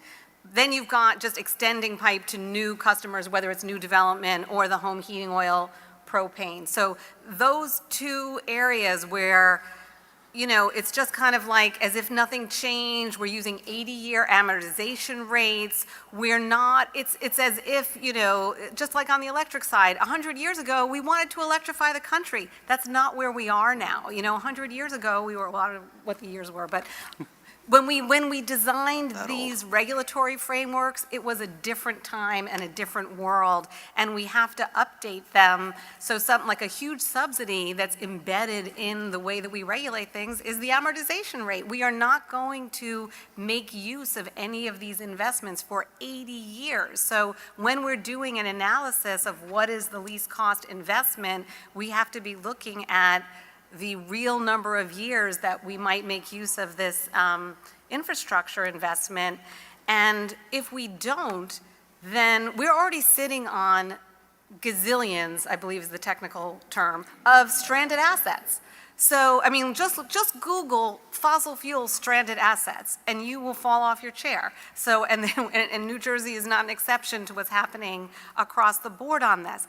That is probably the single biggest subsidy, the future public bailout of stranded assets in the trillions. So, let's take a step back in our planning and think about how are we minimizing that, both because we're not approving anything as prudent anymore if it isn't. We're using the right numbers, the right calculations, the right analysis for those investments so that we're giving the right signals to the utility and we're being as protective and as we're managing risk as best we can. It doesn't mean we're never going to invest in a piece of fossil fuel infrastructure. I can imagine where you need like a compressor in order to avoid a pipeline or something like we've had that come up in other states. So it's just about doing the math and the analysis with all of the information and looking over the long term so you're making those least cost choices.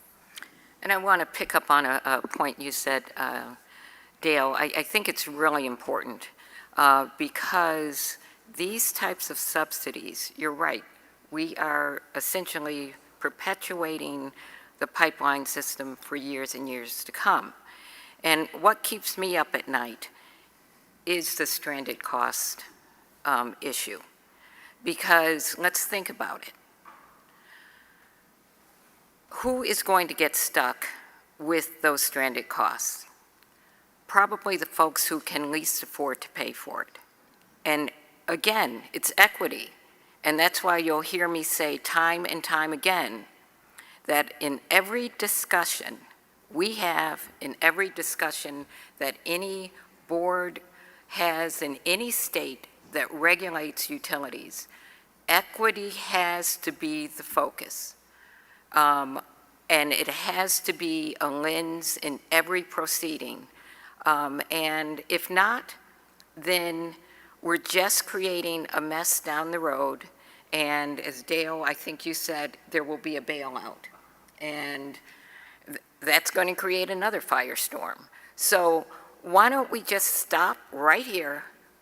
And I'm glad that we're having this discussion about subsidies and really take an honest look at whether or not these subsidies in the form that they currently exist should continue. Let's think about the ramifications if they do continue, and I think that will change a lot of people's minds. So we talked about extension. Let's talk about replacement, going back but going more in depth. What do you want to describe in terms of what is happening with replacement of pipes and considerations or recommendations?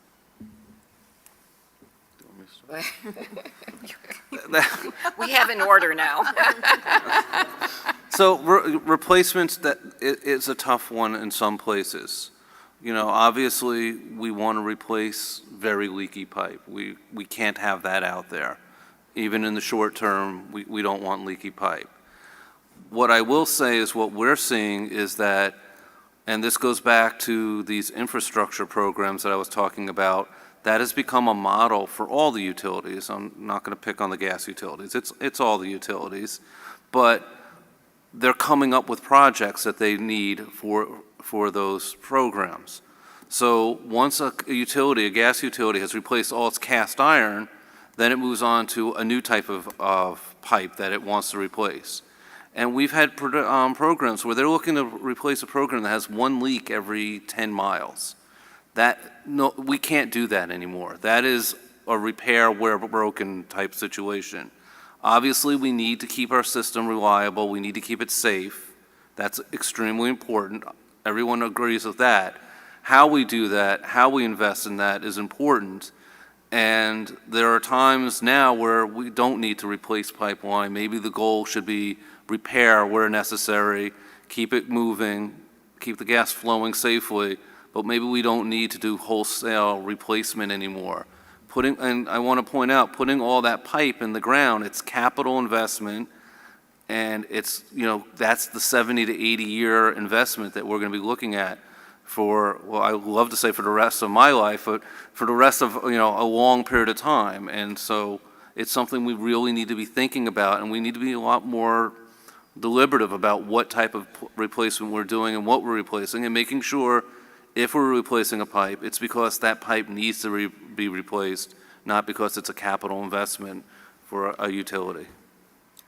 Yeah, and this is where you want to be able to make an apples to apples comparison over your capital investment choices. Like, what is the infrastructure you want? And if you're using a 20-year or a 30-year amortization for your pipe capital investment, then a lot of non-pipe alternatives are going to look amazingly financially attractive, and we don't do that apples to apples comparison right now, or we're just starting to. It's not as rigorous as it needs to be, and it has to just be the normal way that we do business all the time. I mean, you always hear this whole, conference, and every conference like this, like, we have to make a lot of investment to transition to clean.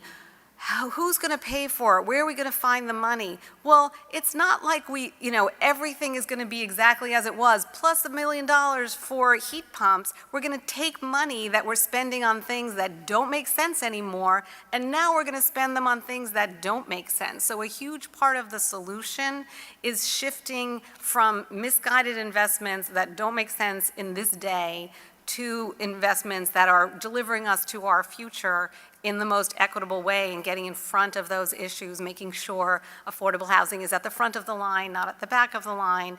And that's how we're going to get a huge percentage of the money that we need to make these investments. And they are investments, they're not just costs. And I'll add one other slightly different perspective to this discussion. And that is, I'm a big believer in public education. And for some reason, at least I've heard that sometimes people believe that if there is a pullback on the subsidies for replacement, that equates to a pipeline system that's not safe. And safety will be maintained, but not every pipe needs to be replaced. So I think that in looking at the subsidy issue, it also should, there should be information made available to the public that the pipeline system will remain safe even if there's not replacements, because those replacements may just not be needed. You know, one other thing I thought about is, I was listening to Dale speak especially, prudency changes over the years. You know, and the water is actually, as always, an easier explanation. There was wood pipes, and then there were lead pipes. I'm confident right now that if a utility put in a wood or lead pipe, the board and rate council would fight that and say it was not a prudent investment. It certainly was a prudent investment once upon a time. So what the gas companies did that was prudent and was approved as prudent may no longer be prudent to do going forward. And we need to, not only, we need to make that decision, we need to make it deliberative, and we need to make it clear that that's what we're doing so that there's no longer imprudent investment, or what is now going forward going to be considered imprudent investment. You know, and I think, you know, prudency changes over time, and the water really was a good example of that, but it's interesting. In part due to what technology is available now versus what it was back then. Right. Yeah, and costs and everything. Let's turn to customer level incentives or subsidies. So we have current financial incentives for existing buildings and also new construction. You know, what should we, and Brian, you mentioned, you alluded to lower incentives potentially. There's some conversations about should we be incentivizing the higher efficiency gas measures? If, you know, what should be at play? What are the considerations over what time period? And also any lessons learned from other jurisdictions that you are all aware of? Well, I think there's two things we need to think about here. First, we need to have a clear policy, because your subsidies are going to generate towards that policy. So without a clear policy, it's difficult to know what subsidies we're going to be using. The other thing we need to think about is where are those subsidies coming from? You know, it's ratepayers are not a bank that has an ultimate fund. You know, we're putting not just transition of this industry on ratepayers. We're talking about putting some of the transportation transition, the building transition. We're putting it all on ratepayers, and that's quite frankly not fair. There needs to be some thought about other sources for these subsidies. You know, it was great hearing today about the Department of Labor having money available for job training. Ratepayers, and this is not to say any of this is not important. You know, that's, the issue is never, quite frankly, what is important. The issue is always, for us, who pays and how do we pay? You know, that's the issue. And so all of these things, once we figure out exactly what we want to do, are important, but ratepayers don't have to pay for everything. So I think that's really important as we go forward. But I think the first part of your question of how much subsidy, I think until we have a clear policy of where we're going forward, it's hard to know. Certainly, what my biggest concern is that we subsidize, ratepayers provide a subsidy for a high-efficiency gas furnace, and then 2 years later, we say to that same ratepayer, that same customer, homeowner, we say, guess what? We're not doing gas anymore in your neighborhood. Your furnace is obsolete. Now, either ratepayers are going to subsidize an electric furnace, and even if whether they do or don't, that homeowner is now going to lay out a significant amount of capital again. So that is, you know, we talked about how important it is to the utilities for us having a policy, but it's also important to homeowners. It's important to the businesses. These are real people with real investments of their own personal money, and we need to send clear signals so we make sure they're doing what we need them to do. And the worst thing we can do is give an incentive for something that becomes obsolete 2 years later. Yeah, and I think that's the answer to the earlier question. I think it was you, Eric, that, like, we don't want to make an investment that in 5 years from now turns out to have been a stupid investment. If we only thought, where are we going from here to net zero buildings? And yeah, things change, new technologies will come, but we do know some things. We have a lot of analysis, we know performance, and we can see enough years down the line to know that you can do the math and figure out what would turn out to be a misguided investment if you just looked a few years longer. And I mean, this is a very live conversation right now. I'm talking about this in the context of Local Law 97 implementation in New York City, which is a building performance standard that requires large buildings to decrease their emissions over time. And what is the plan long-term, and getting buildings on the right track and trying to make sure that the implementation regs avoid encouraging any kind of misguided investment like that. It's a live conversation around the Greenhouse Gas Reduction Fund. That's the $27 billion fund that's part of the single largest piece of the IRA. And buildings are a priority for that. So applicants and people who are working with applicants for that, those resources are talking about what are the standards of performance. There's net zero buildings in the EPA guidance, but kind of like everything's not going to be a net zero building tomorrow. So how do you decide what are the incremental investments? Do you just say no fossil fuel infrastructure of any kind? And it has to be on that pathway, for all of the other kind of energy efficiency investments that you can make. So things like focusing on envelopes. But I think, this was not the case not that long ago, but I think we are at the point where we can say we do not, if that's your standard, least cost path to net zero buildings, we cannot be investing in natural gas infrastructure anymore, even if it's a high efficiency boiler, and it gives you an incremental emission benefit because you're just making the longer journey more expensive. We do have to figure out how to help customers who are home heating oil and propane customers who want to switch to something better, for whom the economics are better, leapfrog gas and get to electric. So figuring out, to me, it's as similar as putting affordable housing first. We can target the areas in the marketplace where it's more urgent, because otherwise there's going to be some customer suffering, and we want to prevent that. So when you think about, these are the principles, and then in application, we have these additional values that we want to insert. And I will insert one more value in developing a policy and principle regarding incentives. We have to keep in the forefront, as we know, ratepayers are paying for the incentives. But all ratepayers are paying for it, but not all ratepayers are necessarily getting the benefits. And let me just tell a quick story. I was at a community meeting about 8 months ago. And I was floored when I heard people asking, what is energy efficiency? And so even though they have been paying for this, they have not seen the benefits from it. And again, it's partly, of course, education.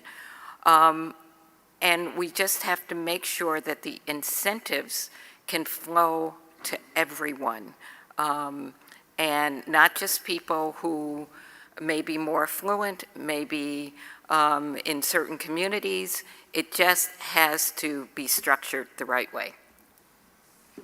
I'll just insert myself here a little bit just to say that, so the board last week approved these building decarbonization startup programs to focus specifically on, for example, delivered fuel customers and helping them to transition to electric if they want to, a choice, and natural gas customers where it makes sense. So I think, and we also have a really strong, I think, focus on equity at the board, both through the existing EE programs, really trying to show, to have some specific targets for low and moderate incomes, benefits.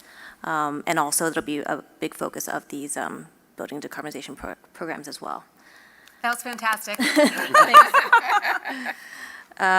Okay, so I think I'm going to ask one more question, which is kind of a melding of three questions, which is how should the state potentially redistribute natural gas subsidy funding to benefit the transition, which could include any other incentives or policies or subsidies that we haven't talked about already, or that we want to maybe re-examine, or any other new subsidies that we want to consider? So I'm trying to think of how I want to phrase this. I'm a lawyer, I can't help myself. I'm going to object to a little bit of that question because there is an assumption here that there's a set number, a correct number for subsidies, and we're just going to take what we're currently paying over here and pay it over there. And I Not think, necessarily, but okay. but fair. the way you phrase it, that's what it's. How are we going to shift the natural gas subsidies somewhere else? And I think it's really important that we actually do the inverse. We look and see what subsidies are actually needed, and we make sure those are the subsidies we're paying. You don't want to overpay your subsidies because, keep in mind, every time you pay a subsidy, every one of those dollars is coming out of some ratepayer's pocket.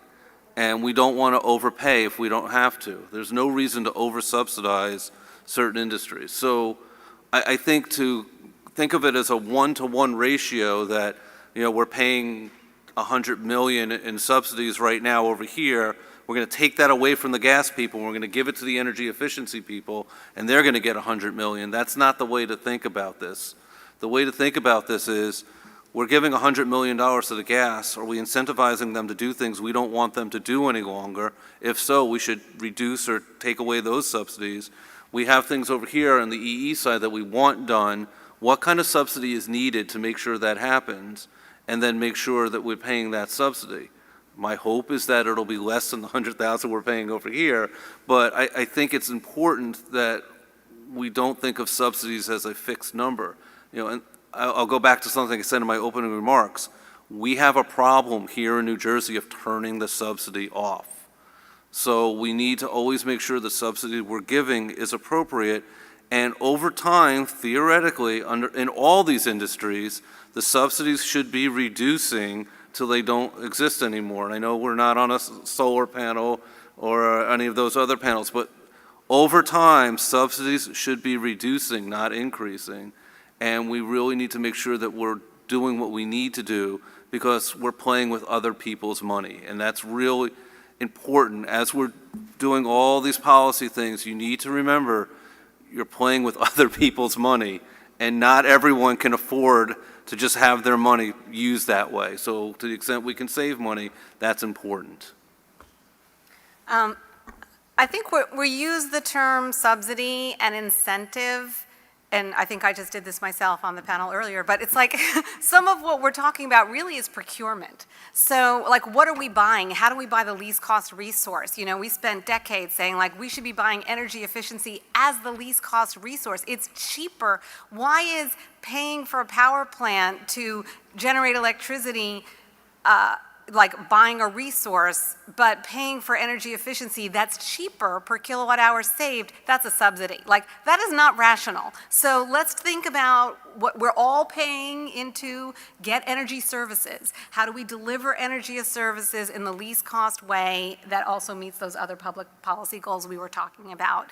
Affordability, reliability, safety, and decarbonization. So let's think of it in that big way, but then when you're saying, okay, actually this is a subsidy, why am I using a subsidy? I'm using a subsidy to overcome a market barrier and to get, for example, a certain product like a ground source heat pump, let's say, into the market because we know that this is, we need to decarbonize. We're subsidizing, by externalizing the cost of emissions and all the health and climate impacts and all of that. So, but this is a technology that may be established and it's a commercialized technology. They use them all over the world, but not here. So what do we have? We've got a lot of transaction costs. Where's the labor? Where's the delivery system?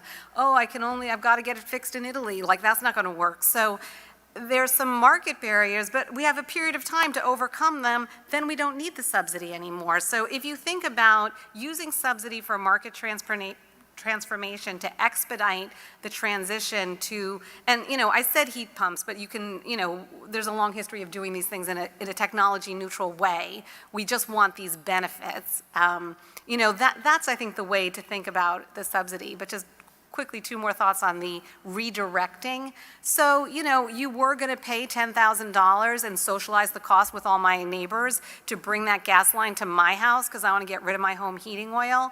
And now it's like, oh, you're not going to subsidize that anymore? Well, that could be a $10,000 rebate for me to go leapfrog and get to a heat pump. So that's one example of how we don't allow the propane and home heating oil people to be stuck. But the other is, we have this long history of never getting to the low-income customers because it's harder. So for all the reasons that Gillette was just saying and that we all know, we are so in the hole and have so much more to do to make investments in those buildings. And, we should be making sure that as we're making this transition in the way we deploy these resources, we're overcompensating for all of the historical service that we've provided. And I really don't have much to add. I agree with what has been said. And it's really, I think, important that everyone in the room has heard, basically, that essentially with subsidies, incentives, there's one wallet in the room, and that belongs to the ratepayer. And so we really have to be mindful of how we're spending their money, and I guess our money, because we're all ratepayers. And it's a concern. And I'm glad that we're having this discussion, and I think that as subsidies fall off the table, there, again, needs to be a plan and a policy so any savings that are gained, they're put to good use and they're not wasted in any way, shape, or form. Yeah, thank you for that. I'm glad we talked about market transformation and what is the goal of subsidies, right? And I think you mentioned solar. I think LED lighting is another good example. If we don't have to incentivize that anymore, the market has transformed. So, and there are also new standards. So Henry, do we have time to either have some, closing thoughts and then open it up to comments and questions, or we want to go straight to questions? How's our time? Okay, great. If anyone would like to have some closing thoughts, to offer some closing thoughts. Are we going in our So, again, I want to emphasize again that subsidies and incentives to some extent, it's coming out of ratepayers. It's essentially a transfer of money. We're transferring wealth from our ratepayers. For the most part, other than perhaps some of the EE subsidies, what we're doing is we're transferring money from our ratepayers to a private entity that is most likely already profitable. And we're just trying to make sure that their profits meet a certain level. And I will give a pitch for one thing that I didn't say before, which I've been pitching a lot lately. If you're going to use ratepayer money to subsidize private entities, then the BPU and Rate Council should have an opportunity to look at the books of those private entities to make sure that money is being used appropriately and that they're not over-earning, that they're not making too much money. And I say that with the caution. I understand I can't take the subsidy back, but it certainly would instruct us as to going forward whether we need to continue that subsidy. It would be a significant amount of data, and it's something that neither BPU nor Rate Council has really a good insight to right now, and I think that would be really helpful. We're using ratepayer money. They're accepting ratepayer money. There should be some strings attached to that going forward, and that should be that we get to look at how they're doing. I know it's probably more work for all of us, but I think it would be good.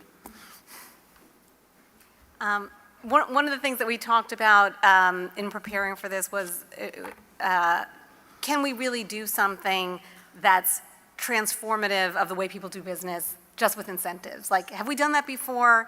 And can this really work? And I think we can do that, especially when we think of incentive writ large, like the regulatory framework is the incentive structure that we're giving to the utilities. And, you know, we've talked about decoupling for 20 years in this state and some other states too. And, you know, when we've gotten it, it does change the business model, because now I'm in the business of delivering heat to my customers instead of just selling them as much gas as I can. And I can be in the efficiency business. I can be in providing other service to my customers than I was when I'm just a seller of commodity. And I think we can also foster a transition and a just and orderly transition if we're really thinking about what are the rules of the game, what are the rules of the game that is going to drive everyone's behavior, and be very clear about that. And I think, you know, people are still figuring things out. We haven't seen that clarity, I don't think, in too many places across the country. But I think everything that you guys are doing right now is getting to that place, and that's, you know, that's going to minimize all of the you know, the extra costs that we could pay by not doing all of this in the smartest way. And I will close by saying that this discussion makes it very clear to me that in New Jersey, New Jersey is serious about making a change, looking at things in a more holistic fashion, which will help ratepayers, because the entire energy portfolio that comes before the board will be looked at, and the board will be able to see where the money is going. Is this an efficient use of the money? Should subsidies be pulled back? Should they be eliminated? So I think that what is happening in New Jersey is very exciting, and I trust that things will continue to go forward, but I think discussions like this have to happen and continue to happen, because it's not a one and done. It never is. It's a continuous process, and everyone needs to be a part of that process if we're really going to make change by the time limits that have been set out in the statute and the executive order. Thank you. Questions? Anybody in the audience?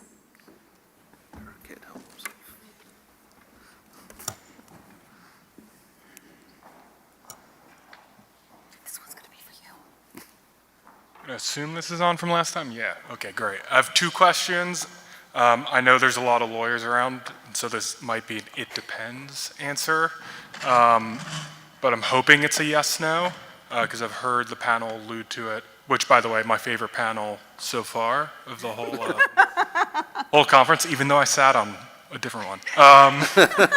So thinking about New York, a colleague of mine at NRDC, Chris Casey, argues that, you know, going through the New York climate planning process and how they're grappling with the future of natural gas there, that you can't really harmonize climate goals and the future of gas without reckoning with pretty head-on line extension allowances and obligation to serve.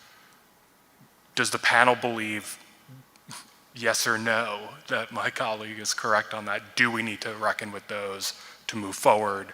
And then Dale, at the top, you spoke about a couple utilities, Con Ed and PG&E, and how they really stand out as examples of utilities moving forward. I think folks in New Jersey know a bit about what's going on with Con Ed, but I'm curious if you can just add a little color on what PG&E is up to on the West Coast in this space. Should we take the first question first? Well, I'll just say, I mean, I think the first question first, I think we all said yes to that. I mean, you cannot be telling utilities two contradictory things, and you can't be just sort of mindlessly subsidizing line extensions and require obligation to serve gas as opposed to heat. So it's just diametrically opposed to your goal. So I think everyone else can speak, but I think we said that. I actually can't give a own commentary on PG&E. But I can say that, I mean, Con Ed, you know, like, listen to the CEO speak in public, you know? It could be you. I mean, he has a vision that is like, we are going, it's not like we're going to manage the grid. Yes, we need the grid to electrify transportation, to electrify buildings. We're on it. Is it easy? Are we done? No, we're doing it. We're very, very mindful. That's our job. That's what we've done for 100 years. Look at our record. You know, we'll stand by our record. So, you know, as we've been talking about in lots of other working groups, like, there are serious issues that we have to grapple with, and we're grappling with them. It doesn't mean let's sit on our hands when it comes to electrification until all the other problems are solved, and then now we have all these stranded assets and we've sunk all these costs, but now we'll start thinking about it, you know? So just the openness to where we hear what the state is saying, we're the hometown utility, and we're going to make it work. That's what I'm hearing from Con Ed. Let's roll up sleeves and figure out how to do it. And I've got a long list of challenges, even with building electrification or compliance with Local 97, whatever it is. It's not like, oh, this is all sorted, but we're doing it and we're rolling up sleeves and focused on that issue. You know, that's very different than what I've seen in many other states, including even in Massachusetts, where Massachusetts has some of the poster children of, like, we've got to do this. But they still have the same struggles in terms of utility leadership, I think.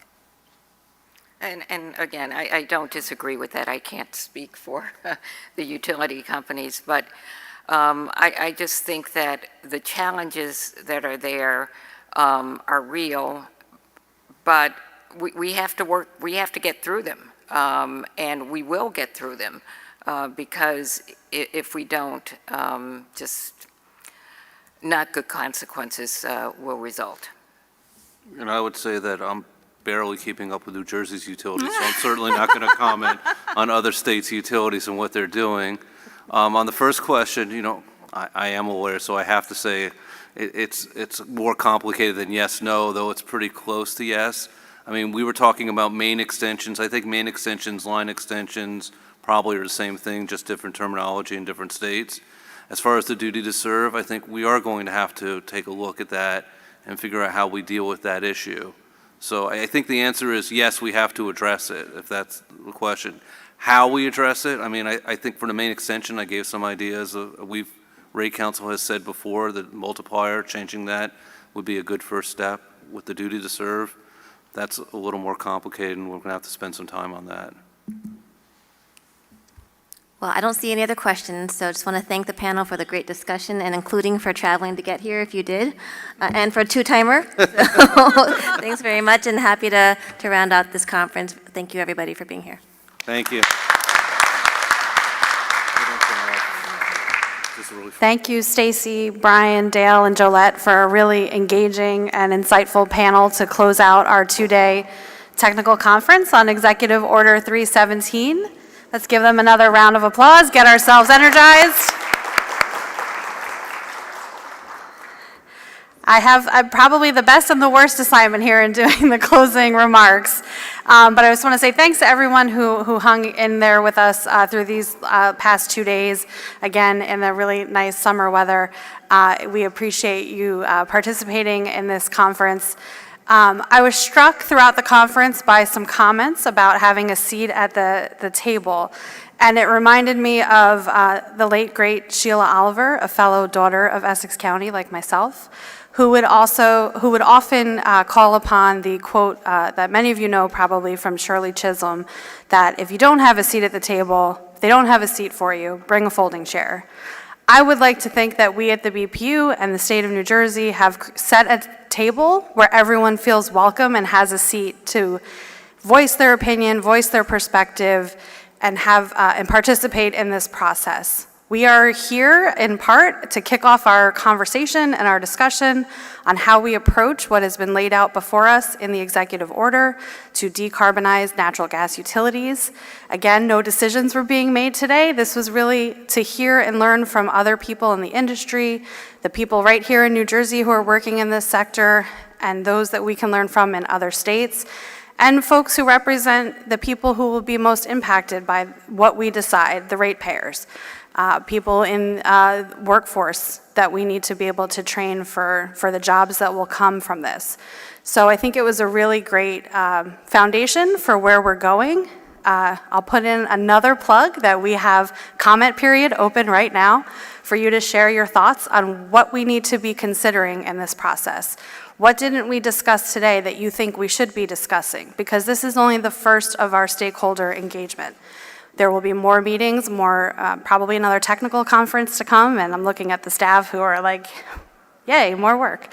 But no, we're excited to get this going and to hear more from you as we continue down this path. So please get those comments in by September 6th.